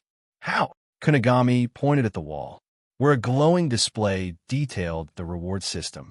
See that? It's the goal bonus system. Kunigami explained. You can exchange the points you earn from scoring for stuff like this. Pretty cool, huh? Isagi's eyes darted to the wall, where the rewards were listed. Goal bonus, blue lock. 1 goal equals 1 point. Obtain any prize you want by exchanging your points. 1 point, 300G sirloin steak massage. 3 PTS, cell phone return. 5 PTS, high-quality bed. 10 PTS, a day outside. Our phones. And a bed. I want that, Isagi exclaimed, his excitement palpable. Kunigami chuckled at Isagi's enthusiasm. For now, I'll settle for the meat, he said, gesturing to the steak plate in front of him. Then, pausing briefly, Kunigami added, And that goal? You deserve half the credit for it, so I'm going to give you half of this too. Isagi's jaw dropped. What? Are you sure? Kunigami grinned. Of course. You earned it. Carefully, Kunigami sliced off a portion of the steak and placed it on Isagi's plate. Isagi didn't hesitate. He took a bite, his face lighting up the instant the flavors hit his tongue. HHHHNNGG, it tastes like heaven. Isagi practically sang, savoring every bite. Kunigami burst out laughing. Huh, doesn't it? As Isagi chewed. He glanced up at Kunigami. Thanks, Kunigami. You're a great guy. Kunigami froze for a split second, the compliment catching him off guard. His face reddened ever so slightly as he coughed into his hand to mask his reaction. Shut up. It was nothing, he mumbled, avoiding eye contact. Isagi tilted his head, confused. Huh? Kunigami cleared his throat dramatically and straightened up, deflecting the moment. Anyway, we've got to be ready to win our next match. He extended his fist toward Isagi, a confident grin on his face. Isagi smiled back, bumping his fist against Kunigami's. Yeah, let's do this. After another grueling day of training, Team Z trudged off the field, the tension between them as thick as the sweat on their backs. The next match hadn't been announced yet, and the uncertainty was gnawing at everyone. Sensing the heavy mood, Bakira grinned mischievously. Hey, why don't we play charades tonight? Raichi immediately snorted. We're we, kids. That's a waste of time. Imamura shrugged. Actually, it sounds fun. Better than sitting around doing nothing. Yeah, I'm in. Narahaya added. One by one, everyone agreed. Except Raichi, of course, who crossed his arms and grumbled. I'll watch, but I'm not playing. Later, in their shared room, everyone sat on one side, laughing and relaxed. Everyone except Raichi, who stood stiffly in the middle of the room. With a dramatic sigh, he began acting out his character, flailing his arms awkwardly. A robot. Imamura guessed. No, wait, a wrestler. Narahaya shouted. An angry wrestler? Lemon tried. The timer on Isagai's phone buzzed loudly. A phone that he exchanged 3 points for. From the goal bonus system. Time's up.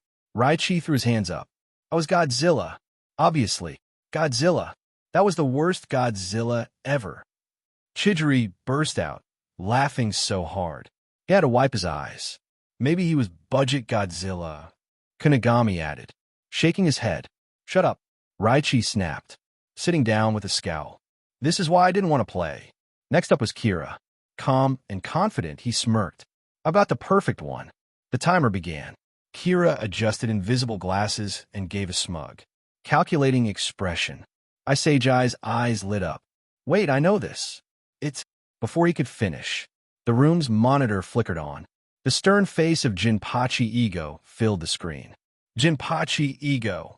Jinpachi declared, his voice cutting through the room like a knife. Everyone froze. Narahaya, who was closest to the monitor, let out a yelp and promptly passed out. Jinpachi didn't miss a beat. Your next match is tomorrow morning against Team W. Prepare yourselves. Get enough sleep, or don't bother showing up. With that, the screen went dark as abruptly as it had lit up. Narahaya groaned from the floor. Did Ego just crash our game? Kunigami rubbed the back of his neck. Well, I guess that's the end of charades. Raichi stood, clenching his fists, his eyes blazing with determination. Team W, huh? Bring it on. The room filled with nods of agreement. Everyone's earlier tension replaced by a new sense of purpose. Playtime was over. Their next battle was just hours away. Team Z waited on the 5th Stratum center field. The morning air thick with tension. They were itching to play, their excitement barely contained. A stir on the other side of the field announced Team W's arrival. They sauntered in, exuding cocky confidence, like a pack of hyenas ready to pounce. Isagai's sharp eyes scanned the players, stopping on the pair leading the charge. Identical in build and movement, the Wanama brothers stood out instantly. Their faces screamed trouble. Flashback. The night before, Team Z had gathered in their room. Everyone sat on the floor, all eyes on Isagi, who stood at the front like a captain delivering a mission briefing. The Wanama brothers. Isagi started, his tone calm but commanding. These two are dangerous because they don't just play. They connect. Their pass-and-go style is their weapon, and it's deadly. They sound annoying. Imamura grumbled. They are. Isagi replied. But they're also predictable. They can't do much without each other. Huan leaned forward. So, the plan is to split them up? Exactly. Isagi confirmed. If we isolate them, they lose their edge. That's how we'll shut them down. Raichi slammed his fists together, grinning. Leave one of them to me. I'll break their rhythm in no time. Narahaya raised his hand. Hey, I've got a strategy too. Skip. Gagamaru cut in, deadpan. Your plans always suck. The room broke into laughter before Isagi continued. Focus, he said. We'll use the same approach as against Barrow. Target their strength and turn it into a weakness. Stick to the plan, and we'll win this. He raised a fist. Let's show Team W what we're made of. Yeah. The team roared back, their spirits high. Present. Now back on the field. Team W settled into their positions. The Wanama brothers exchanged glances, their confidence radiating across the pitch. Isagi tightened his fists. This is it. Kunigami stepped up beside him. Let's make it count. Isagi gaze locked on the twins. Yeah, it's time to win. The whistle blew. It echoed across the field, signaling the kickoff. Team W wasted no time, seizing the ball and launching an aggressive offensive. Keisuke, the twin with the unnerving grin, darted forward, the ball under his control. "Let's go, big bro," he shouted, casting a quick glance at Junichi, his twin, whose stoic expression held a sharp intensity. "What do you want to pass?" Hey, hey, hey. Junichi responded with a piercing look, his silence speaking volumes. Keisuke grinned wider. "Gotcha. Uh-huh. As you wish." Raichi was the first to challenge them, charging in like a bull. "You think you can just waltz past me?" Keisuke barely glanced at him, continuing his banter with Junichi. "You want it to your feet? Right now?" In an instant, Keisuke flicked the ball through Raichi's legs, leaving him baffled. "What the fuck?" Raichi barked as the twins advanced, seamlessly passing the ball between them. Kyuan stepped in next, attempting to intercept. The Wanama brothers didn't falter. Keisuke smirked. "And then 1-2 we go." They danced around Kyuan like clockwork, their synergy undeniable. Narahaya was next, rushing in with desperation. "I've got them," he yelled. Keisuke laughed. "You?" "Nah." Sidestepping Narahaya with ease. Imamura tried to intercept next, lunging toward the ball, but Junichi tapped it just out of reach, leaving Imamura sprawling. Isagi, positioned near the goal, observed silently. He sighed to himself. "As I expected, the plan won't go as smoothly as I'd hoped." The twins advanced relentlessly, their twin-eye contact, a talent on full display.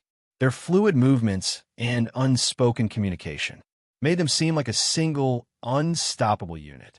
Now, only Isagi and Gagamaru stood between them and the goal. "Gagamaru!" Isagi shouted.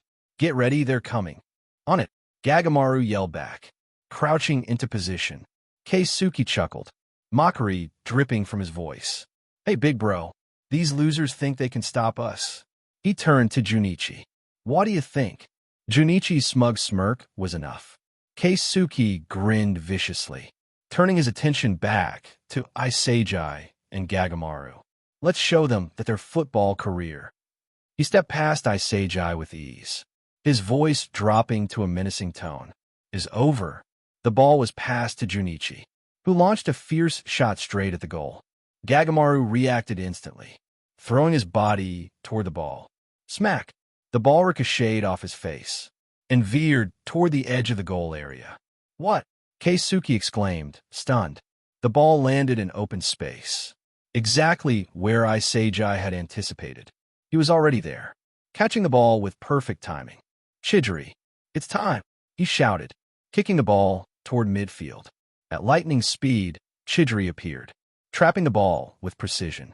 His fiery red hair whipped behind him as he sprinted forward.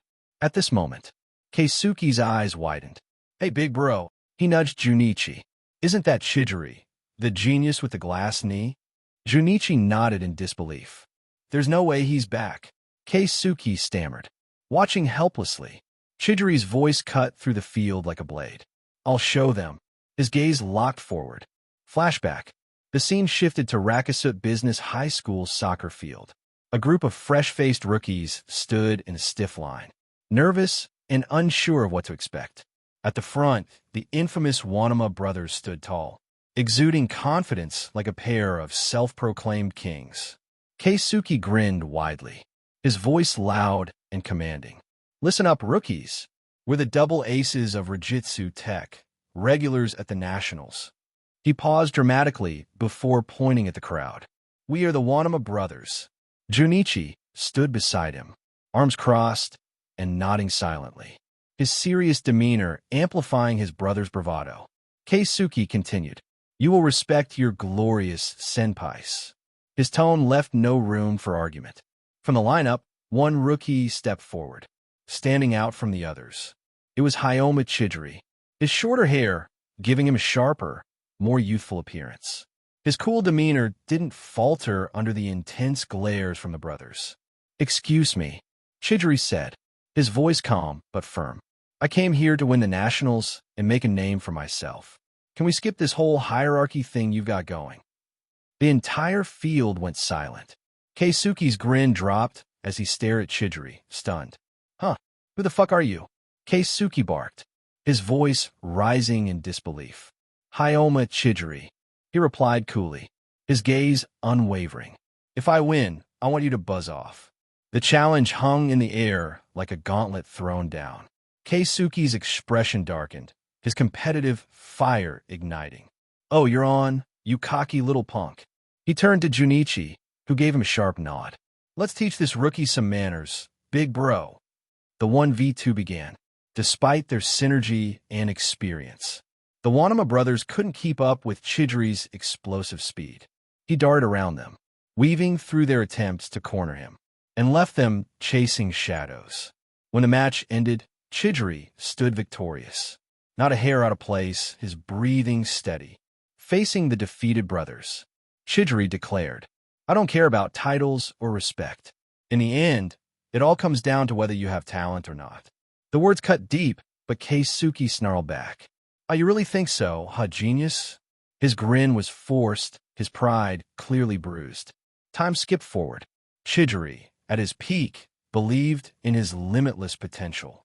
He ran with speed and grace, his eyes burning with the dream of becoming the world's greatest striker. But then it happened. His knee twisted unnaturally mid-sprint, and a searing pain shot through him. The sound of his ACL tearing echoed louder in his head than the screams from his teammates. The next scene showed him hobbling back to the team, his crutches a glaring reminder of his shattered dream. The Wanama brothers noticed him immediately. Their mocking stares were impossible to miss. Keisuke sneered, his voice dripping with disdain. What's a guy like you, who lost all his talent and can't run for shit, even good for anymore? Junichi nodded silently, his expression cold. Keisuke leaned closer, twisting the knife with his next words. In the end, what matters here is whether you've got talent or not, right? Chidori froze. He couldn't answer. Those were the very words he had thrown at them before, now reflected back at him with cruel irony. He stood there in silence, his confidence broken, their mockery hitting harder than any physical blow. Present, Chidori's determined face appeared, a sharp contrast to the crushed rookie of his past. I'm not the same as before. With blazing speed, Chidori left Team W's defenders in the dust. Approaching the goal, only the goalkeeper remained. Without hesitation, he struck the ball with a powerful kick, sending it hurtling toward the corner of the net. The goalkeeper dove, but he was too slow. The net rippled. Goal! 1-0. Team Z erupted into cheers as Chidori turned to face the stunned Wanama brothers across the field. This was his declaration. Chidori Hyoma was back, and he was stronger than ever. The whistle blew again, signaling Team W's second offensive. Based on Isagi's evaluation of Team W as a whole, every player besides the Wanama brothers, their physical fitness, soccer technique, and game intelligence is slightly lower than Lemon's, who had already undergone his own special training. Team Z, now fully aware of the Wanama brothers' devastating synergy, had recalibrated their approach. Their plan to split the twins was in motion, and every player on Team Z was ready to execute it with precision. The Wanama brothers exchanged a quick glance as they started their attack. Keisuke roared, "Let's get them this time, big bro." Junichi nodded silently, his serious expression unwavering. Team Z responded immediately. Groups of two surged forward to press them. Raichi and Kyuan zeroed in on Keisuke, while Kira and Bakira set their sights on Junichi. Keisuke, with his trademark grin, called out to his brother, "Don't worry, big bro. But before he could finish, Raichi lunged, blocking his path, while Kyuan moved to cut off his passing options. At the same time, Bakira slipped through with his unpredictable footwork, stealing the ball cleanly from Junichi. Got it. Bakira grinned, already scanning the field for an opportunity. He spotted Isagi nearby and sent a sharp pass his way. Isagi received the ball with perfect control, pivoting immediately to take advantage of the chaos unfolding among Team W's defenders. The Wanama brothers, momentarily disoriented from being separated, struggled to recover, with the rest of Team W's defenders tied up by Kunigami, Imam, Narahaya, and Lemon. The field ahead of Isagi opened up like a runway. He bolted toward the goal, his vision sharp and focused. The goalkeeper stood his ground, eyes locked on Isagi. But Isagi had already planned his move. Closing in, Isagi executed a series of feints, his body shifting just enough to force the keeper to commit to a dive. In an instant, Isagi struck the ball cleanly to the opposite side. The goalkeeper's outstretched hands hit nothing, but ere as the ball soared past him and into the net. Goal! 2-0. Isagi raised his fist in triumph, his teammates rushing over to celebrate. Bakira clapped Isagi on the shoulder, his grin as wide as ever. Nice one, Isagi. That was perfect. Isagi smiled, catching his breath. It's all thanks to everybody. We just have to keep this momentum going. On the other side of the field, the Wanama brothers glared, their frustration evident. Keisuke clenched his fists, his grin replaced by a grimace. Damn it, big bro. They're actually pretty strong. Junichi's usual stoic demeanor faltered for a moment, as he exchanged a determined glance with his brother. Next time, Keisuke growled, we'll show them what happens when we get serious. Team Z regrouped, their confidence growing as they prepared for the next play. They knew the Wanama brothers weren't done yet. The whistle blew again, and Team W took possession once more.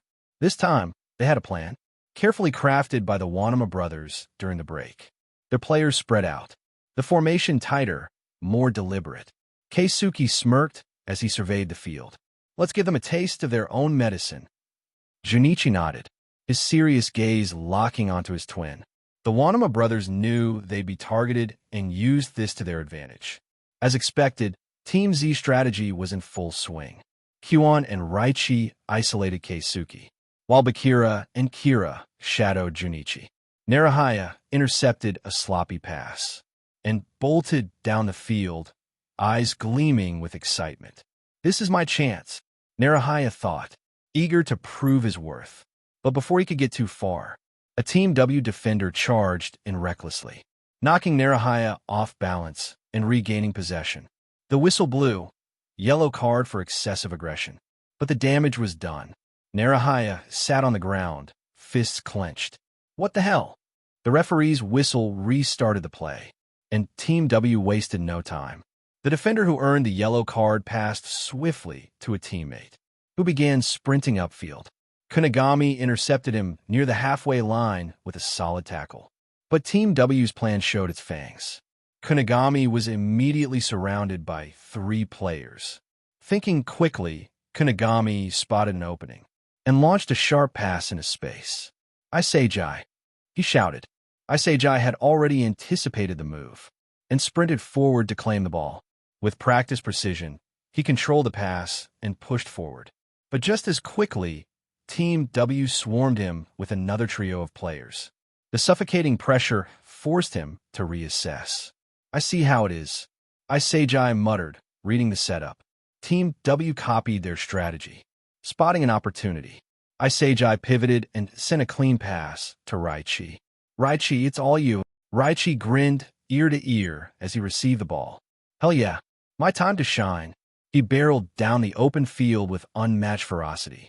Team W's defenders scrambled to react, but their overcommitment to surrounding Isagi and Kunigami left gaps in their formation. As Raichi neared the goal, one last defender dashed in from the side, aiming to strip him of possession. Raichi growled, "Not on my watch." With raw determination, he feinted left, then right, leaving the defender in his dust. Raichi cocked back his leg and unleashed a thunderous strike. The ball rocketed forward, its trajectory straight and unrelenting. Team W's goalkeeper dove, his eyes wide, but it was no use. The ball smashed into the back of the net like a missile. Goal! 3-0. Raichi turned to his teammates, punching the air with a wild grin. That's how you do it. From his sidelines, Narahaya clapped reluctantly, muttering, "Show off," but couldn't hide his smile. Isagi nodded in satisfaction, watching Team W scramble to regroup. Let's keep this up. They're starting to crack. During the break, tension flared on Team W's side. Keisuke Wanama threw his hands up in frustration, pacing in front of his teammates. What the hell is wrong with you guys? We had a plan, and none of you are sticking to it. Junichi nodded silently beside him, his disapproving glare cutting through the group. One of the defenders snapped back. What are you talking about? We did stick to the plan. You're the ones not pulling your weight out there. Another chimed in. Yeah, you guys are supposed to be the aces, but what have you even done? Nothing. The argument escalated quickly, with players shouting over one another. Keisuke's voice boomed above the noise. Shut up. If you idiots could just... But before he could finish, the whistle blew sharply, signaling the end of the break and the start of the next play. Damn it. Keisuke growled, jogging into position.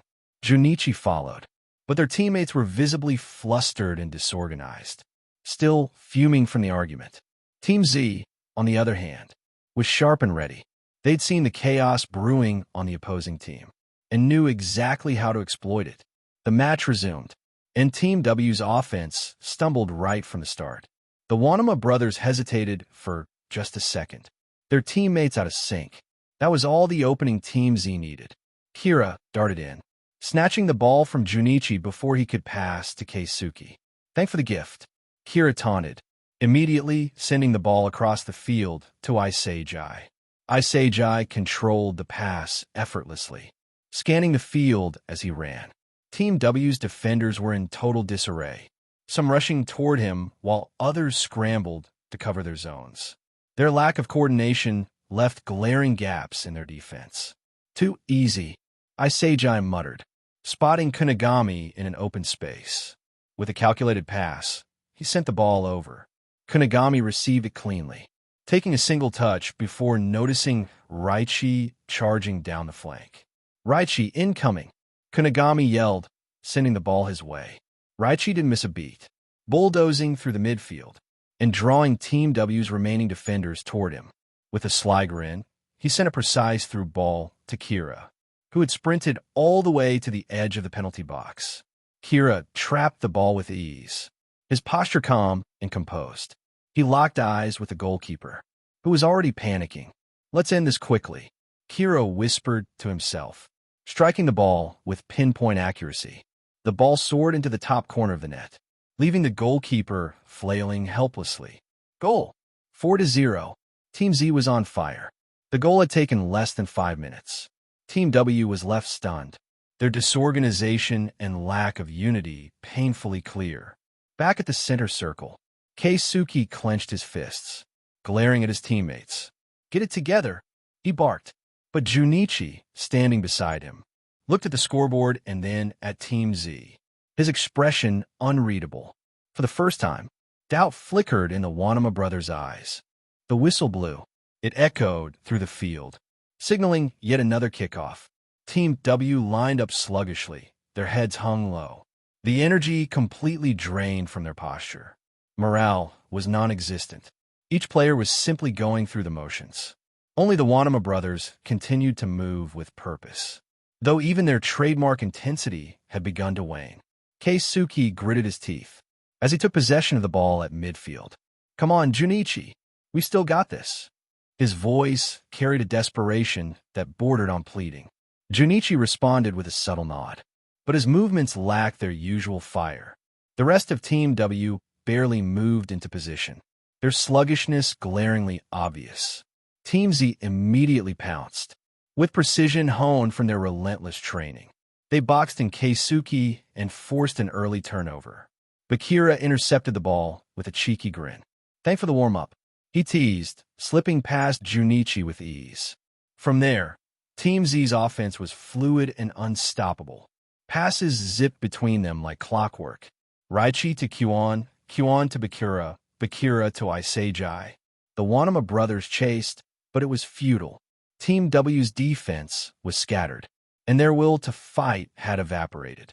Isagi received the final pass unmarked at the edge of the penalty box. With practiced precision, he struck the ball low and hard into the bottom corner. Goal! 5-0. The clock ticked mercilessly onward. With 10 minutes left, Team W's spirit shattered entirely.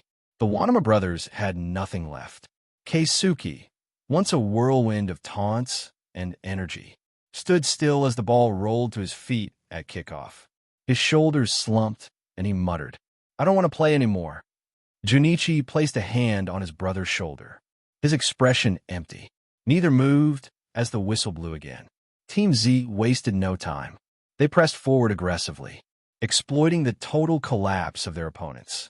Bakira danced past the defenders with ease, while Kunigami and Raichi drew attention away with clever positioning. The ball eventually found its way back to Isagi, who buried another clean shot into the net. Goal. 6-0. Whistle after whistle.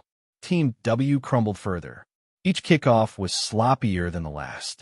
The Wanama brothers stopped making runs. Their teammates jogged half-heartedly, and their voices had long gone silent. For Isagi, this was the perfect opportunity. He saw an opening not just to win, but to dominate. Each goal brought him closer to the points he needed. This is my chance to devour Barrow's talent, he thought, his eyes sharp and calculating. Another whistle. Goal. 7-0. And then another. Goal.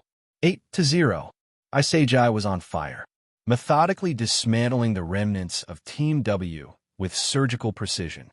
He wasn't just playing soccer. He was hunting. Finally, the long-awaited final whistle blew. Pip, pip, pipe. It signaled the end of the match.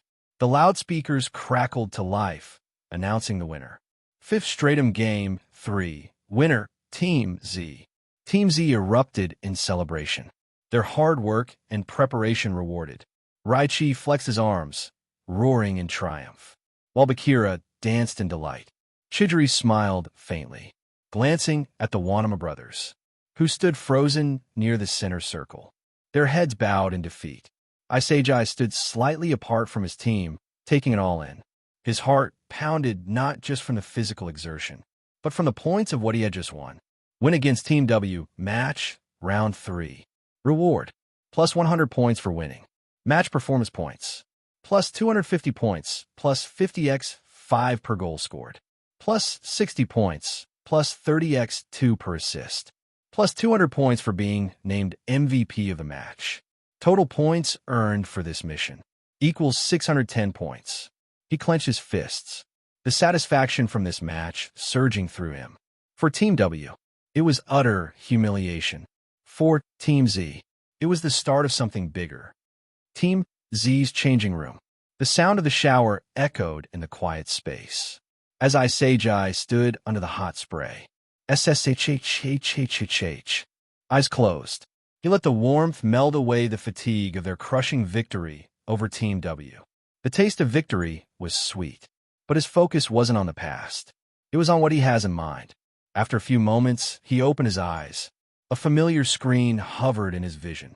Name, Yoichi Isagi. Status, 1. Physical fitness, B. 2. Soccer technique, B. 3. Game intelligence, A.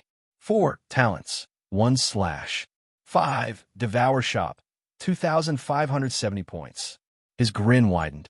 His special training had already paid off, but now, it was time to take another leap. He tapped on the devour shop. The list of talents flickered before him. Names of talents he could devour from opponents he'd faced. One talent stood out, King's Will S. With a single, decisive tap, Isagi selected it. Devour, King's Will S. The confirmation triggered a rush. His body hummed with energy as a surge of heat coursed through him, faster and fiercer than before. His muscles tightened, his senses sharpened, and his breathing steadied into a rhythm of calm control. He felt unstoppable. Name, Yoichi Isagi. Status, 1. Physical fitness, A. 2. Soccer technique, B+. 3. Game intelligence, A. 4. Talents, 2/5. Devour shop, 70 points. Satisfied, he turned off the water and grabbed his towel. Drying off quickly, he tied it around his waist and stepped out of the shower. The locker room buzzed with noise as the rest of Team Z returned from the cafeteria, laughing and joking. When Isagi walked in, the room froze. Conversations halted mid-sentence. Jaws dropped. For a moment, no one recognized him. Narahaya was the first to react. Wait, who the hell are you? His eyes squinted before widening in realization. No way. Isagi. The room erupted. What? Isagi, is that you? Kira gawked, pointing at his chest. Since when were you ripped? Raichi narrowed his eyes. Did you switch bodies or something? This doesn't add up. Isagi paused, cocking an eyebrow, acting oblivious. What are you talking about? I'm still the same as before. Kunigami came forward. He frowned, looking up and down at Isagi. No, they're right. You look off. Did you hit the gym more without us knowing? Then Raichi added, or drink some magic protein shake. Isagi laughed, keeping his tone casual. Come on, guys. You're imagining things. Kira remained skeptical. I don't know what's weirder. He muttered. Your new look, or the fact you look like you belong on a magazine cover. But Kira burst into laughter, walking behind him, then throwing an arm around Isagi. Does it really matter, guys? He's still the same old Isagi. Everybody in the room agreed, breaking the initial shock. Well, whatever you did, it's working. Kunigami said. All right, enough messing around. Kyuan cut in, his tone firm but calm. We've got bigger things to worry about. Isagi nodded. Exactly. We don't know how much time we'll have to train before the next match. Before anyone could reply, the monitor in the locker room buzzed to life, drawing all eyes to the screen. Jinpachi Ego's face appeared. Congrats on winning the third match of the fifth stratum, Team Z. Ego began, his voice sharp and to the point. However, the fourth match between Team Y and Team X had also concluded. That caught everyone off guard. Wait already? Imamura exclaimed, leaning forward. The room buzzed with curiosity. No one expected another match to finish so soon after theirs. And more importantly, they all wanted to know the result. They remembered Barrow from Team X, the king. His physical dominance on the field had left a strong impression. A player like that wasn't easy to defeat. Jinpachi then continued. Team Y has defeated Team X with a score of 4-3. The announcement hit like a wave. Silence filled the room as the players processed the news. Barrow, the unstoppable force they'd faced, though not for them, had been taken down? That's unexpected, Kunigami muttered, breaking the silence. Raichi crossed his arms, frowning. Team Y must have some serious firepower to pull that off. Isagi's eyes narrowed, his mind already racing through scenarios. This wasn't just about Barrow's loss. It was about what kind of team could overcome him. Whatever was coming next, they knew one thing for sure. They needed to step up. The rhythmic sound of weights clinking filled the air. Sweat glistened on the faces of Team Z members as they pushed their limits in the gym. Isagi was mid-rep on squats, his legs burning but his focus unwavering. Kunigami stood nearby, his broad frame steady as he counted Isagi's reps. That's it, Isagi. Keep that form tight. You're doing great. Isagi gritted his teeth and powered through, lowering himself into another squat. For hours in the gym had taken its toll, but he wasn't about to stop now. Beside him, Kira and Raichi were equally focused, their bodies moving in sync with the routine Kunigami had designed. It wasn't just any routine, it was Kunigami's brutal workout, known across Team Z as the ultimate test of endurance. Kunigami had naturally taken the lead on physical training, with the highest fitness level in the team. His advice was sought out by everyone. Now, Kunigami's strict regimen had become part of their daily grind. At first, only Kira and Raichi could keep up with Kunigami's insane pace. And even then, it had been a struggle. Isagi's fitness lagged behind back then. But after devouring Barrow's talent, everything changed. Isagi was no longer just keeping up. He was thriving. Kunigami glanced over as Isagi finished another set. You've come a long way, Isagi. I didn't think anyone would be able to match us this fast. Impressive. Damn right, Kira added, clapping Isagi on the back. It's great having you in this group. Feels like the competition just got a little tougher. Raichi, of course, couldn't let the praise slide. Tisich, don't get a big head, Isagi. I mean, are we even sure you're, natural? He smirked, eyes narrowed playfully. Isagi wiped the sweat from his brow and laughed, not taking the bait. Relax, Raichi. All that matters is I'm not lagging behind anymore. Those days are gone, and they were. His physical fitness, once a glaring weakness, had transformed into one of his greatest strengths. While only a select few in Blue Lock could rival him now, the majority couldn't even come close. All right, last set, Kunigami announced. his voice cutting through the chatter. Let's finish strong, guys. Then leg day is over. The group groaned in unison, but didn't hesitate to line up for the final push. As Isagi dropped into his last set of squats, he felt every fiber of his muscles working, stronger and more efficient than ever. His body was evolving. Just a few more days, he muttered, lowering himself into another rep. A little more training, and his body will fully assimilate with Barrow's talent. When that happens, his stats will reach a whole new level. Isagi, Bakira's playful voice cut through the air as he sprinted after Isagi. You're not getting away with that ball. The indoor training field buzzed with energy as Team Z divided into two groups for an intense 5v5 match. On Isagi's team were Kira, Imamura, Kyon, and Chidori, while Bakira's team consisted of Kunigami, Raichi, Narahaya, and Gagamaru, with Lemon assigned as the coach in the match. The scoreboard read 2-3, with Bakira's team leading. The pressure was mounting. Isagi is keeping the ball close. As he dribbled toward the opposing goal, his focus was sharp, feet moving in precise, calculated steps. From the corner of his eye, he noticed Narahaya stepping into his path, determined to block him. Isagi didn't flinch. A quick feint to the left and a burst of speed to the right left Narahaya spinning in place. Not happening. Isagi already moving past. But then, like a shadow appearing out of nowhere, Kunigami closed in. His towering frame was impossible to miss. And before Isagi could fully react, Kunigami stretched out a powerful leg, snatching the ball cleanly. That's too bad, Isagi, Kunigami said with a grin, passing the ball quickly to Bakira. Damn it, Isagi muttered under his breath, scrambling to recover. Bakira, now in possession, wasted no time. His movements were fluid, almost dance-like, as he advanced toward the goal. But Kyon and Imamura were ready. The two defenders closed in, cutting off his angles and forcing him to pass. Raichi, heads up, Bakira called, sending the ball toward his teammate. But before Raichi could get to it, Kira dashed in, intercepting the pass with impeccable timing. Got it, he shouted, immediately launching a long, precise pass toward Chidori. The ball soared over the field, landing perfectly in Chidori's path. His eyes gleamed as he bolted forward, leaving everyone else in the dust. He reached the goal area in seconds, his speed unrelenting. Only Gagamaru stood between him and the goal.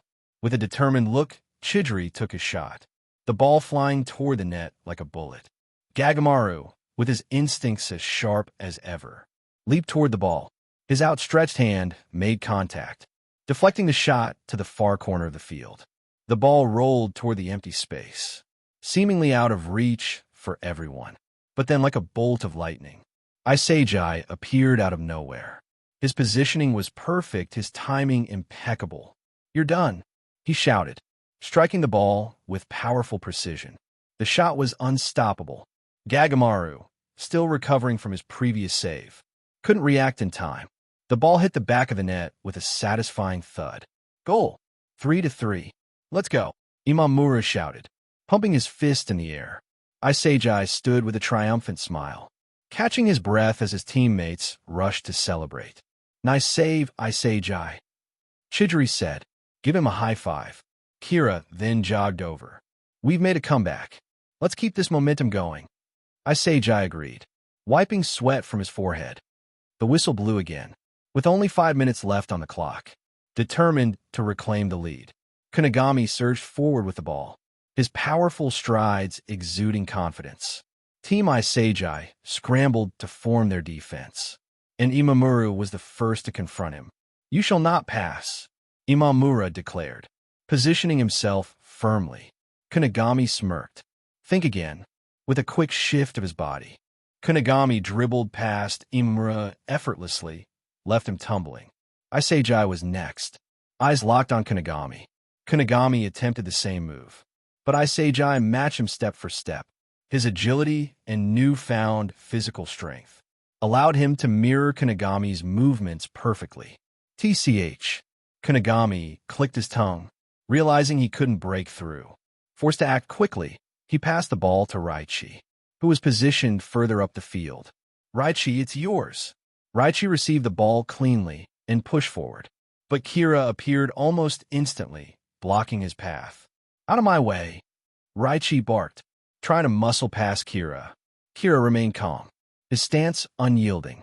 Not happening, he replied coolly, keeping Raichi locked in a stalemate. Frustrated, Raichi searched for another option and spotted Narahaya nearby. With no other choice, he passed the ball.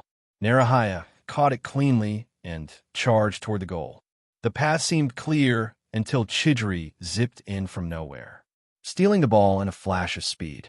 Too slow, Chidori whispered, his blazing pace taking him away from Narahaya. But Bakira had anticipated this.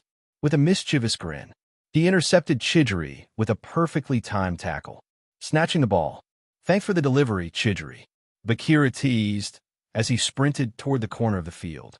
Nearing the edge, he prepared for his signature shot. Not this time, Bakira, Kyuan shouted as he threw himself into position. Bakira's shot was powerful and precise, aiming for the far corner of the goal. But Kyuan, with impeccable timing, intercepted just enough to alter the ball's trajectory. It ricocheted off the pole and rebounded into the air. Isagi had been watching closely, calculating the ball's path. Moving swiftly, he chested the ball down and scanned the field. This is it, spotting Kira sprinting toward the midfield by the center. Isagi made a decisive long pass. The ball soared over the opposing team, landing precisely in Kira's path. Kira trapped the ball skillfully and sprinted forward. Most of the opposing team was behind him, giving him a clear path to the goal. Gagamaru braced himself, adjusting his stance as Kira approached. Kira, with precision and poise, unleashed a powerful shot aimed for the corner of the net.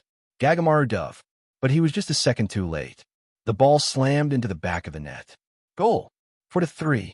Pip, pip, pipe. The timer whistle blew sharply as the timer had ended, signaling the end of the match, with Isagi's team for the win.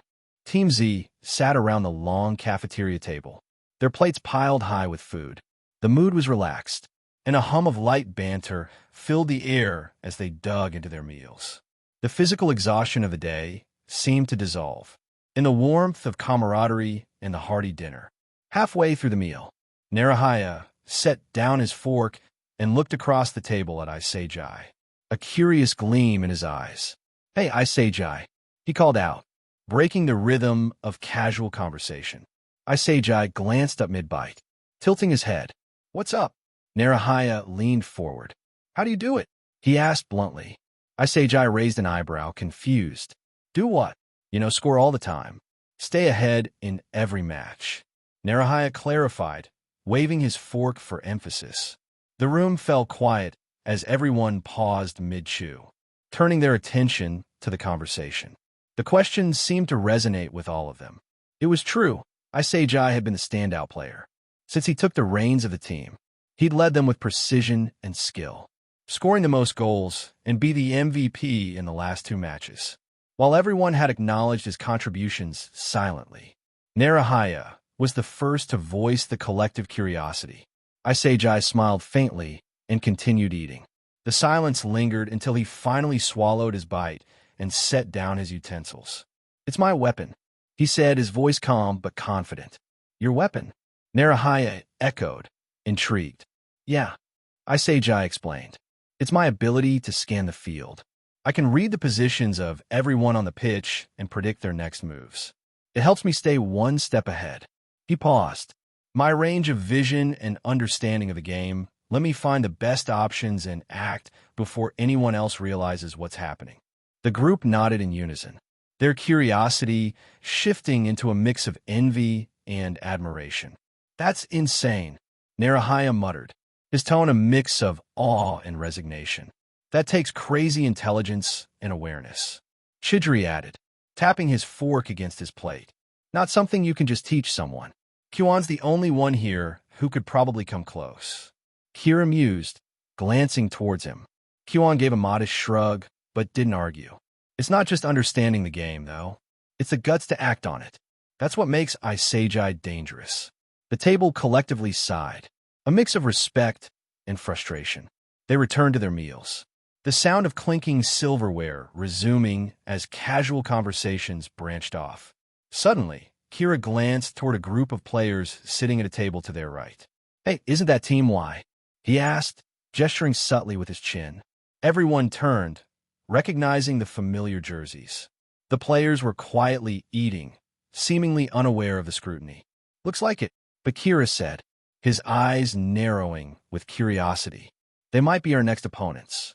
Huan whispered, "We've already faced against Team X and Team W. That leaves Team Y or Team V for our next match."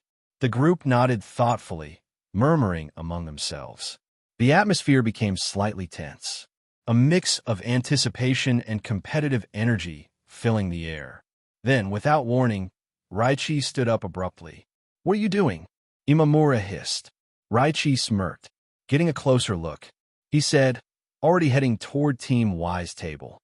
"Here we go again," Chidri muttered, shaking his head. The others exchanged glances as Raichi approached Team Y, his swagger unmistakable. "Let's see what happens," Isagi murmured, an amused glint in his eyes.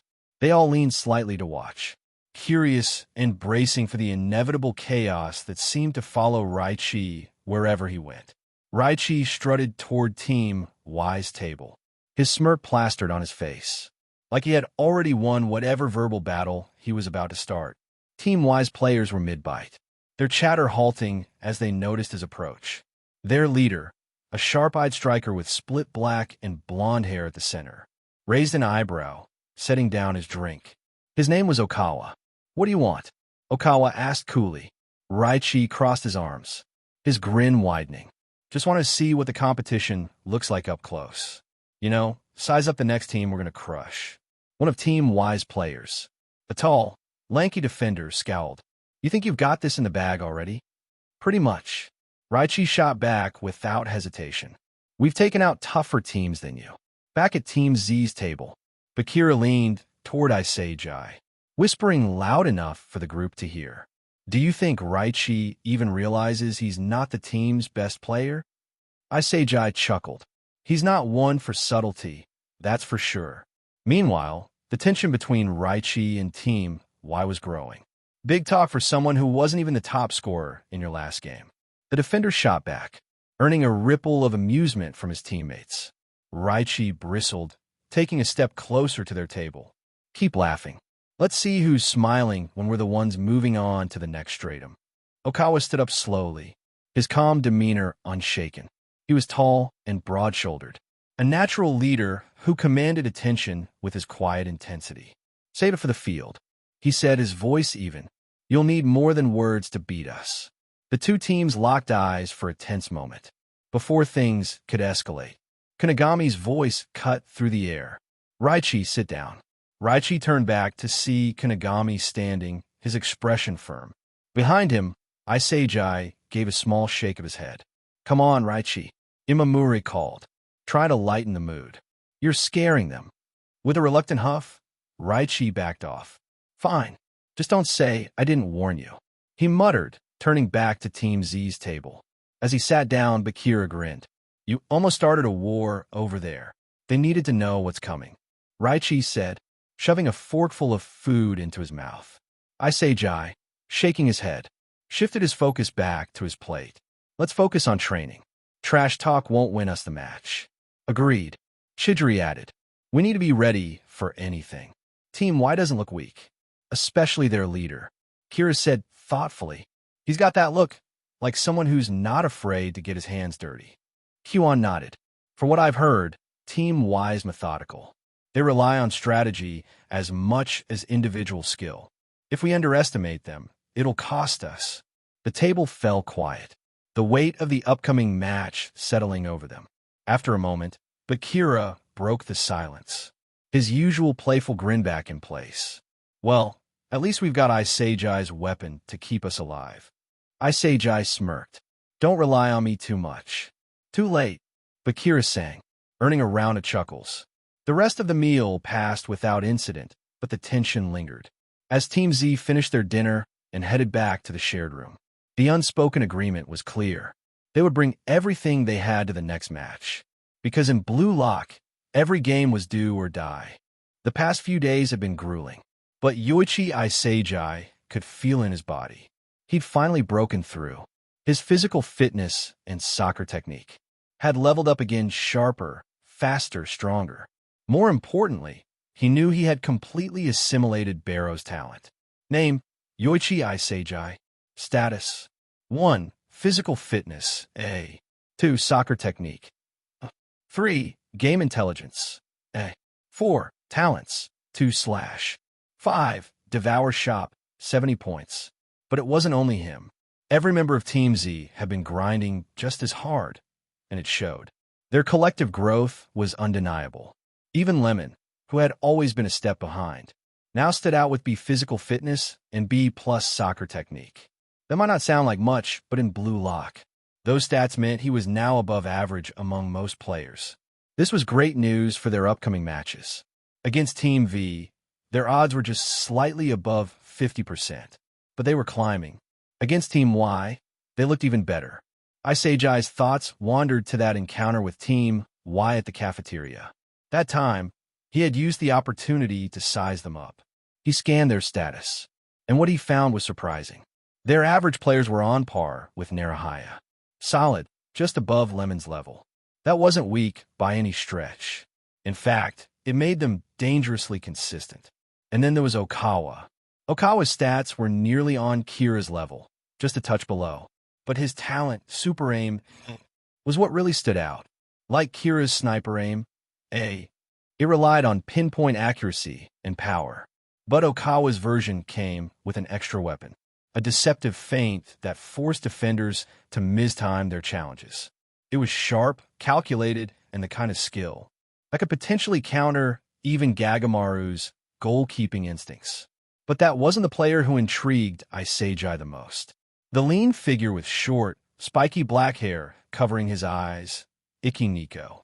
Nico's stats weren't flashy, but his talent, field maestro, was eerily similar to Isagi's God's Eye.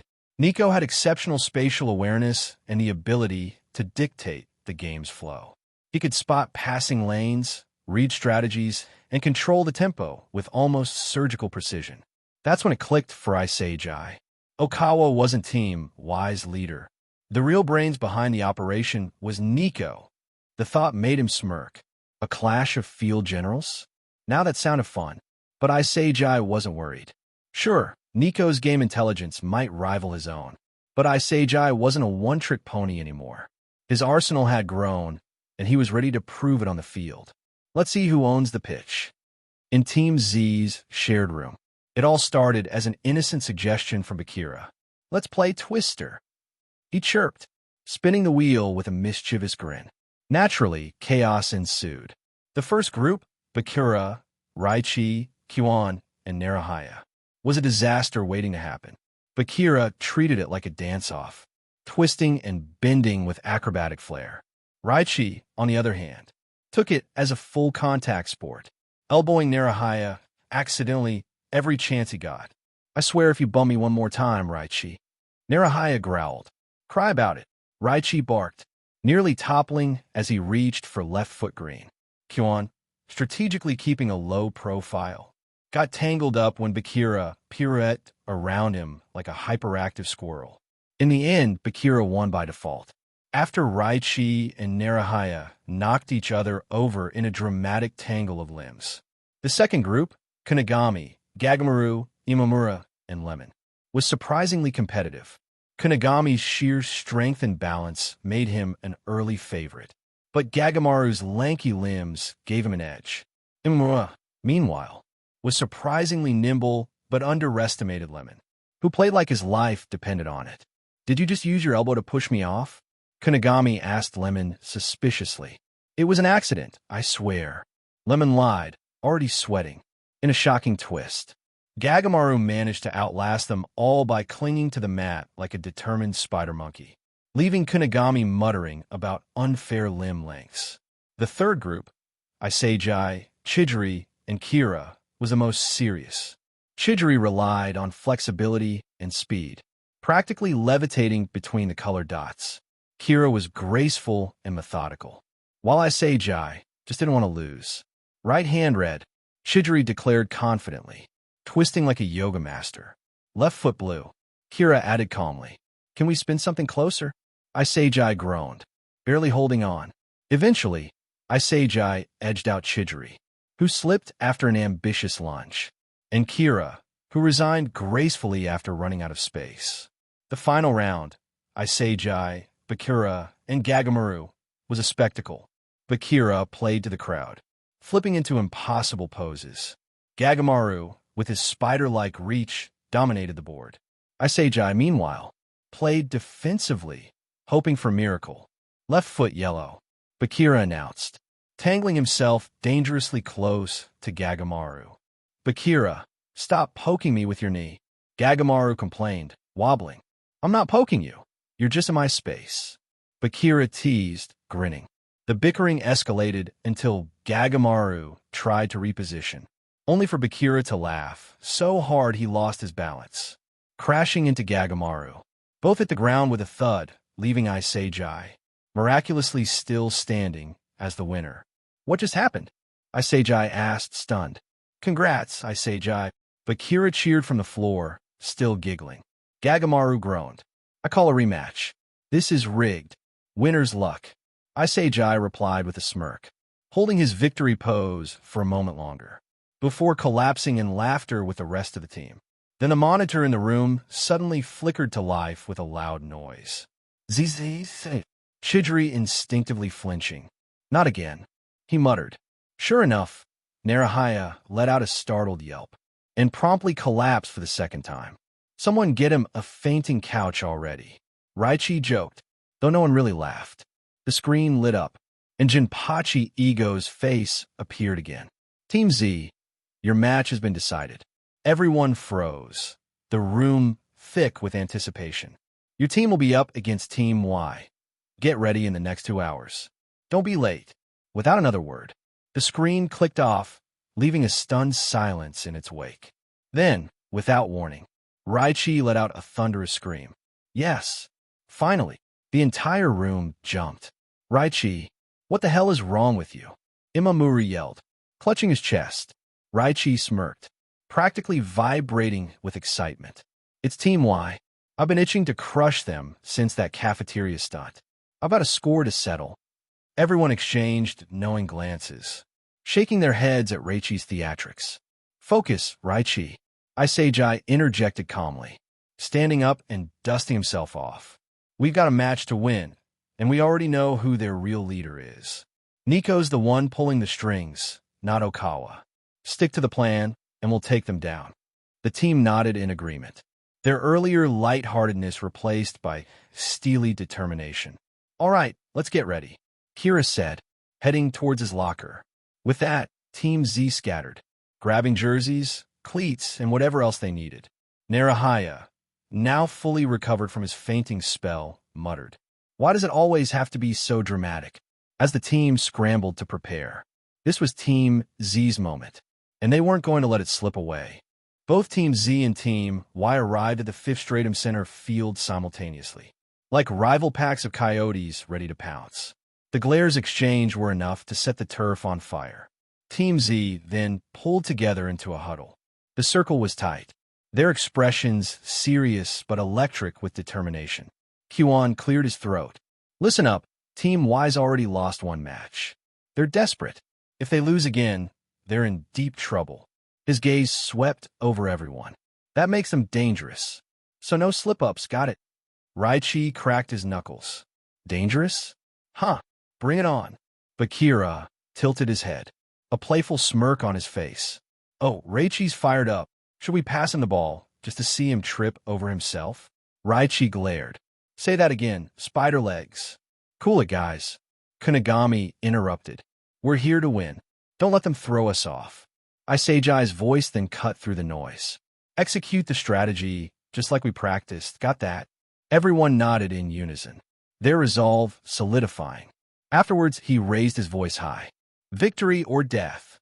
The team responded in unison, voices ringing loud and confident. Team Z, breaking the huddle, They jogged to their positions. The whistle blew. Isagi charged forward with the ball, his focus sharp. But before he could get any further, 3 team-wide defenders closed in, forming an airtight wall around him. All right then, Isagi muttered, left with no choice. He tapped the ball backward with the heel of his foot. Bakira, you're up. Bakira caught the ball effortlessly, a mischievous grin spreading across his face. He danced past the 3 defenders, each move a playful taunt. As he approached the sideline, 2 more defenders moved in to block him, their coordination impeccable. 2 guys? That's it, Bakira teased, practically skipping past them. You think that's enough for me? Actually, it's 3, Nico said, stepping in like a shadow. His calm voice betrayed no emotion. I've analyzed your dribbling. You're not getting past me. Bakira tilted his head, unimpressed. Well, ain't you something, mophead? With a flick, he sent the ball sailing to Kira, positioned at an open space. Kira then trapped the ball and took off. But 2 defenders immediately swarmed him like flies. You guys don't let up, huh? Kira muttered, shaking his head. He quickly passed the ball to Kunigami. Kunigami saw the defenders closing in fast. Without hesitation, he nudged the ball forward, threading it between their legs. Let's go, Raichi roared, sprinting to meet the pass. You can't stop me.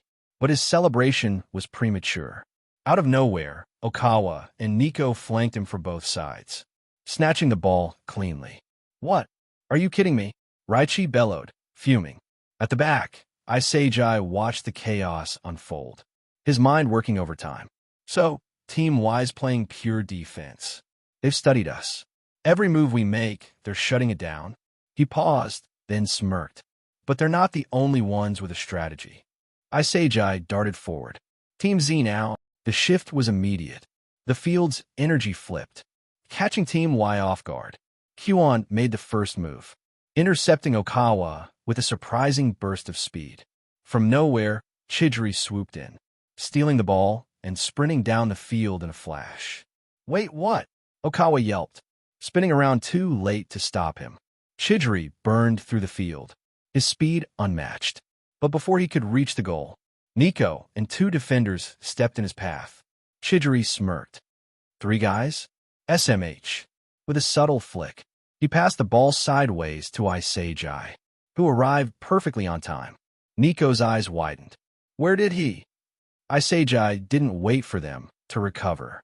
With his newfound strength and skill, he feinted left, forcing Nico to step in that direction, then cut right with explosive speed.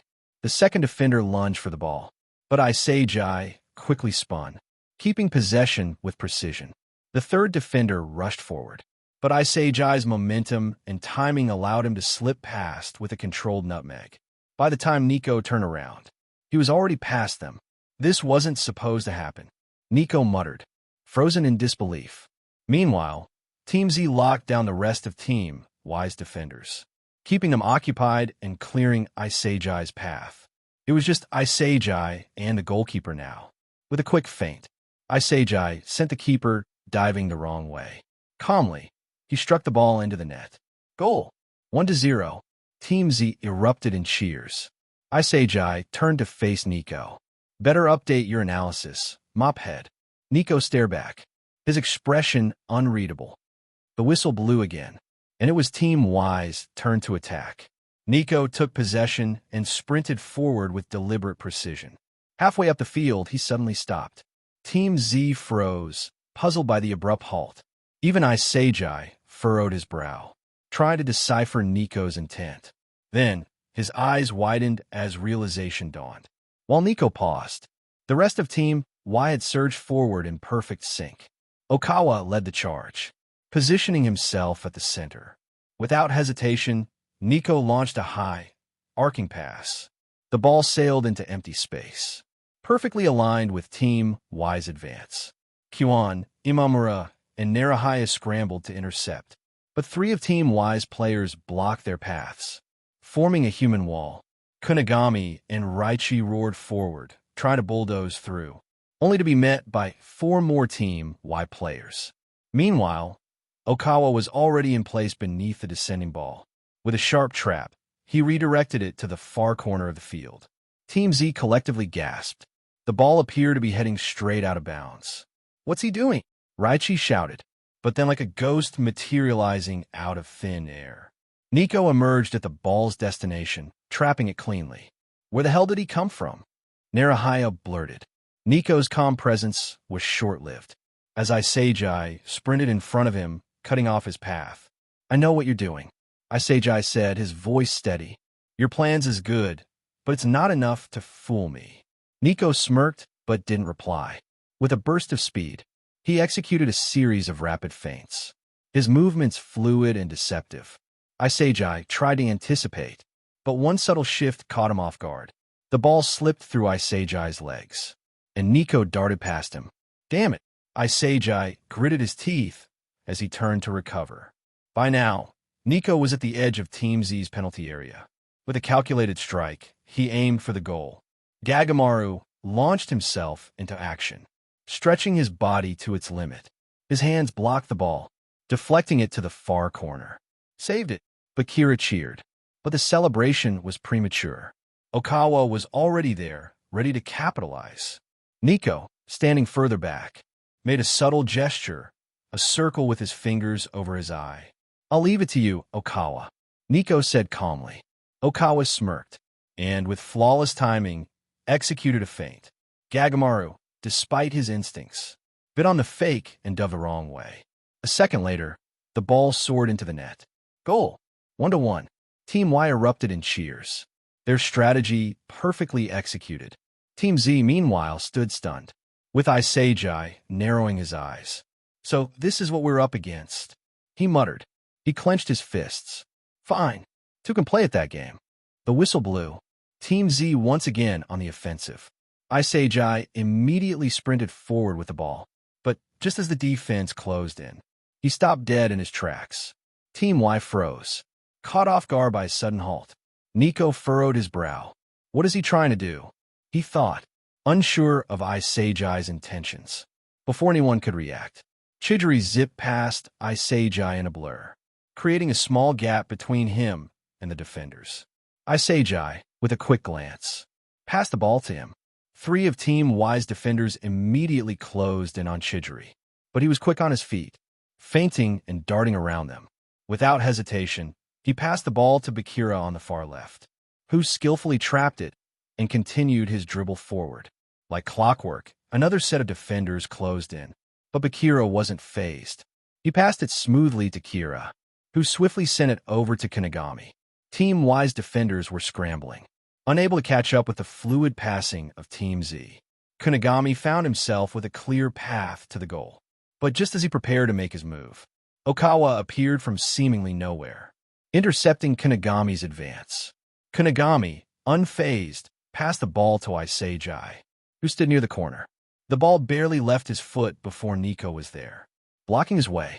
"You and I," Nico said coolly, "have the same eyes, but you can't win against me. I'm the one controlling the game." Nico attempted to snatch the ball, but Isagi held firm, smirking. "Is that so?" Isagi replied, keeping the ball out of Nico's reach. "Then I'll just mark you, so you can't do anything."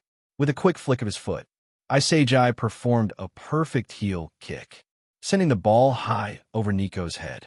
As Nico tried to recover, Isagi darted past him, sending a pinpoint pass to Raichi, who was in the perfect spot to receive it.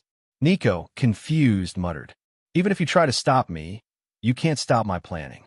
Isagi tilted his head, eyes glinting. "HM? But I already did." Nico blinked. "What?"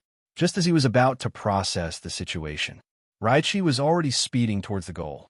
Team Y's defenders quickly converged, positioning themselves to block Raichi and prevent any chance of a shot. Raichi grinned, clearly not worried. "You idiots fell for it." Team Y's defenders were caught off guard, not understanding what Raichi meant. In that split second, Raichi launched a perfect arching pass over everyone, sailing toward the center of the field and heading for the goal. The defenders scrambled to recover, and Okawa was the first to arrive, positioning himself to catch the ball.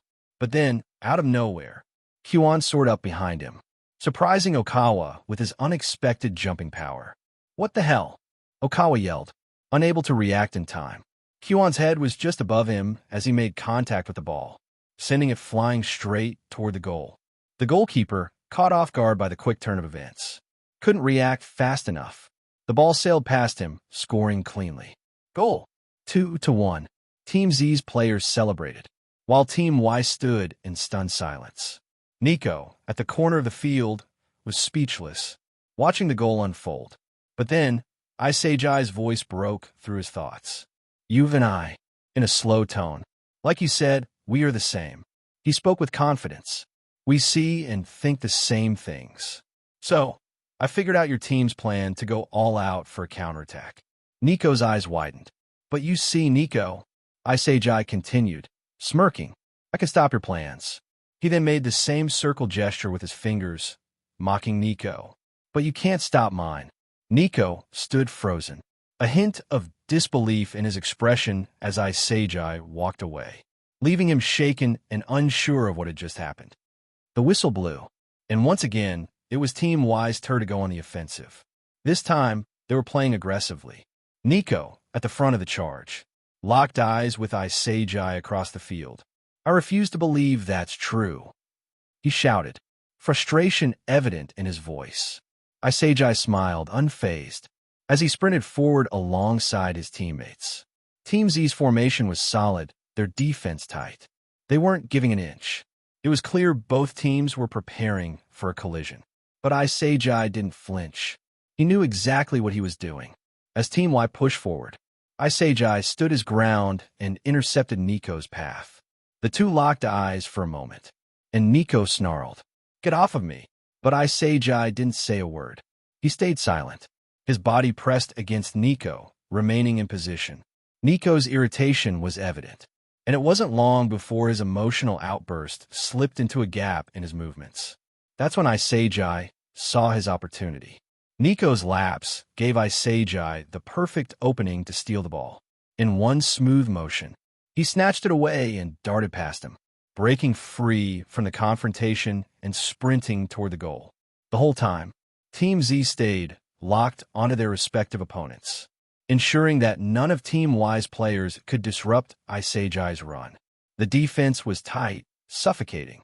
Isagi had orchestrated this perfectly, letting Nico's frustration become his own downfall. As Isagi approached the goal, the goalkeeper kept his eyes trained on him, waiting for any move. But Isagi was always one step ahead. Actually, no. Isagi murmured to himself, his eyes narrowing as he closed in on the goal. When not the same Nico, he didn't slow down. Unlike you, I can handle my own goals. He paused for a fraction of a second, then grinned.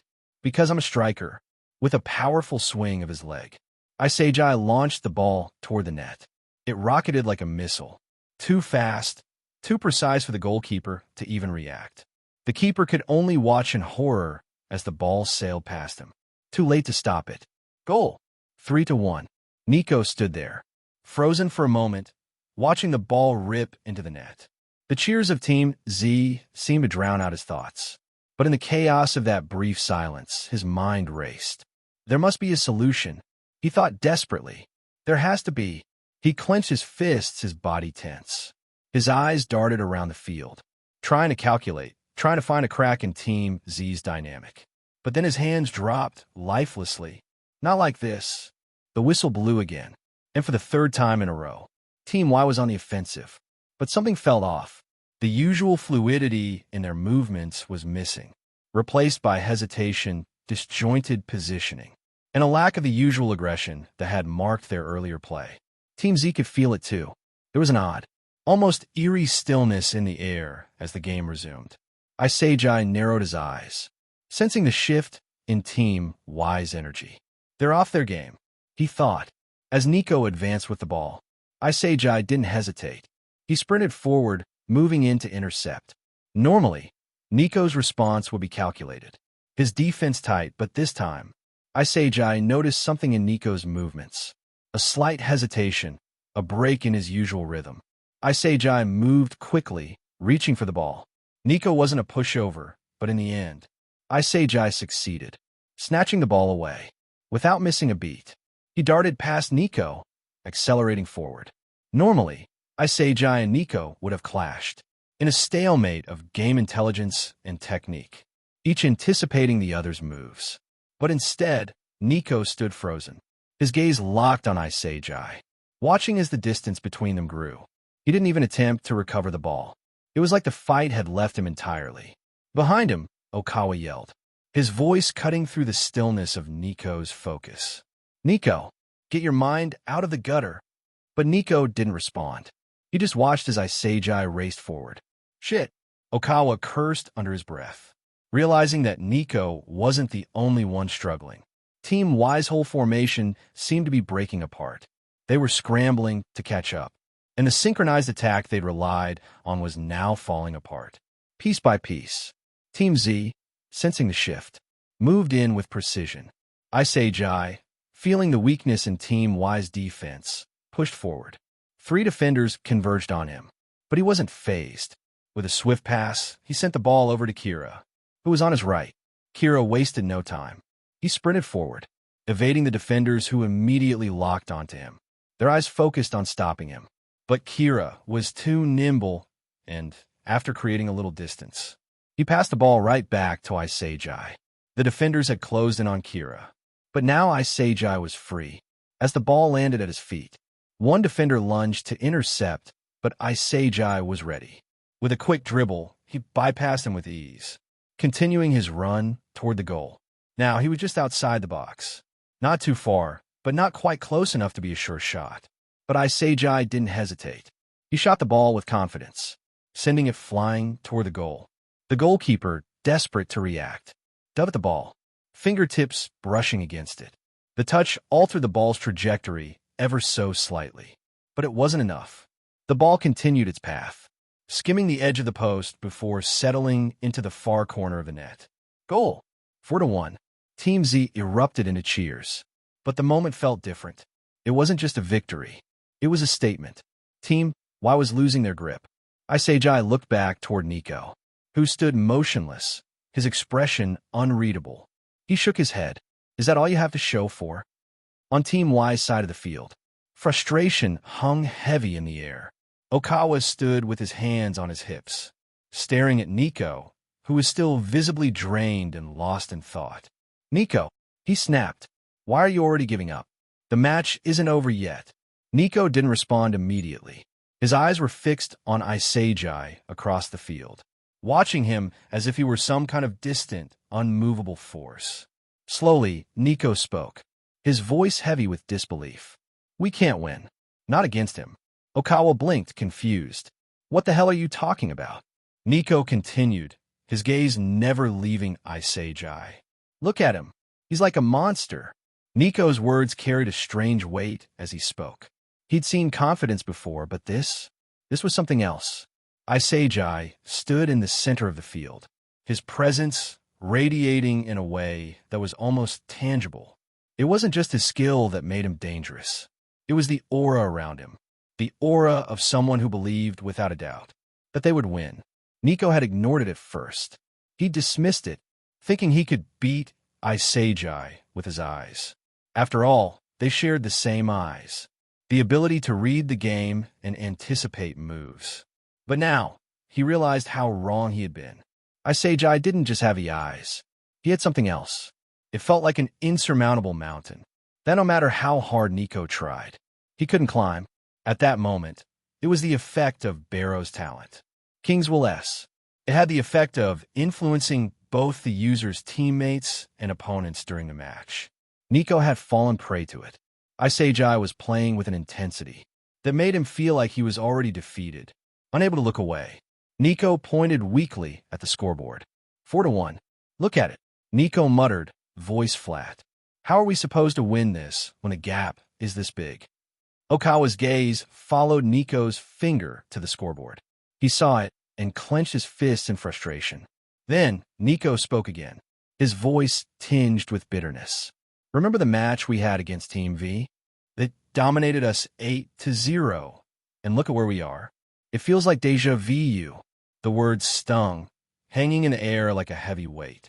Team Y stood there in silence, their heads cast low.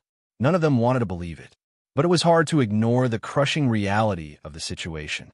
The same hopelessness from that past match was creeping back in. In the midst of the silence, Okawa suddenly stepped forward, his hand flying through the air, with a sharp slap against Nico's face. "Snap out of it!" Okawa shouted, his voice burning with intensity. Nico recoiled slightly, his eyes wide in shock. He hadn't expected that. Okawa's next words hit hard. "What the hell is the point of coming to Blue Lock?" he demanded, his voice seething with frustration. "We've staked everything, our pride, our future on this. And you're going to give up now, just because we're down a few goals? We're not even halfway through. You can't act like it's all over." His words were like a jolt of electricity through the team. "Do you want to let it all end here?" Okawa continued, his voice rising in urgency. "The match isn't over until we've given everything we've got. Only then, when we have nothing left to fight with, can we accept defeat." His words reverberated through the group, and for the first time in a while, a spark of defiance lit up in Nico's eyes. For a long moment, Nico stood there, his head still hanging low. But as Okawa's words echoed in his mind, something shifted. Nico's bangs, which had been covering his eyes, moved slightly as he lifted his head. His tear-filled eyes met the field, but they weren't empty anymore. The fire that had dimmed in him reignited. The weight on his shoulders lifted slightly as he clenched his fist, his expression hardening.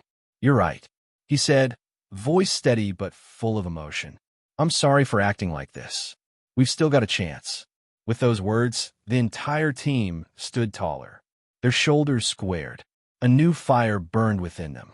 They were far from finished. Nico turned to face his teammates, his resolve clear. "We'll fight till the end." His voice full of the conviction. The team cheered in agreement, their energy shifting. Each one of them had been reignited. They weren't going to let the match slip away without putting up a fight. Nico's eyes, once filled with doubt, now burned with life, his spirit refueled. They weren't done. Not yet. The whistle blew, and Team Y took the offensive once more. But this time, something was different. Nico wasn't leading the charge. Instead, Okawa stormed forward with the ball, his strides purposeful and unwavering. From his position, Isagi raised an eyebrow, intrigued. "What's Team Y cooking up now?" he wondered. Imamura and Narahaya rushed to intercept Okawa, their timing impeccable. But Okawa wasn't fazed. With surprising finesse, he weaved through them, leaving both players in his wake. "Whoa, where did he get moves like that?" Imamura grumbled, turning to give chase. As Kyuan stepped up to block him, Okawa didn't bother with him. Instead, he delivered clean, decisive pass to a teammate stationed in open space. The ball moved swiftly across the field, and the receiver sprinted forward, eating up ground. Though his pace was nothing remarkable, it was steady progress. But then Chidri appeared. In a flash, he closed the gap. Just as he was about to intercept, the player flicked the ball to the right, bypassing him. The second player from Team Y received the pass, and, without hesitation, launched a long cross-field pass to the left. The ball arced through the air, heading toward where Raichi was charging. "That's mine," Raichi roared, his eyes lighting up as he positioned himself. But before he could even get started, Nico appeared out of nowhere. The strategist soared higher than anyone thought possible, meeting the ball midair and heading it toward the edge of the goal. The ball landed in open space, just where Isagi had anticipated. He darted toward it, ready to capitalize. But before he could touch the ball, Okawa was on him. "What the?" Isagi barely had time to register the speed of Okawa's approach before two more Team Y players joined him, boxing him out. Isagi was stuck as the ball sailed past him to two waiting players from Team Y. The first player controlled the ball and struck immediately toward the goal. Gagamaru reacted with monstrous reflexes, deflecting it with a full dive. The ball rebounded outward, but before anyone could breathe, the second player pounced, hammering it back toward the goal. Gagamaru then pushed himself past his limits. With a desperate lunge, he blocked the shot with his face. Gagamaru winced but held his ground, sending the ball rebounding once more. The Team Y attackers froze in disbelief. The ball landed in front of Bakira, who casually trapped it. A glimmer of excitement danced in his eyes. Now this is fun. He grinned, turning to sprint toward the enemy goal. But three Team Y defenders swarmed him, closing off every possible path. Bakira's grin faded as he assessed the situation. Oh dear. Then Reichi's thunderous voice boomed. Oi, get out of my way. As he bulldozed through the defenders like a wrecking ball, clearing a path. Bakira wasted no time, threading a slick pass through the chaos to Narahaya, who caught it and sent it flying forward to Kunigami. Kunigami bolted downfield, but the last two defenders from Team Y closed in fast. Without hesitation, Kunigami passed wide to Kira, who was stationed near the edge. Kira received it smoothly, set his feet, and unleashed a powerful strike. The goalkeeper, with nerves of steel, managed to deflect it. The ball ricocheted back toward the center, landing in an open space. Players from both teams scrambled to claim it. Out of nowhere, Lemon appeared. Lemon! Narahaya yelled, astonished. Through sheer luck or divine intervention, Lemon was in the perfect spot. He trapped the ball and, with a swing of his foot, sent it screaming toward the goal. The goalkeeper, still reeling from Kira's shot, had no chance. The ball hit the back of the net with a satisfying thud. Goal! 5-1. Team Z erupted into cheers, mobbing Lemon, who looked as surprised as anyone. But something felt was off. Team Y wasn't upset. In fact, they looked sharper, more determined. Their energy felt dangerous. Team Z noticed this. Is it just me, or are they getting weirdly calm about this? Narahaya muttered. You're not wrong. Imamura agreed. With the final 5 minutes left into the match, both teams reset into their positions. Isagi stood at the front, locking eyes with Okawa and Nico on Team Y's side. The change in their energy was undeniable. Team Y felt like a bomb, ready to explode. Something's about to happen, Isagi thought, his focus sharpening. The whistle blew. Team Y launched into a full-on sprint, reckless and relentless. Their sheer aggression caught Team Z off guard. Even Reichi, who prided himself on his toughness, stumbled backward, muttering, "What the hell is wrong with these guys?" Okawa, seemingly possessed, struck a powerful shot directly at Narahaya. The ball smacked him square in the face, bouncing off with a loud thwack. Narahaya staggered, yelling in frustration, "What's with your problem?" The ricocheted ball landed with another Team Y player, who repeated the same move, this time targeting Reichi. Big mistake. Reichi mocked, standing firm. But before he could react, four players from Team Y swarmed him, bulldozing through him and reclaiming the ball. Stick together, Kyuan bellowed, realizing Team Y's strategy. They're isolating us one by one. Hearing the warning, Kunigami, Kira, and Imamura formed a tight cluster, closing in on the ball carrier. Team Y countered, shielding their teammate while he dashed forward. Okawa, positioned nearby, yelled for the pass. The ball zipped to Okawa, who now had two teammates behind him, as he pushed into Team Z's field. Bakira, Lemon, and Kyuan moved in to intercept, creating a tense standoff near the center of the field. Then, with a quick glance to the far edge, Okawa spotted Nico lurking in open space. Without hesitation, he passed. Nico caught the ball cleanly and darted toward the goal. He reached the edge of the box before Isagi appeared, cutting off his path. "This is where it ends," Isagi said, his voice steady. Nico smiled. "No, it's not," he replied calmly. From Isagi's blind spot, another Team Y player emerged, positioned perfectly in front of the goal. Nico sent a precise pass, catching Isagi off guard. "Gagamaru, watch out," Isagi shouted, sprinting to close the gap. The player in front of the goal readied a powerful strike. Gagamaru dove with everything he had, only to realize it was a feint. The player tapped the ball back to Nico, who had repositioned himself. With no hesitation, Nico took the shot. The ball curved sharply to the far corner of the net, leaving both Gagamaru and Isagi powerless. Goal! 5-2. Pip, pip, pipe. The whistle blew, marking the end of the match. The field speaker's voice boomed. Fifth Stratum Game 6, winner, Team Z. Team Z stood frozen. They had won, but the situation was strange. Team Y cheered as if they had emerged victorious. their joy palpable despite the loss. Narahaya, rubbing his sore face, muttered, "What's with them? We won, right?" "Yeah, but it doesn't feel like it," Imamura replied. Raichi, fuming, stormed off the field without another word. Gradually, the rest of Team Z followed, the tension dissipating as they processed the victory. By the time the mood lightened, only Isagi remained. A glowing interface appeared before him. Win against Team Y match, round 6.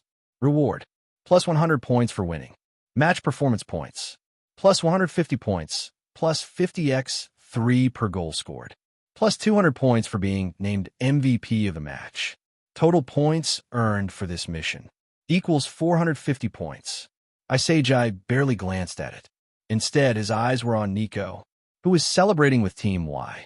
Slowly, he approached. The cheers died down as Team Y noticed him. Nico straightened, wary of Isagi's intent. Isagi extended a hand, a grin spreading across his face. "That was a great match, Nico. You really got me there." After a brief pause, Nico smiled back and shook his hand. "I agree. But next time," his voice trailed off as he tightened his grip. "I'll win." Isagi laughed, releasing his hand and turning to leave. "I'll be looking forward to it." As he exited the field, Nico watched him go. Softly, he muttered to himself, "Yoichi Isagi." The chaotic fusion of surveillance station and bachelor pad was in full display. Anri sighed as she gingerly picked up Jinpachi Ego's discarded socks, balancing them like they were toxic waste. "How long are you planning to live like this?" she muttered, stuffing them into the overflowing laundry basket. "It's been a while since the JFA press conference," she said, glancing at Jinpachi, who was busy preparing instant ramen at his makeshift kitchenette. "How's Blue Lock progressing so far?" Jinpachi paused mid-seasoning, his expression unreadable. "Honeymoon phase," he declared, dumping a packet of chili flakes into his bowl. "Have patience, Anri. The fun is just beginning." Anri grimaced as she encountered a pair of Jinpachi's underwear on the floor. Using a pair of tongs, she deposited it into the laundry pile and shot him a disapproving look. "You live on ramen and yakisoba. How are you even functional?" Jinpachi, now seated cross-legged on the floor, slurped his ramen with a nostalgic sigh. "It's not about functionality. It takes me back to my student days. Back then, I wasn't allowed to indulge in these culinary masterpieces." "Masterpieces, huh?" Anri muttered, tying up another trash bag filled with discarded cups and wrappers. "And that's your excuse for turning this place into a disaster zone?"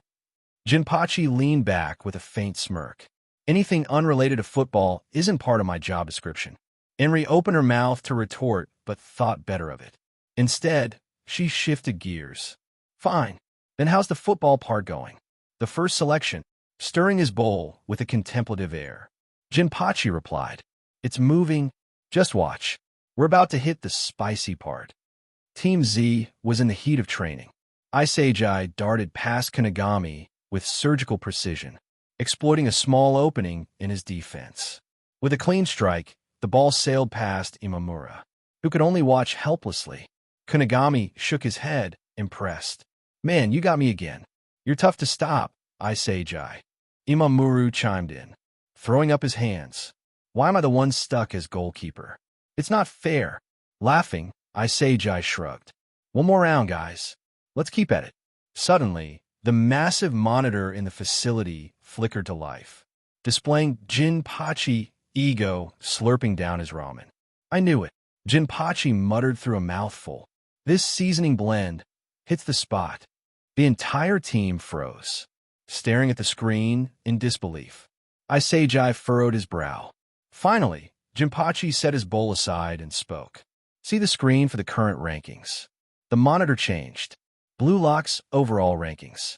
221st, Yoichi Isagi. 222nd, Saishiro Nagi. 223rd, Ryo Mikic. 224th, Zantetsu Tsurugi. 225th.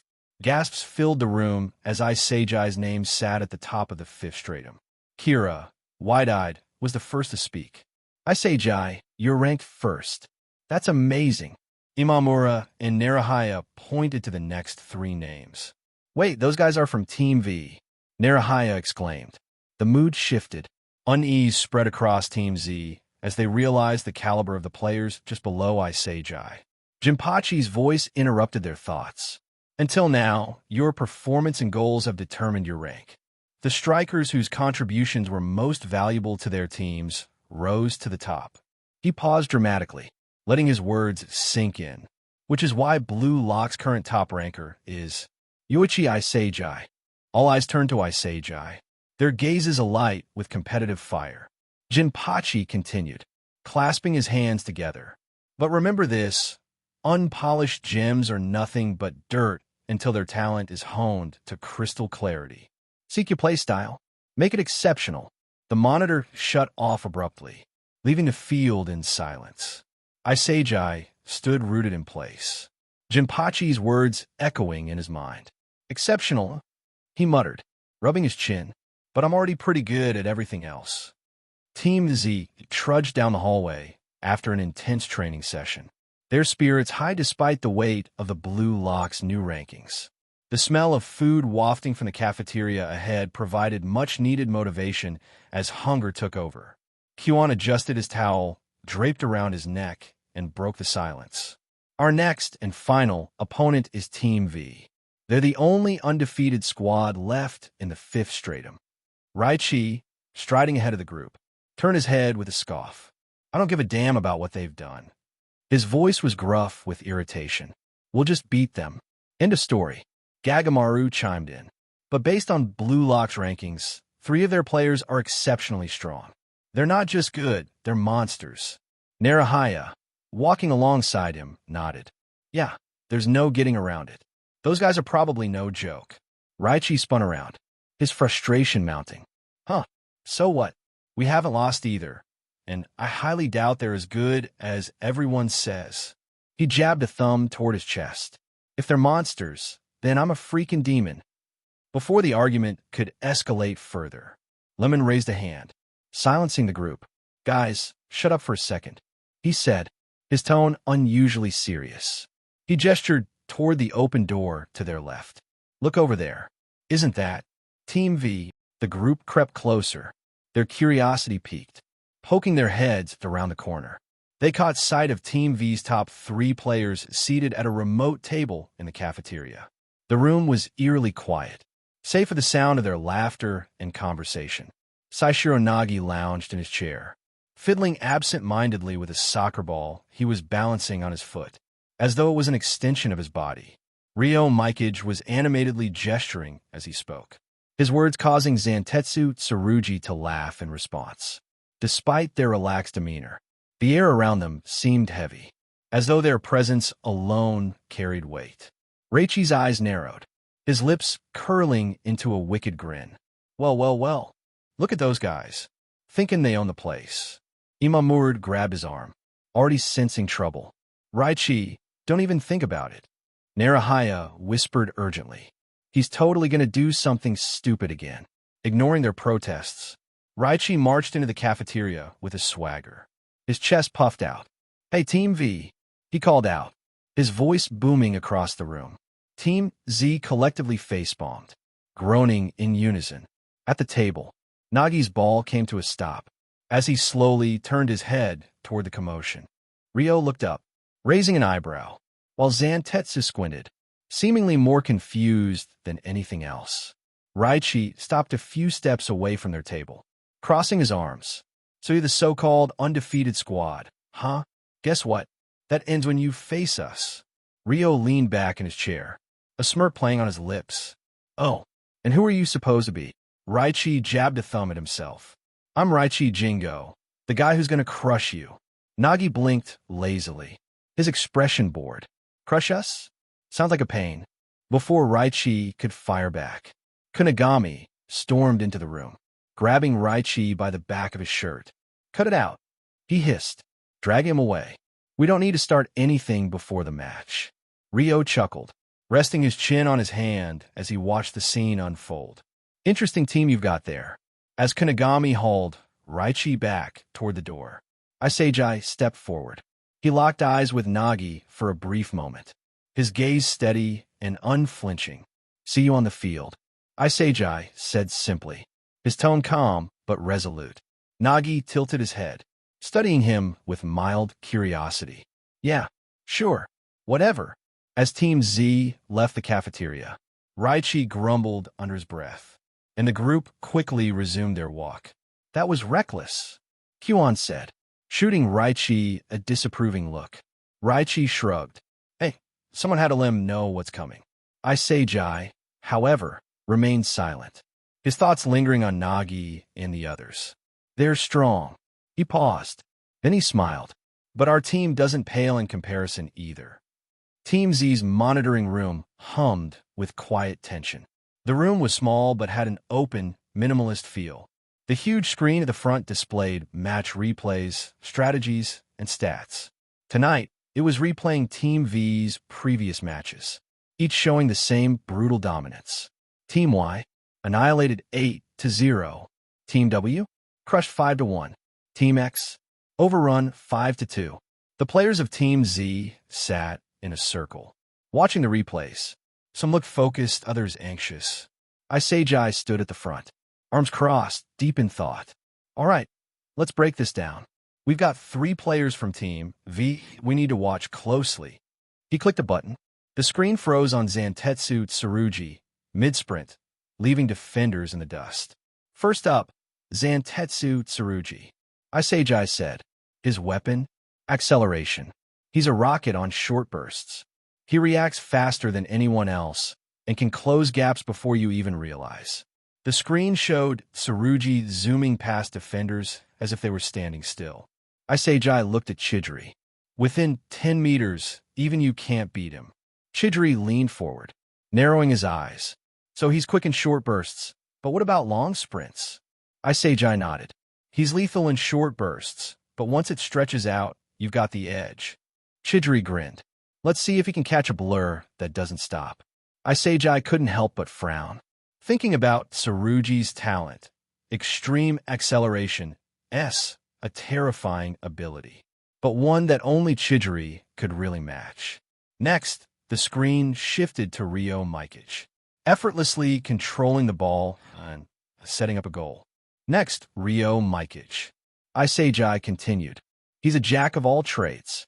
Passing, shooting, dribbling, stamina, he's got it all." "Sounds boring." Gagamaru snorted. "Does he do anything flashy?" Isagi shook his head. "Not really. Ryo's strength is his adaptability. He's always consistent, always reliable." Imamura leaned in. "So he's the glue guy. Break the play, break the player." Isagi nodded. "Exactly. If we disrupt his rhythm, we can throw him off." Internally, Isagi thought about Ryo's hidden talent, the Chameleon S, which apparently Ryo hadn't unlocked yet, but when he does, he'd be able to adapt to any playstyle. For now, Team Z could still take advantage of Ryo's predictability. Finally, the screen showed Saishiro Nagi, twisting through defenders with ease before scoring. And last, Saishiro Nagi. Isagi said, the most dangerous player on Team V. His weapon is pure brilliance, flawless ball control, and unpredictable creativity. The room was silent as they watched Nagi turn a hopeless situation into a masterpiece. "Okay, that's flashy." Gagamaru whistled. Narahaya wiped sweat from his brow. "His control is insane. How do we stop that?" Isagi's eyes hardened. "He's amazing, but he's still human. He thrives on chaos and space. If we deny him the ball and limit his options, we can neutralize him." Then, he thought about Nagi's talent. Indomitable genius, a W-rated talent. The first Isagi had encountered. It made Nagi a massive threat. Isagi also had the idea about devouring it, but the talent required 5,000 points, double the cost of an S-rated talent. Isagi smiled wryly. "Not yet. Maybe someday." The room fell silent as everyone processed the challenge ahead. Raichi clapped his hands loudly, breaking the tension. "So what if they're good?" He grinned. "Let's grind them into the dirt." "Exactly." Kyuan stood up, fire in his eyes. "They're strong, but they're not unbeatable. Let's focus on the game plan and show them what we've got." The players nodded, determination spreading across their faces. The screens switched to their own replays, and Team Z began crafting their strategy, preparing to face Team V head-on. Later, in the shared room, the only sound was the faint hum of everyone snoring. Isagi lay at the edge of his bed, deep in thought as he stared at his status screen. Name: Yoichi Isagi. Status: 1. Physical fitness, A. 2. Soccer technique, 3. Game intelligence, A. 4. Talents, 2/5. Devour shop, 520 points. He tapped his chin. After all the special training, he felt good about his progress. For physical fitness, everyone was solid. Lemon, Gama, Narahaya, and Kyuan had reached B+, while most others were at A-. Only Kunigami, Isagi, Kira, and Raichi stood at A. In soccer technique, Bakira and Kunigami were at the top with A, with the others close behind. Isagi, Kira, Chidori, Kyuan, Raichi, and Gagamaru were all A-. As for game intelligence, Isagi stood alone at A, with Kyuan slightly below him at A-. Comparing Team Z's stats to Team V's, he saw the difference. Zantetsu, Tsurugi. 1. Physical fitness. 2. Soccer technique, A. 3. Game intelligence, B+. Mikage Ryo. 1. Physical fitness, A. 2. Soccer technique, A. 3. Game intelligence. Saishiro Nagi. 1. Physical fitness, B+. 2. Soccer technique, S. 3. Game intelligence, C+. Team V's core players, Tsurugi, Ryo, and Nagi, are strong, and everybody else are rated B+ or below in stats. But Team Z still had the numerical edge in individual strength. However, one thing stood out like a sore thumb. Nagi Saishiro's game intelligence was rated at C+, a stark contrast to his soccer technique, rated at S. How can someone be so technically gifted yet lack game intelligence? Isagi thought. His eyes narrowed as he recalled Nagi's seemingly effortless skill during the replay of Team V's previous matches. It's almost like he's just reacting instinctively. Then it hit him. Wait a second. Isagi muttered to himself, sitting up straight. His thoughts were racing. Ryo's game intelligence was rated at A-. It seemed like he was the brains of their team, orchestrating plays and providing Nagi with the perfect setups to unleash his insane technique. Then Isagi's grin widened. If Nagi relies on Ryo's guidance, then maybe we don't need to stop Nagi directly. He paused. All we have to do is take Mikage Ryo down. In Team V's changing room, it was quiet, the only sound being the soft pew pew pew coming from Nagi's phone. He was sprawled out on a bench, completely absorbed in his FPS game, feet pedaling lazily behind him as he shot down virtual enemies with the precision of someone who hadn't moved from his spot in hours. Tsurugi, wiping the sweat off his face with a towel, raised an eyebrow. He glanced over at Nagi, who hadn't moved a muscle since the training started. Hey Nagi, Tsurugi called out, voice dry. Did you really skip our training today as well? Nagi didn't even look up from the screen, his fingers tapping away. Yeah, it's just gotten annoying, he muttered, completely uninterested. Tsurugi, pushing his glasses up with a deliberate motion, sighed. And you're okay with that? He paused, eyeing Nagi. If you keep slacking, you won't keep your lactic acid level steady. Your knees will get all messed up, and not even glucosamine will help you with that. Nagi, still not bothering to lift his head, lazily pedaled his feet behind him. He barely seemed to notice Tsurugi's concern. Tsurugi stared at him, before letting out a resigned sigh. Well, let's see if I can at least help with that. He abruptly dropped to his knees and started stretching Nagi's leg for him, his hands moving with careful precision. How does this feel? Nice, Tsurugi asked, still watching Nagi's lack of reaction. Nagi didn't even flinch, eyes glued to his phone.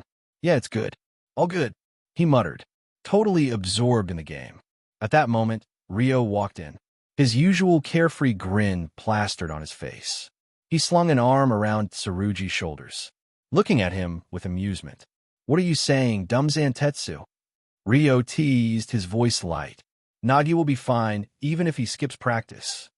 Tsurugi shot him an incredulous look, his glasses glinting as he pushed them up again. Ryo, you're far too protective of Nagi. Ryo simply shrugged, his smile never fading. Well, of course. He glanced over at Nagi, who was still glued to his game. You see, this guy here is my own gem. Tsurugi rolled his eyes. A gem who refuses to lift a finger in training. Ryo grinned, unbothered. That's what makes him even more special. He paused. Not everyone can pull off doing nothing and still be a genius. 6 years ago, at the top floor of the Mikage building, the sprawling cityscape glittered through the massive windows. Mikage Ryo sat comfortably in his bedroom, engrossed in a video game. His fingers tapped away rhythmically, the soft glow of the screen illuminating his sharp features. Behind him, the slightly ajar door creaked open. His parents peeked in before stepping inside, shutting the door gently behind them. Ryo glanced back, pausing his game. Oh, Mom, Dad, what's up? After a brief exchange of hugs, his father spoke. Ryo, you were born to carry on everything I've built. His tone was firm, carrying the weight of expectation. This company, our legacy, will be yours to lead one day. Think of it as the means to achieve whatever goals you seek. Before Ryo could respond, his mother chimed in with a softer voice. Honey, stop with that talk already. Ryo has his own life to live. She turned to her son, her expression warm. Ryo, if there's anything bothering you, just tell Mommy, okay? Ryo nodded politely, but his mind had already wandered. Boring. All of this is so boring. Time passed, and Ryo's life seemed picture-perfect. He was popular in high school, effortlessly talented in academics, sports, and socializing. Yet none of it sparked joy in him. Everything felt too easy. As he hung out with a group of friends one afternoon, his thoughts drifted. Things that are easily attainable are dull. I want something unique. My own treasure. Something extraordinary. That realization had struck during his first year of high school, and it lingered in his mind. One night, while absent-mindedly flipping channels in his room, Ryo stumbled upon a World Cup match. The energy, the stakes, and the sheer glory captivated him instantly. This is what I want, he exclaimed to himself, driven by newfound purpose. Ryo stormed into his parents' office late that night. The room was grand, with floor-to-ceiling windows showcasing the glittering city below. I want to play football, Ryo announced, determination blazing in his eyes. I'm going to join a team and compete to win the World Cup. His father's response was immediate and cold. No, Ryo froze. Why? You've always supported my goals before. His father's gaze hardened. Because it's unrealistic. Football is for the chosen few. You're not one of them. Stick to what's practical, like managing this company. His mother added gently. We just want what's best for you, Ryo. Graduate from an elite university, become an elite businessman. That's your path. But Ryo wasn't listening. Their words faded into the background as frustration boiled within him. They're not the ones who get to decide what I want. The next day, Ryo resolved to lead his school's mediocre football team to the national championship. He was brainstorming how to elevate the team when something unexpected happened. Descending the stairs from the second floor, he muttered under his breath, screw it all. Before he could vent further, his foot lightly bumped into someone sitting on the stairs, engrossed in their phone. My bad. Ryo apologized immediately. The phone slipped from the person's grasp, tumbling toward the first floor. Without hesitation, the figure lunged after it, leaping down the stairs. Ryo watched, stunned, as the person landed gracefully, trapping the phone under their foot with pinpoint precision. Whoa, Ryo exclaimed. That was amazing. Are you in the football club? The person muttered. Oh, good. Still got HP left. Before focusing back on their screen, Ryo dashed down the stairs to meet him. Hey, seriously, that was incredible. Do you want to play football with me? The person finally turned to face him. Oh, you're that rich kid, right? Cool. Hand over some money. Ryo blinked. Football sounds annoying. I'd rather just chill. So money. Ryo couldn't believe his ears. Wait a second. I saw what you did with your phone. You've got talent. He leaned closer, his excitement bubbling over. Play football with me. If we work together, we can go pro. The person hesitated, his gaze flicking back to his phone. If I have to work hard, that sounds annoying. No thanks. Ryo's heart skipped a beat. For the first time, he saw it. The rare, raw potential his father spoke of. This guy is chosen by football. He's the one I've been looking for. He thought. Fine, Ryo declared, wrapping an arm around the person, startling him. Then don't work hard. Just play with me. The person scratched his head lazily. I just want to chill and play my phone games. Football sounds like a pain. Ryo wasn't deterred. In fact, the person's dismissive attitude only fueled his desire to convince him. He crouched slightly, meeting his eyes at his level. Look, you don't need to worry about all the work. I'll take care of everything. The training, the plans, everything. You just need to show up and do your thing. The person tilted his head, mildly intrigued. Huh, you do all the hard stuff? So, I don't have to run around and stuff. Exactly, Ryo grinned, clapping him on the shoulder. Well, you do have to run here and there. But I'll make it fun for you, and you can keep playing your games when we're not on the field. He continues. And if you don't like it after a while, I'll back off. Deal. The person stared at him for a moment, considering. Sounds like less effort than other things. Ryo leaned in. It's less effort and more rewarding. Plus, he paused dramatically. I'll buy you a new phone if you agree. At the mention of a new phone, Nagi's eyes lit up for the first time. A new phone? Really? Top of the line. Ryo promised. Whatever you want. The person sighed, finally introducing himself. Saishiro Nagi. Ryo then extended his hand. Mikage Ryo. After a moment's hesitation, Nagi shook it. Ryo couldn't help but grin widely. Let's win the World Cup together. The cafeteria hummed with life. As Isagi, Kira, and Bakira sat at their usual table, trays of half-eaten food in front of them.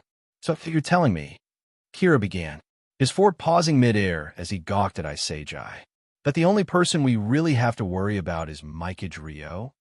Isagi nodded, the corners of his mouth tugging into a confident smile. That's right. I recently found out about this.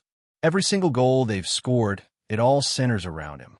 Bakira leaned back, his trademark grin curling on his lips.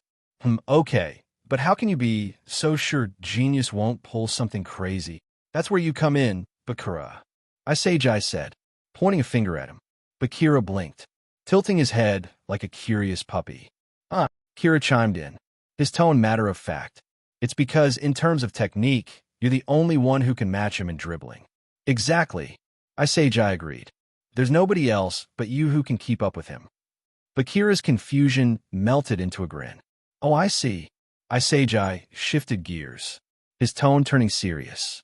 And we've already got Tsurugi covered by Chidori. So that leaves us with Ryo. Bakira picked up the thread instantly, who without a doubt will be handled by. Kira pointed directly at Isagi. You Isagi, right? Isagi replied with a smile. In terms of fitness, technique, and intelligence, Ryo and I are evenly matched. But you're better, Bakira sang, his playful tone cutting through the seriousness. Isagi chuckled, nodding his head. That's right. I got the edge in analyzing the field and reading the players. Whatever Ryo plans, it's not getting past me. Before anyone could respond, a cold voice suddenly cut in. Oh, you really think so? Their heads snapped toward the source. Standing there was Mikage Ryo, arms crossed. Beside him stood Nagi, looking completely uninterested, fiddling with his phone. Flashback. A few minutes earlier, Ryo lounged on his bed in Team V's shared room, going through match statistics. When Nagi muttered, I'm hungry, Ryo barely glanced up. Then let's go to the cafeteria. Nagi groaned, slumping further into his own bed. Too much effort. Ryo shook his head, standing up and grabbing Nagi's arm. No buts. You're eating, and that's final. Despite his resistance, Nagi eventually allowed himself to be dragged out of the room. As they neared the cafeteria, Ryo's sharp ears caught fragments of a familiar voice. Recognizing Isagi, he slowed his pace, gesturing for Nagi to follow quietly. They hovered near the doorway, unnoticed, listening intently to the conversation. Hearing Isagi's strategic breakdown, Rio's lips curled into a smug smile. Present. You guys have no clue what you're talking about. Rio stepped closer, his eyes unwavering. Oh really? Isagi replied evenly. Locking eyes with Rio, the two stood there, staring each other down, the tension crackling in the air like static. Finally, Nagi broke the silence. Can we go already? Standing is a drag. Rio's demeanor shifted instantly. Glancing at Nagi. Right. But as he turned to leave, he threw a parting shot over his shoulder. Don't come crying when you find out how wrong you were. The duo sauntered off. The words hung in the air, sharp and deliberate. Well, that was awkward. But Kira laughed, breaking the silence. Kira then chuckled, shaking his head. What are the odds? He turned to Isagi. What do you think?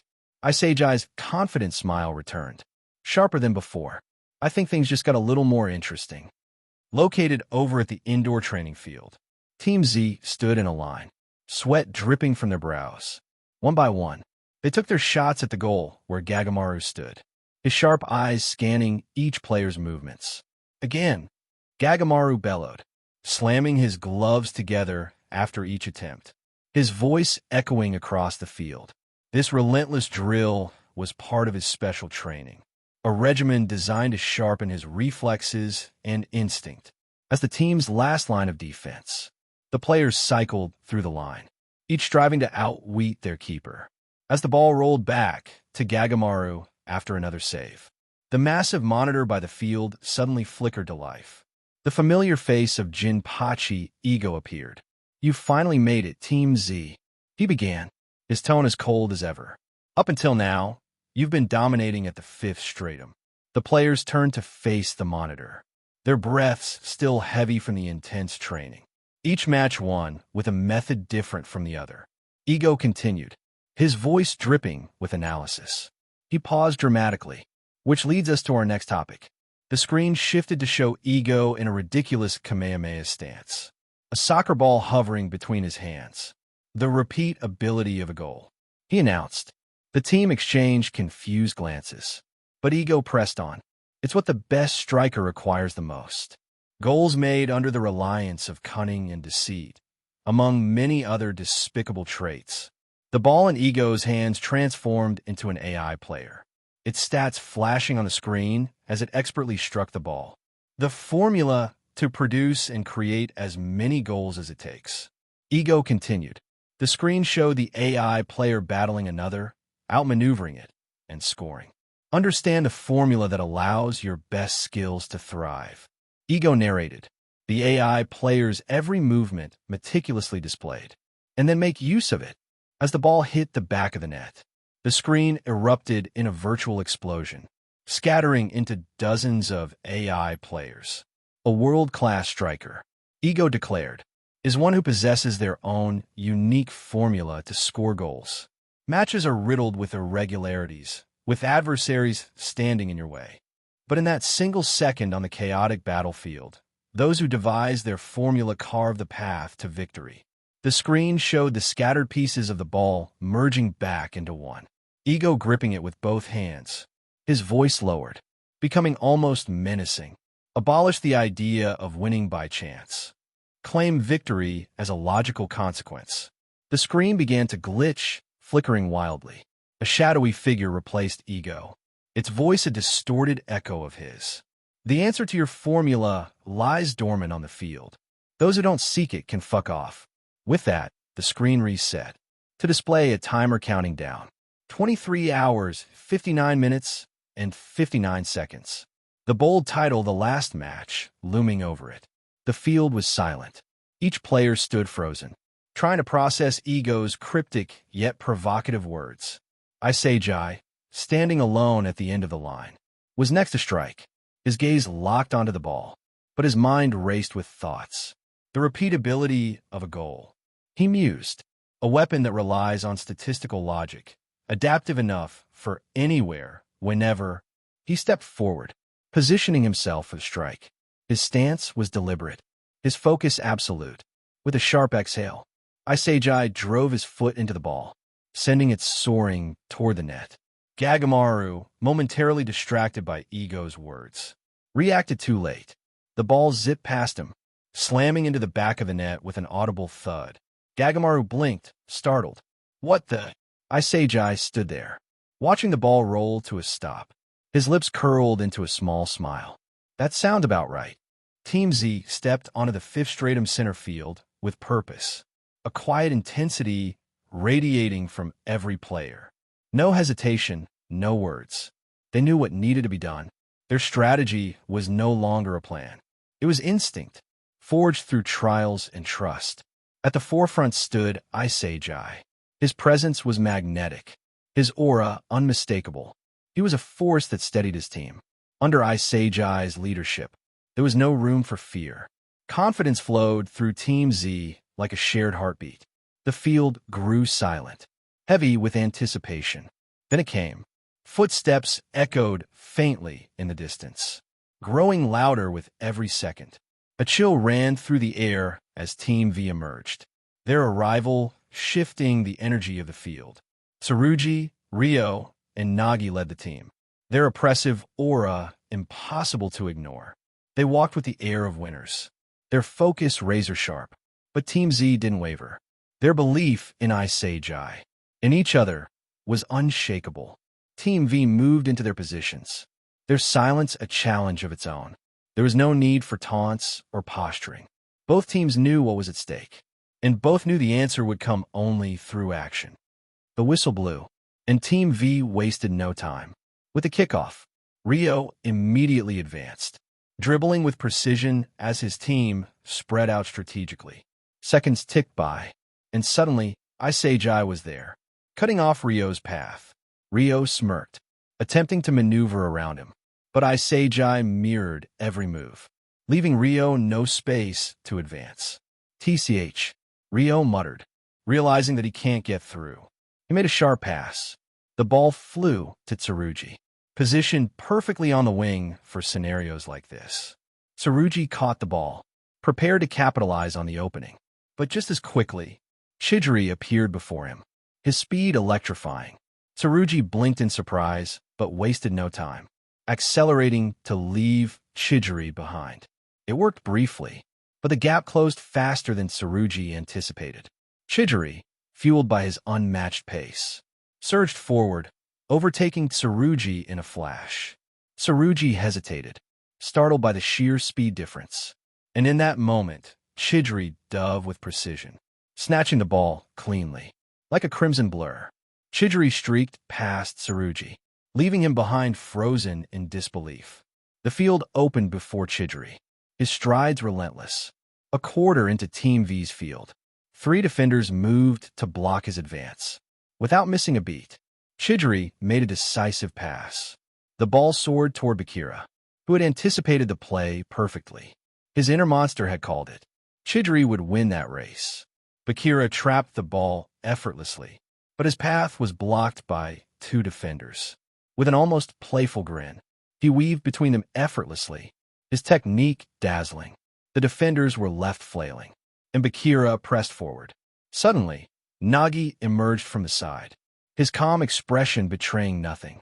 In one fluid motion, Nagi attempted to intercept, but Bakira with instinct reacted instantly. The ball remained under his control as he laughed. "You're quite persistent," Bakira teased, trying to provoke a response. Nagi, unbothered, continued to press, his precision forcing Bakira to focus completely. The battle between them was fierce, a game within the game. Bakira managed to hold possession. Annoying, Nagi muttered, breaking his calm facade with a bizarre movement that defied logic. Nagi twisted his body and lunged for the ball. The sheer unexpectedness left Bakira momentarily stunned. As the ball slipped from his control, time slowed, the moment etched into memory. As Nagi executed the perfect steal, Bakira recovered quickly, chasing Nagi. But the tables had turned. Nagi's composure held firm as he kept Bakira at bay. Realizing he was pinned, Nagi delivered a sharp pass to a teammate rushing to support. The ball changed hands again, but as Team V's player turned to advance, a figure appeared out of nowhere. "Not so fast," Yoichi roared, his aggressive tackle overwhelming his opponent. The ball was his now, and he charged toward the goal with unstoppable energy. Near the box, Yoichi struck with ferocity. The ball rocketed forward, but the goalkeeper dove, blocking it with sheer effort. The deflection was perfect for one waiting figure. Kunigami, in the right place at the right time, didn't hesitate. His strike was clean, powerful, and precise. The ball sailed past the keeper and into the net. Goal! 1-0. The stadium seemed to freeze for a second before roaring to life. Team Z celebrated as Kunigami raised his fist. Tsurugi adjusted his glasses. "Well, this was unexpected," he exclaimed. Ryo remained silent. His eyes locked on Team Z, while Nagi simply tilted his head, think deeply to himself. On the other hand, Yoichi stomped the ground in frustration, his voice cutting through the air. "Damn it!" His fists clenched tightly. "I was right there. That goal should have been mine." Kunigami jogged over and placed a reassuring hand on Yoichi's shoulder. But before he could respond, Yoichi threw his hands in the air.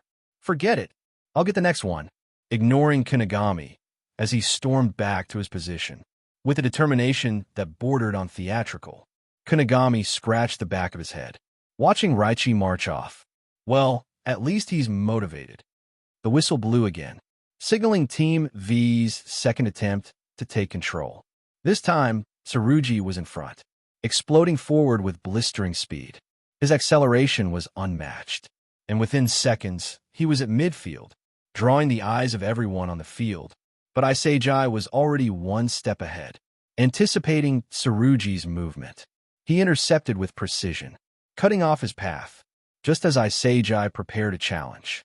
Tsurugi made a sharp pass to his left, where Ryo had positioned himself with perfect timing. "Stop him!" Isagi shouted, his voice slicing through the tension like a blade. Kira and Kyuan responded instantly, closing in on Ryo from both sides.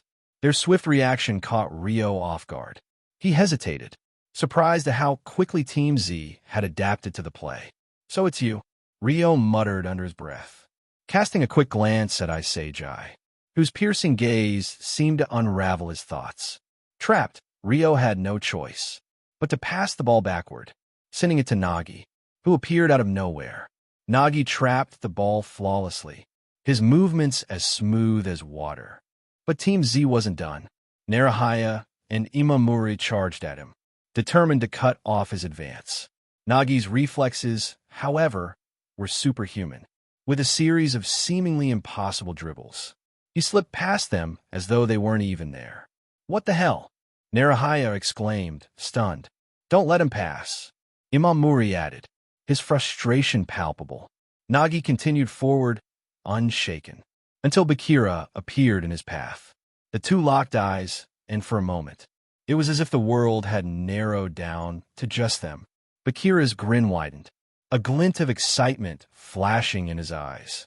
"Ready for round 2, he said, his voice playful and confident. Nagi tried to maneuver past him, but Bakira wasn't budging. Instead, he began creating feints with an almost artistic flair, his body moving unpredictably. For the first time, Nagi looked unsettled, unable to predict Bakira's next move. Then, with a sudden burst of speed, Bakira lunged, stealing the ball cleanly from Nagi's feet. "Gotcha!" Bakira laughed, spinning around Nagi and sprinting forward. A defender from Team V rushed in to stop him, but Bakira danced past him with effortless creativity. From the corner of his eye, Bakira noticed Nagi and Tsurugi closing in, their plan to trap him clear. Without hesitation, Bakira spotted an empty space ahead and passed the ball decisively. The move caught everyone, including Nagi and Tsurugi, completely off guard. "What was that?" Tsurugi muttered, confused. Then they saw him. Isagi, as if emerging from the shadows, sprinted into the empty space and took control of the ball. Isagi's eyes were locked on the goal, and with a quick, fluid movement, he unleashed a powerful shot. The ball rocketed toward the net. The goalkeeper dove desperately, his fingers grazing the ball, but it wasn't enough. The ball slammed into the back of the net. Goal! 2-0. Team Z erupted into cheers, their voices echoing across the field. Isagi stood calm amidst the celebration, his sharp eyes finding Rio. Rio met his gaze, glaring at him with intensity. He finally figured out, Isagi thought, but then he chuckled softly. Well, even if he has, it's already too late. He turned, walking back to his position. Over on Team V's side, Rio stood motionless, his fists clenched tightly at his sides, veins faintly visible from the pressure. His gaze locked on Isagi's retreating figure. It's time. Hello, everyone. As we wrap up this video, I want to share a quick note. I have a Patreon account. If you'd like to support me and enjoy on-demand audiobooks, you can become a Patreon member.